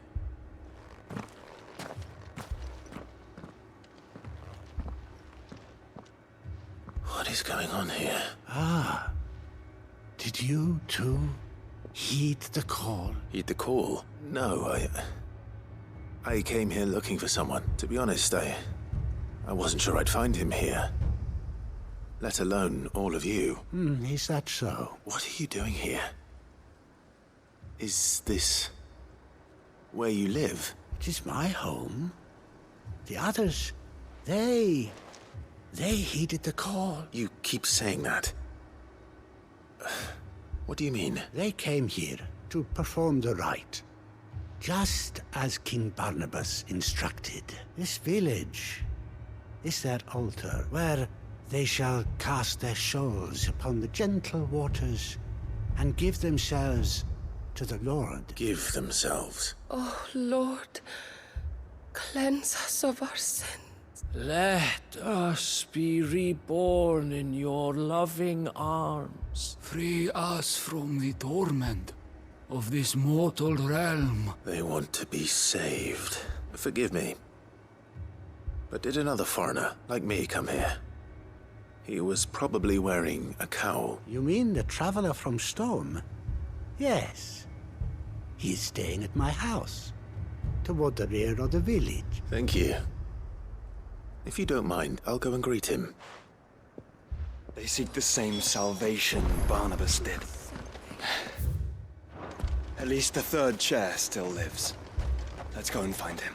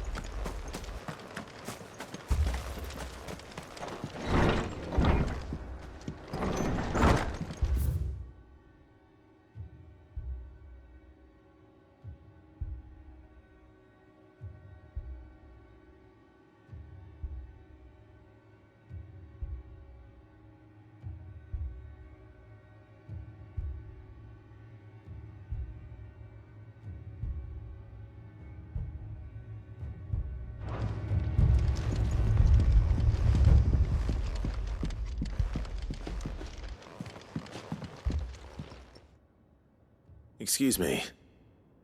Are you with the Undying? I am. And so it would appear, are you, Lord Rosfield? If I am not mistaken. That's right, and you must be the third chair. I am. Cyril was worried for your safety. He sent me to find you. Then I must apologize. I did not mean to trouble the bearer of the burning quill. Much less you, my Lord Marquis. He said that you had failed to report. Is there a reason for that? I came here to study the followers of this new faith. But the more I learned of them, the more my own faith began to falter. You have seen them at their prayers, have you not? They devote themselves to the veneration of their Lord with a fervor I have never seen before, praying night and day that they might be rid of their wicked wills and reborn in their Saviour's light. Not that they might be granted respite from their worldly woes, but so that they might continue to serve him with all of their beings. I, too, swore to devote my life to the service of my Lord and Master, but this... it is different. It is more. And so I would see it through to the end, see these people safe, that they might achieve their dream, that they might do their duty to their Lord. Even if it should keep me from doing my duty to mine. You do understand what their dream is, don't you? I do, my lord. They would cast aside their wills and become a Kashik. I know that it may be hard to believe, but to these people, that is the very essence of salvation. Forgive me, my lord, but I must remain here. If you are to return to Master Cyril, I would consider it a great... Did you hear that, my lord? Something is happening. I'll go and find out what.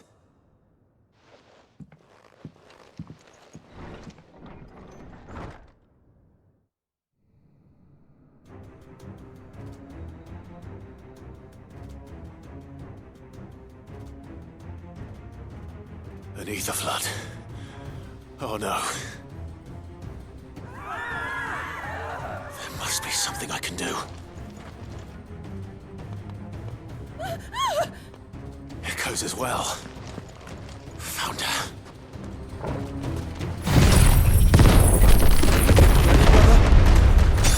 Ready.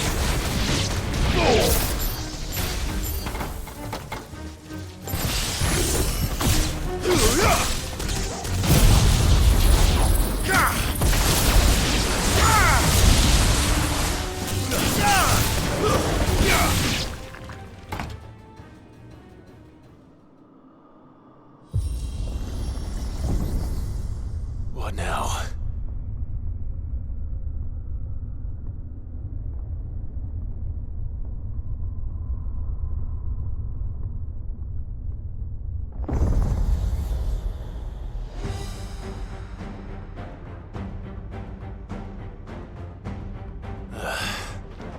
We meet again. I've killed your kind before.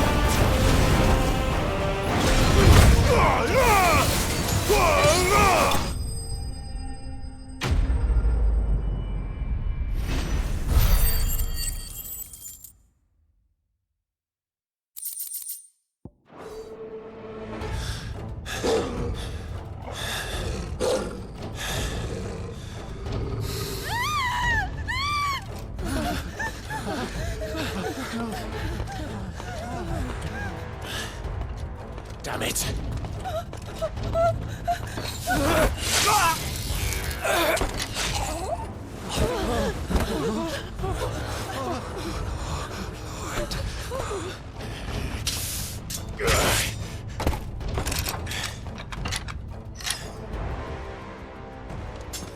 Don't you die.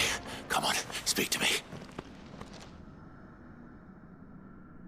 I had to save them, that they might have a chance to find true salvation by devoting themselves to the service of their Lord,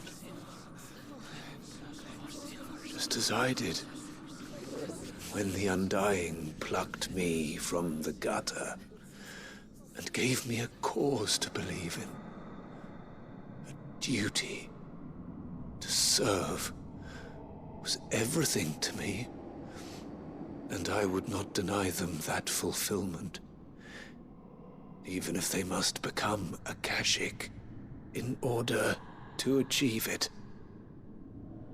Forgive me, my Lord Marquis. I did not mean to trouble you with this. My findings. Could you deliver them to Master Cyril for me? Of course. Your duty will be done.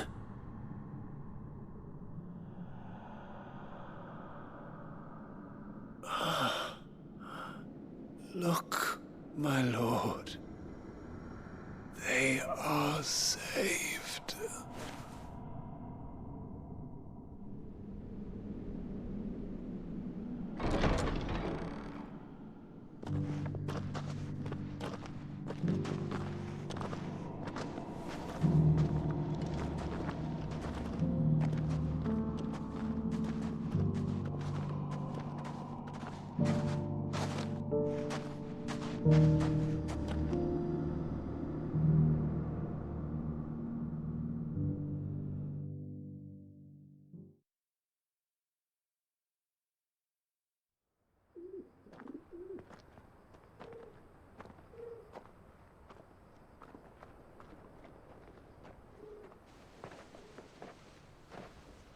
They are saved.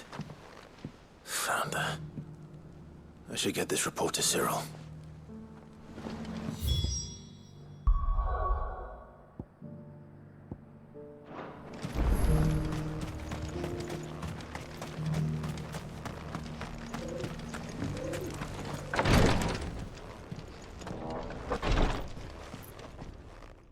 My Lord Marquis, welcome back. I am glad to see you hale and whole. I met with your third chair, Cyril. He bade me deliver his findings to you.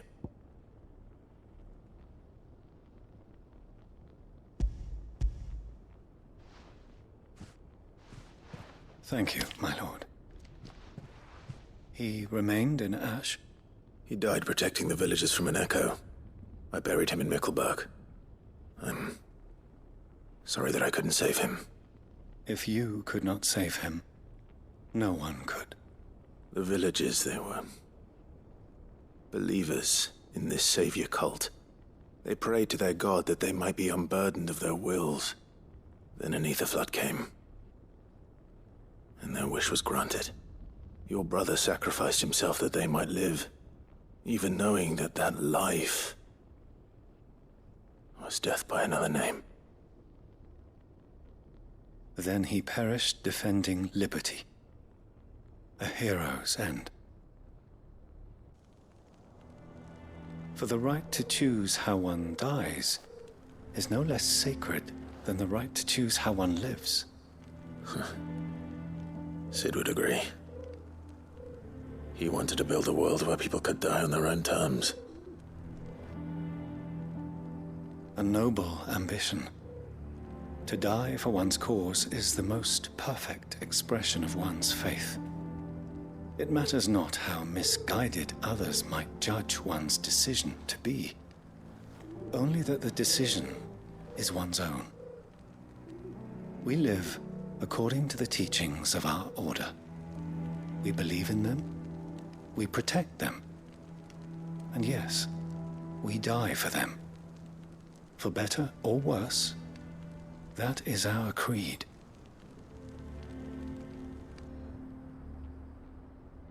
But he didn't die for your creed. He died to save them, and you still believe that what he did was right. I believe that he believed it was. We of the Undying are not slaves, but willing servants, and this was his will. The ultimate expression of it. All right. I'd like to know this man's name, Cyril. To know the names of all the Undying who've fallen in the line of duty. They died serving my house. It's only right that I remember them. That is my duty. Of course. I shall fetch the Book of Martyrs at once. My lord, it has been, and shall ever be, the greatest honor of my life to serve House Rosfield. Though our duties may differ, yours is no less important. I pray with all my heart for your success, and were they here, I have no doubt but that every one of my fallen brothers and sisters would feel the same.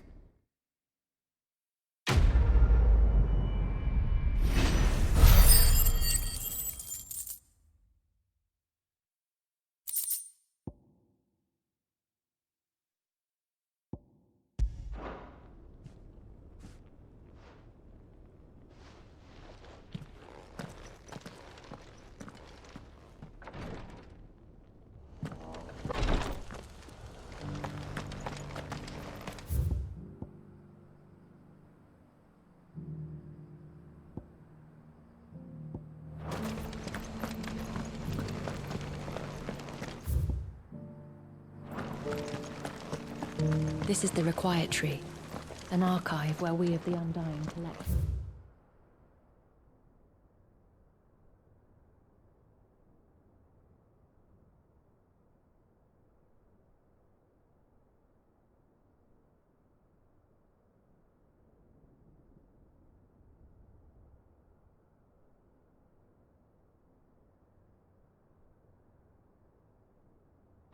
I'll find them.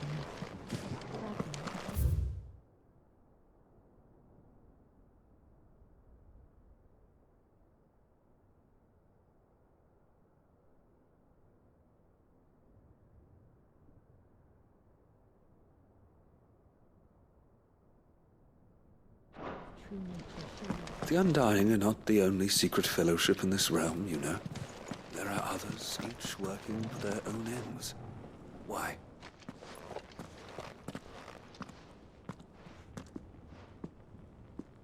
My lord, your grace. I hardly recognize you. I am Goditha, retainer of House Rosfield, loyal servant to the Phoenix and his shields. Your father, the Archduke Elwyn, entrusted me with the delivery of a gift.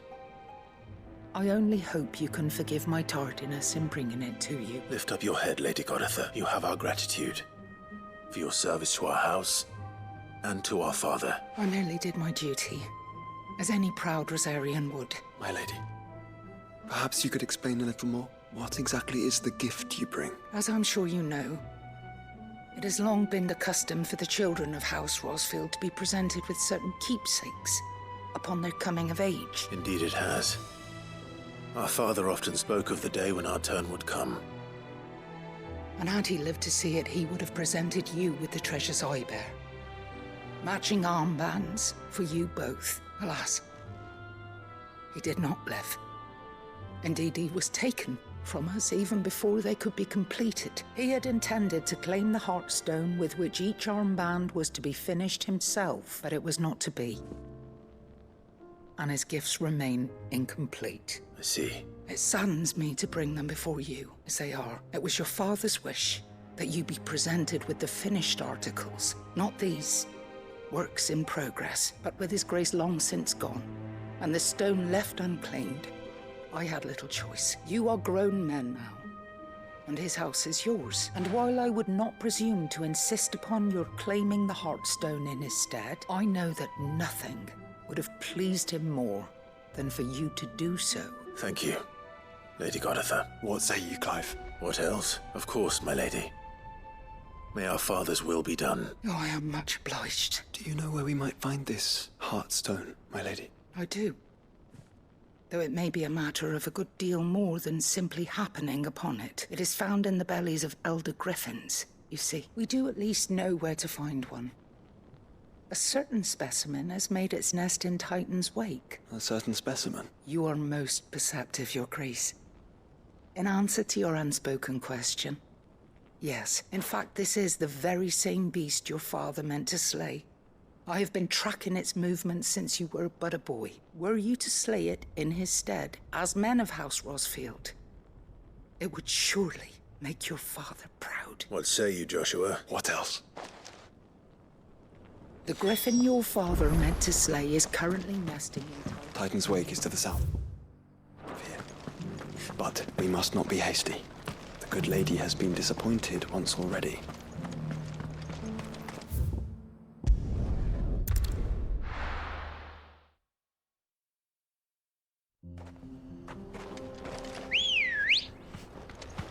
Ready, go?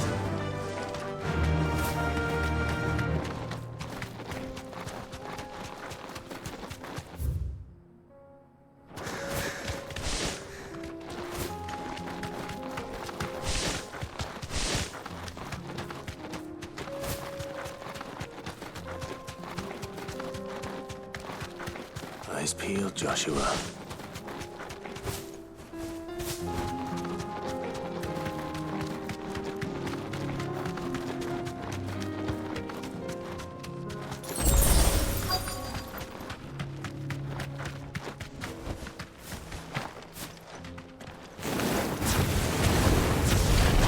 There it is.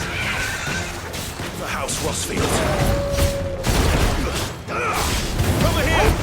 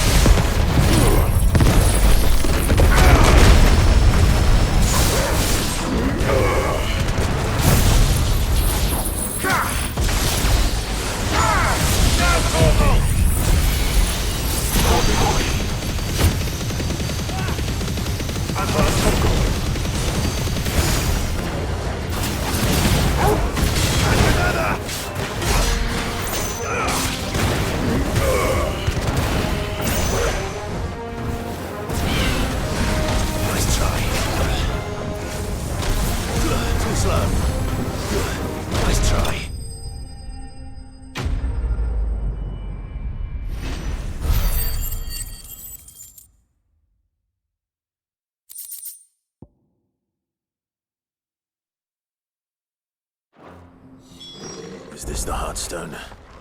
I expect Lady Godotha will know.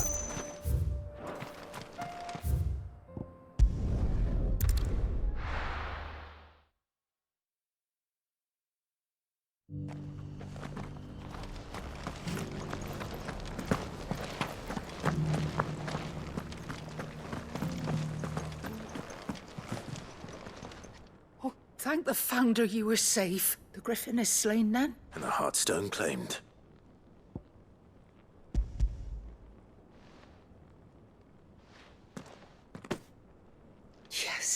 This radiant luster, like frozen flame, it is just as your father described it. Thank you, my lord.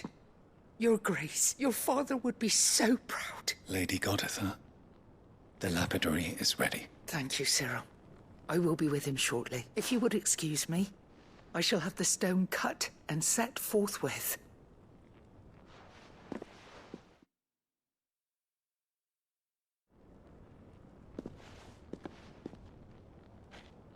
The armbands are complete. Pray, take them. They are yours, after all. Heartstone is harder and more enduring than garnet, or even ruby. It symbolizes unwavering will and devotion, and the graven vines encircling the stone represent the unbreakable bonds between you. It's a message. Father knew we had enemies both inside and outside the duchy. Enemies who would thwart his vision. Only with unwavering devotion would it ever be realized. And only if we stood together, as Phoenix and Shield, as brothers in arms. Only then might those enemies be overcome. Indeed. His Grace knew the enormity of the task he would entrust to you, his heirs. But this was more than just a message. It was a promise. That he would always be with you. Thank you, Lady Goditha, for remaining the steadfast custodian of our father's will. Forgive me, my lady, but there is something I don't quite understand. The Undying told me that after Father died, Mother claimed all of the ducal treasures for her own. Even if the armbands were incomplete, she would surely not have overlooked them. So, how were you able to keep them from her? Because I was the keeper of the vault.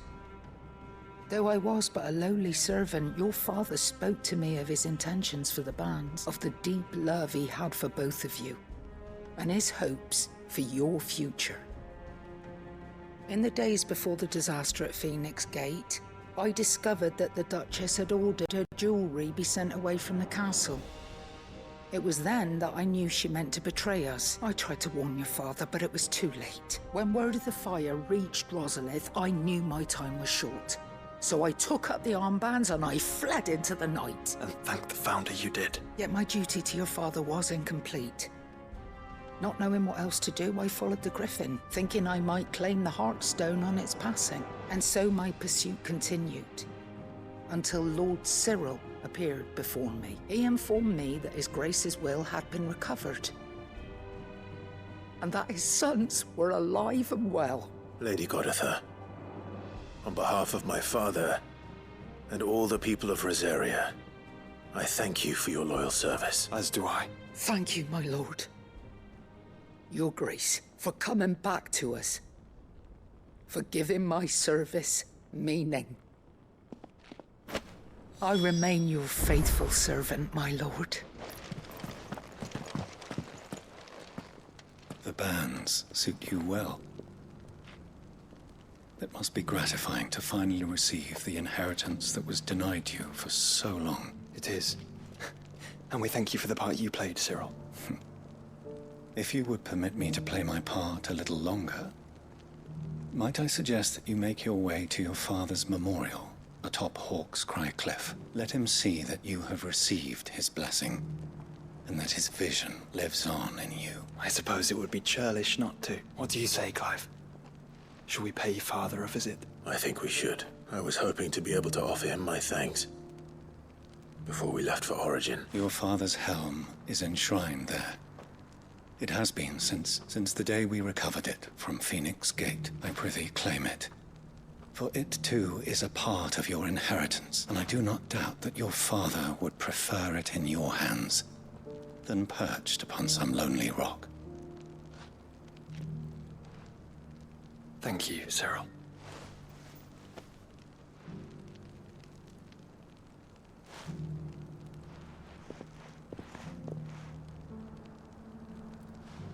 Come on, Clive.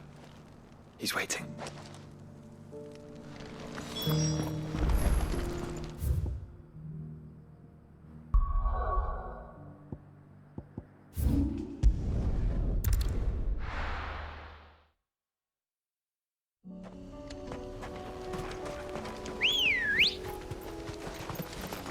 Come on.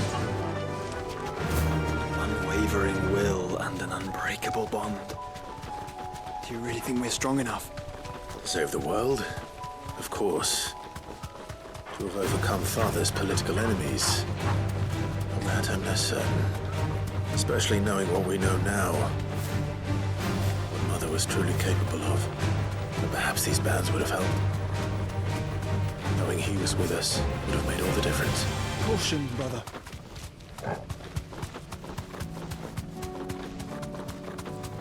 It's just back there.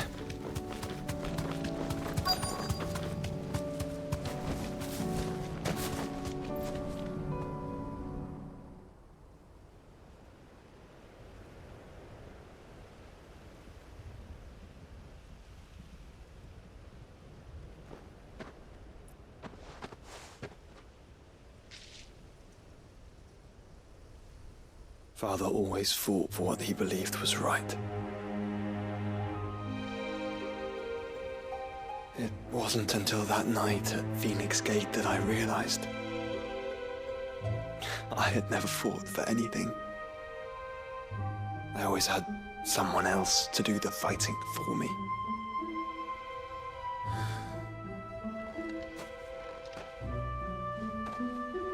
No matter how fate conspired against him, he never lost heart, never looked back, never stopped fighting.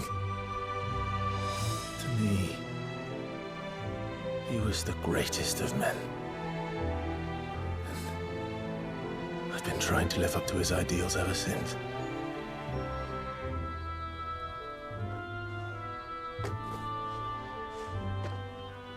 We all have, Clive. We all have. And we'll keep trying. Because that's what he would have wanted. What he would have done himself. Even if it meant standing against the very gods in the heavens. I shall be borrowing this, Father, if I may. That you might watch over us as we follow in your footsteps.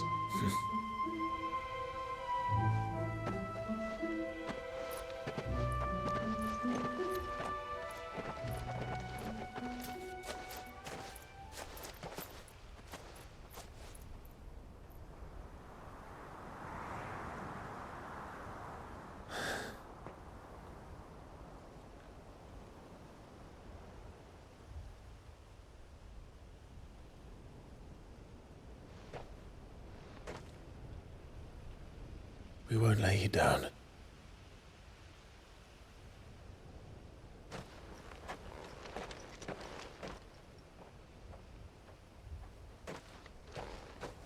Onward then. Onward. To the end. And to a new beginning.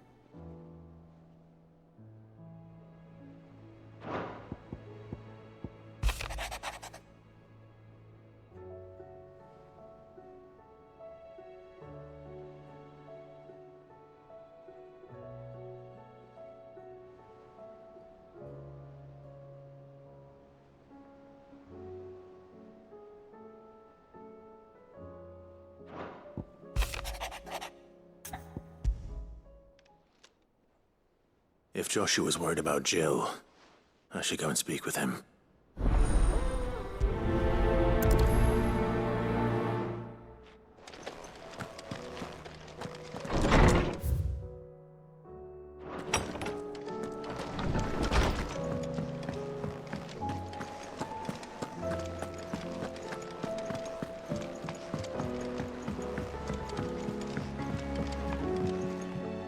Joshua, I read your message. You're right. Jill is different. I don't think I'd realized how different, but since we returned from Drake's spine, I felt it more and more. I suppose it's not hard to imagine why. She doesn't think she belongs anymore. And that's why we need to remind her she is still one of us. To let her know that we still need her. Now more than ever. That you still need her. But how to do that? When last we were truly close, we were but children. Of course. Do you remember the time we accompanied Father on his annual tour of the Duchy, and Jill and I broke from the procession to ride up Man's Hill?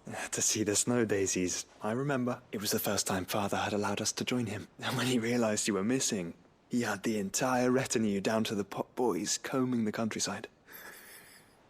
In the rain. A thunderstorm forced us to take refuge in a grove of oaks before we'd even made it halfway there. It was the Lord Commander who finally found us, and needless to say, he was none too pleased. Then it seems you and Jill have unfinished business. What do you say? Man's Hill. It's not that far. Oh, true. Though I suspect it is also much changed. Little in southern Rosaria remains as it was when we were children. You're saying I should go and scout the area for bandits? I'm saying we should first go and see if there are actually still any snow daisies left. What would you do without me, Clive? I can't say my travels ever took me back to Man's Hill. I'm curious to see how it has fared.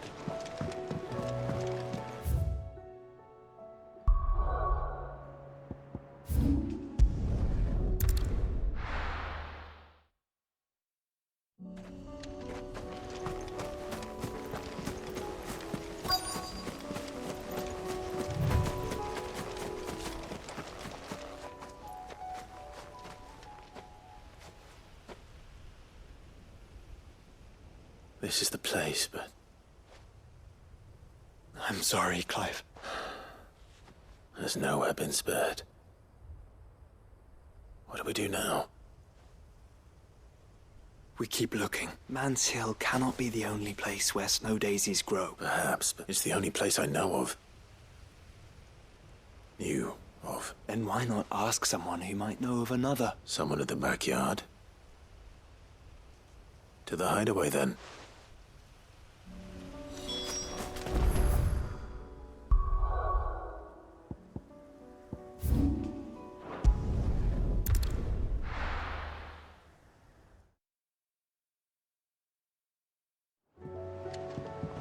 Let's hope one of the gardeners knows where to find snow daisies.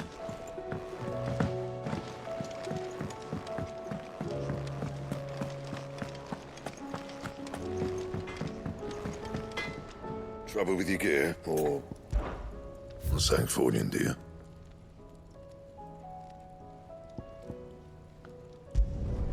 No scratches, all right?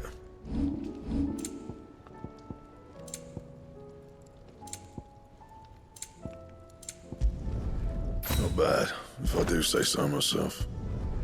No scratches, all right?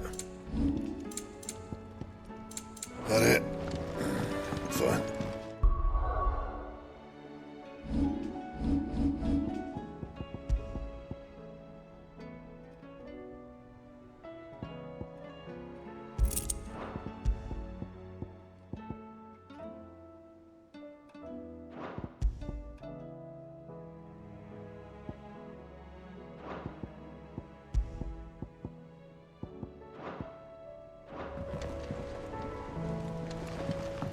Say what you will. Lady Karen has seen us.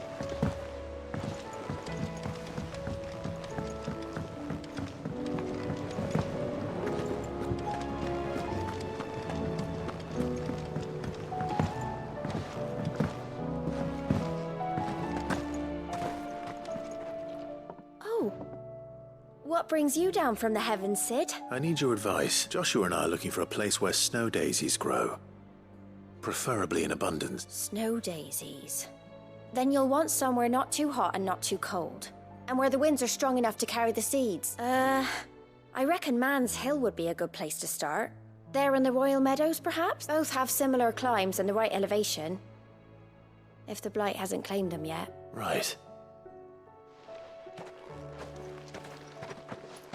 Did you learn where we might find our flowers? The gardener here mentioned the Royal Meadows in Sembrak. The fields beyond Northreach. Well, if that's the case, then Yote was right. I recalled that she kept a record of our travels, you see. So I asked her if she'd perhaps noted anywhere that snow daisies grew, and she mentioned Oilefeist Bay. Whose shores border the meadows. Off we go then. The winds that blow across the Royal Meadows from Oilefeist Bay are strong indeed. Strong enough for snow daisies.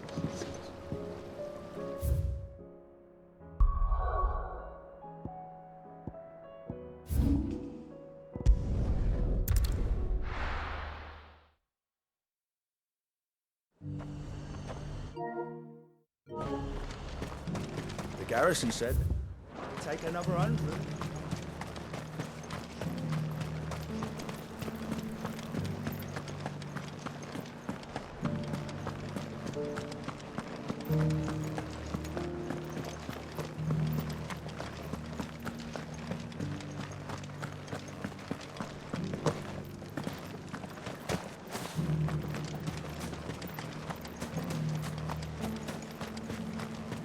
Those things didn't fight like men.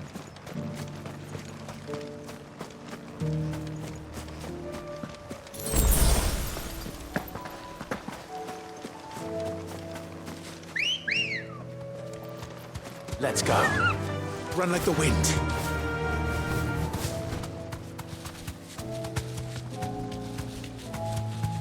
The meadows are vast. Where do we even start? Yote mentioned the coastline. We can start there.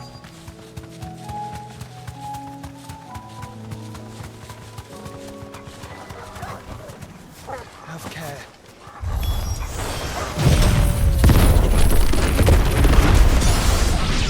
See them? I do. The flowers and our friends.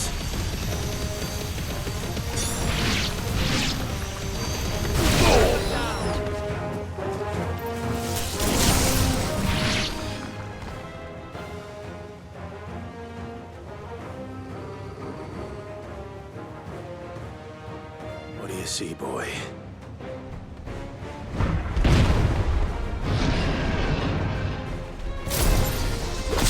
Let's hope this is the last one. Only one way to find out.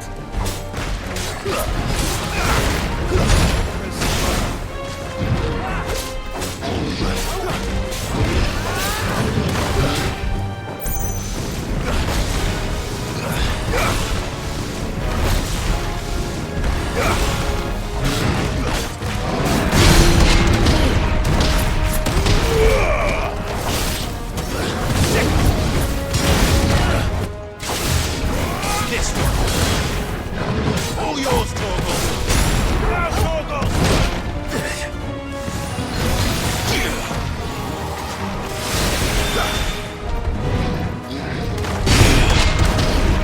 All yours, Torgal.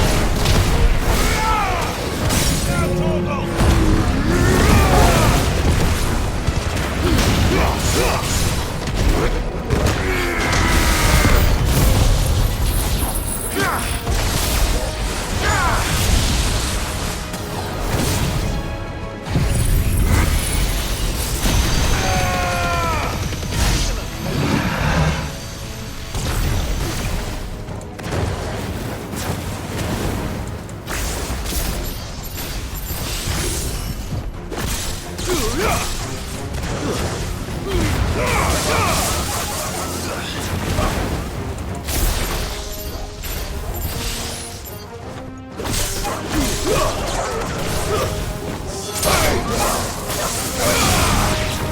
Farewell.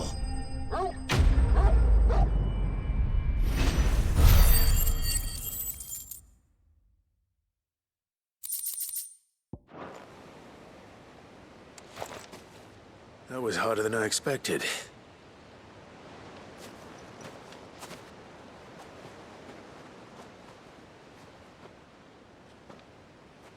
But Founder, it was worth it. They're beautiful. Do you think Jill will like them? She'll love them. Come on. Let's go.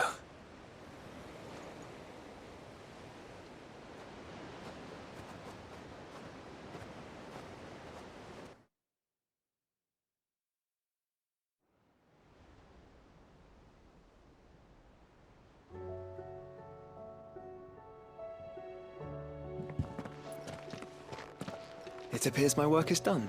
The rest, as they say, is up to you. Well, you and the skies. We wouldn't want another thunderstorm now, would we?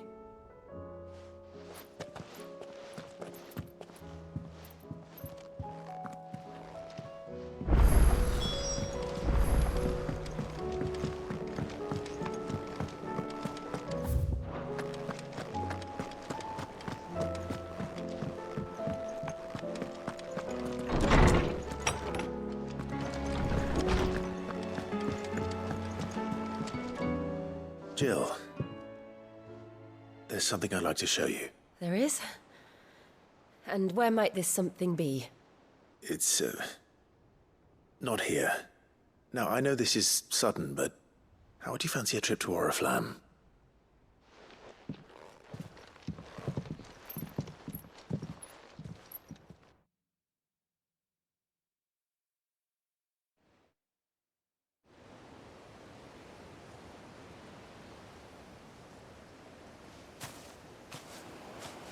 There are so many.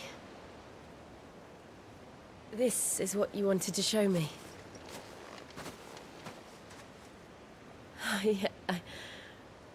I don't know what to say.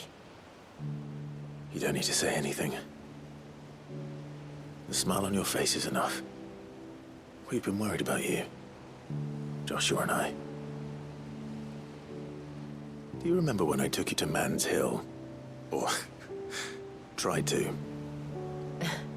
How could I forget? You saw me crying and thought a change of scenery might lift my spirits. In the end, it earned me a nasty cough and a stern scolding from your mother. But I felt wonderful nonetheless. I'm sorry. I had no idea what I was getting us both into. But I couldn't bear to see you like that. Before we left, my chambermaid told me she'd overheard your mother talking about my marriage prospects with some of the noblewomen at court. They were debating whether it would be more profitable to marry me off to one of the high houses instead of saving me for the ducal line. No one thought to ask me what I wanted. I was nothing to them. A pawn at best. I felt so trapped. So lonely. I didn't know. But I wasn't alone. You were there. Your hand in mine as we ran for those oaks.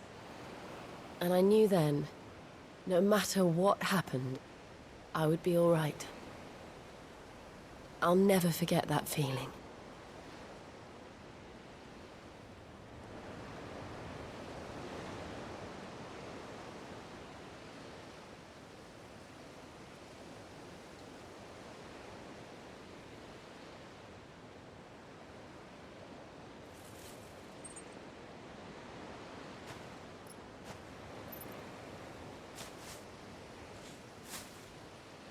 Before we broke camp, the morning after the storm,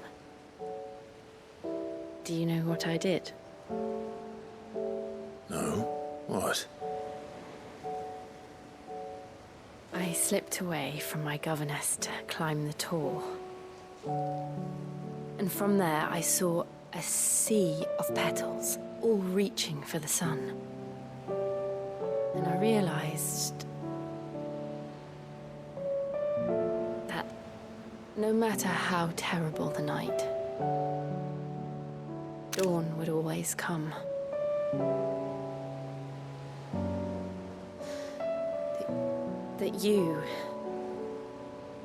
That you would always come for me.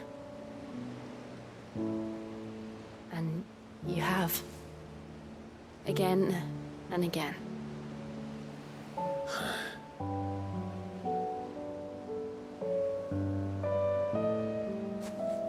Where do you see us? When all this is over?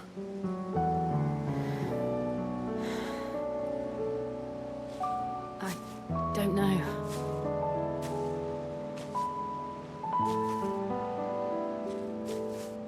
Not here, though. I think I've outgrown the twins. After everything we've been through, the realm just seems so small. I'll need some space to spread my wings. Then that's what you'll have. And I'll stop at nothing to see that you do.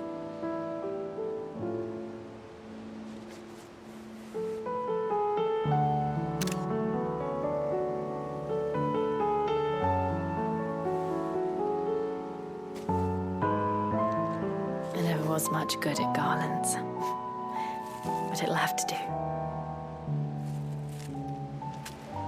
I'll treasure it forever. Thank you, Clive. For this, the flowers, for everything. It's exactly what I needed. You are my treasure.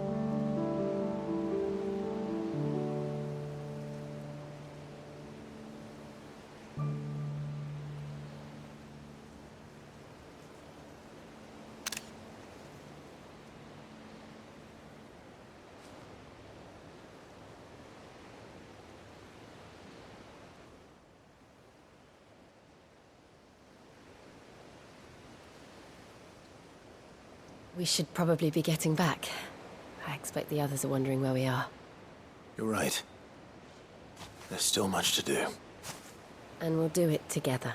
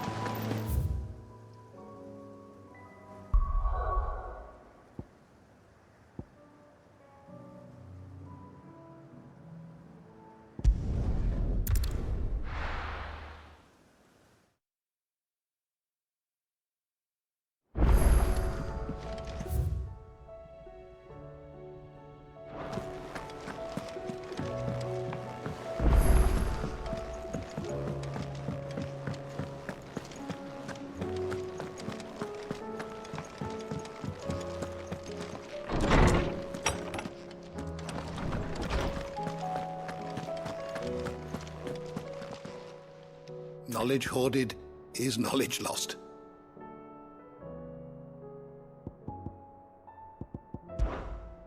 I have compiled some new entries, if you would like to see them. There is a rather fascinating excerpt I've been meaning to show you.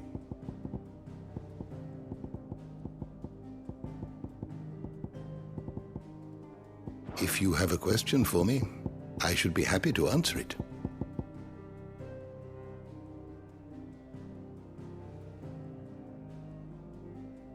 Did you learn everything you needed?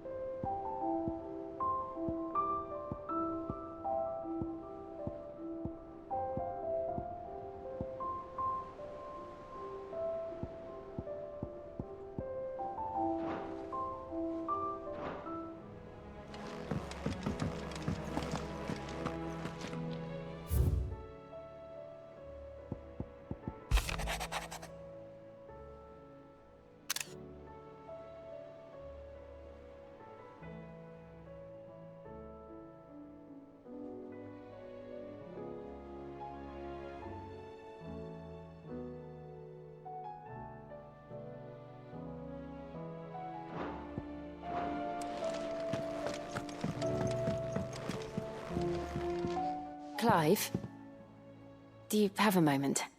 Of course. Always. I wanted to give you something. Is this? I stitched it from the cloth you gave Hortense. The piece she said you liked best.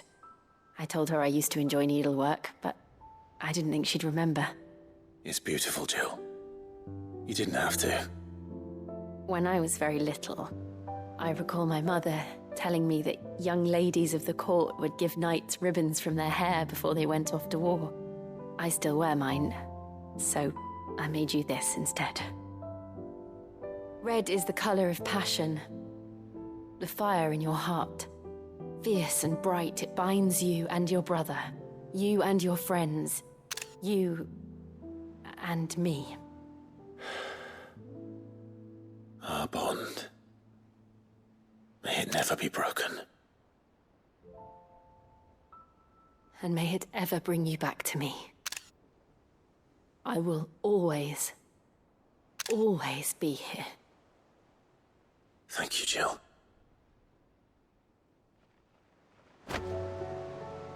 It's not time yet, is it? Somewhere in the back. I know.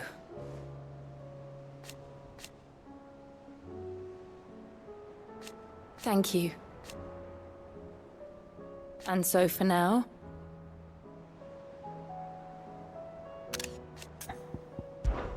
For so long. So when this is over...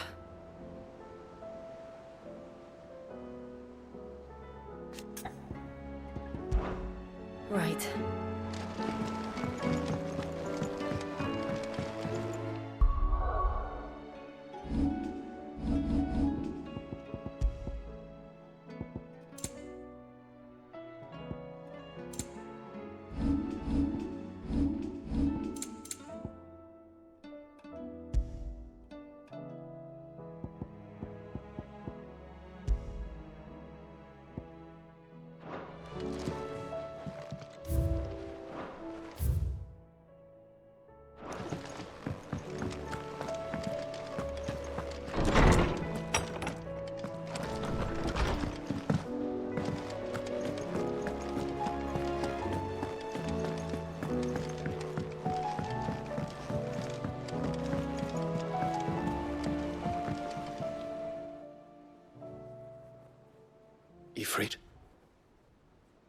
resolve didn't falter.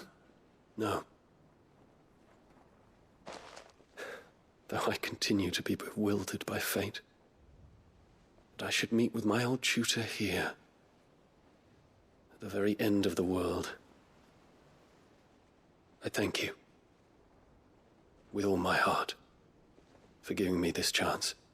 And I thank you for taking it. I should like to look upon that flower once more, when I am worthy.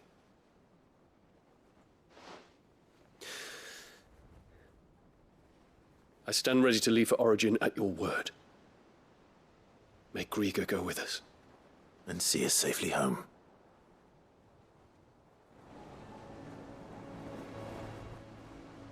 The hour fast approaches.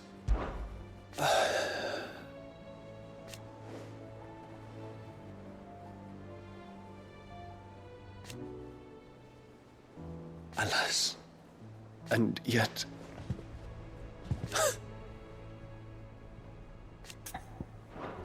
I await your word.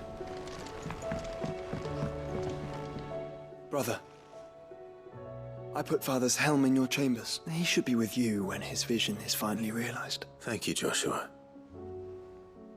For everything. Don't mention it. All is well, I trust?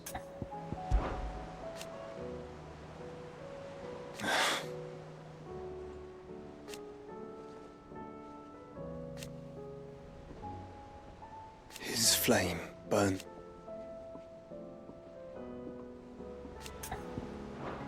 Shall we then?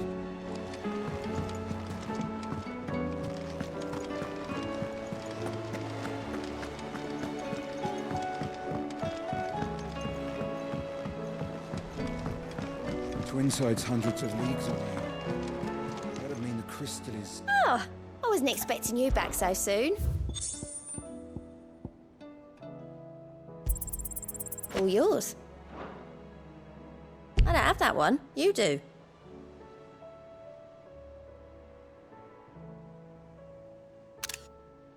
Best of luck out there, Sid.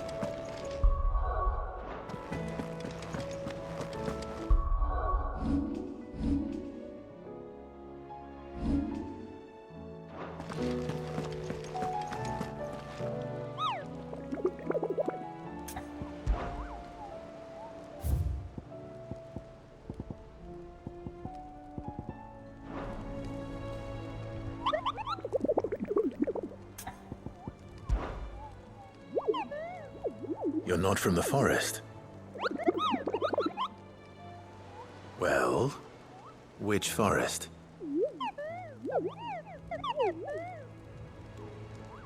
Then what were you going to tell me? And if you had,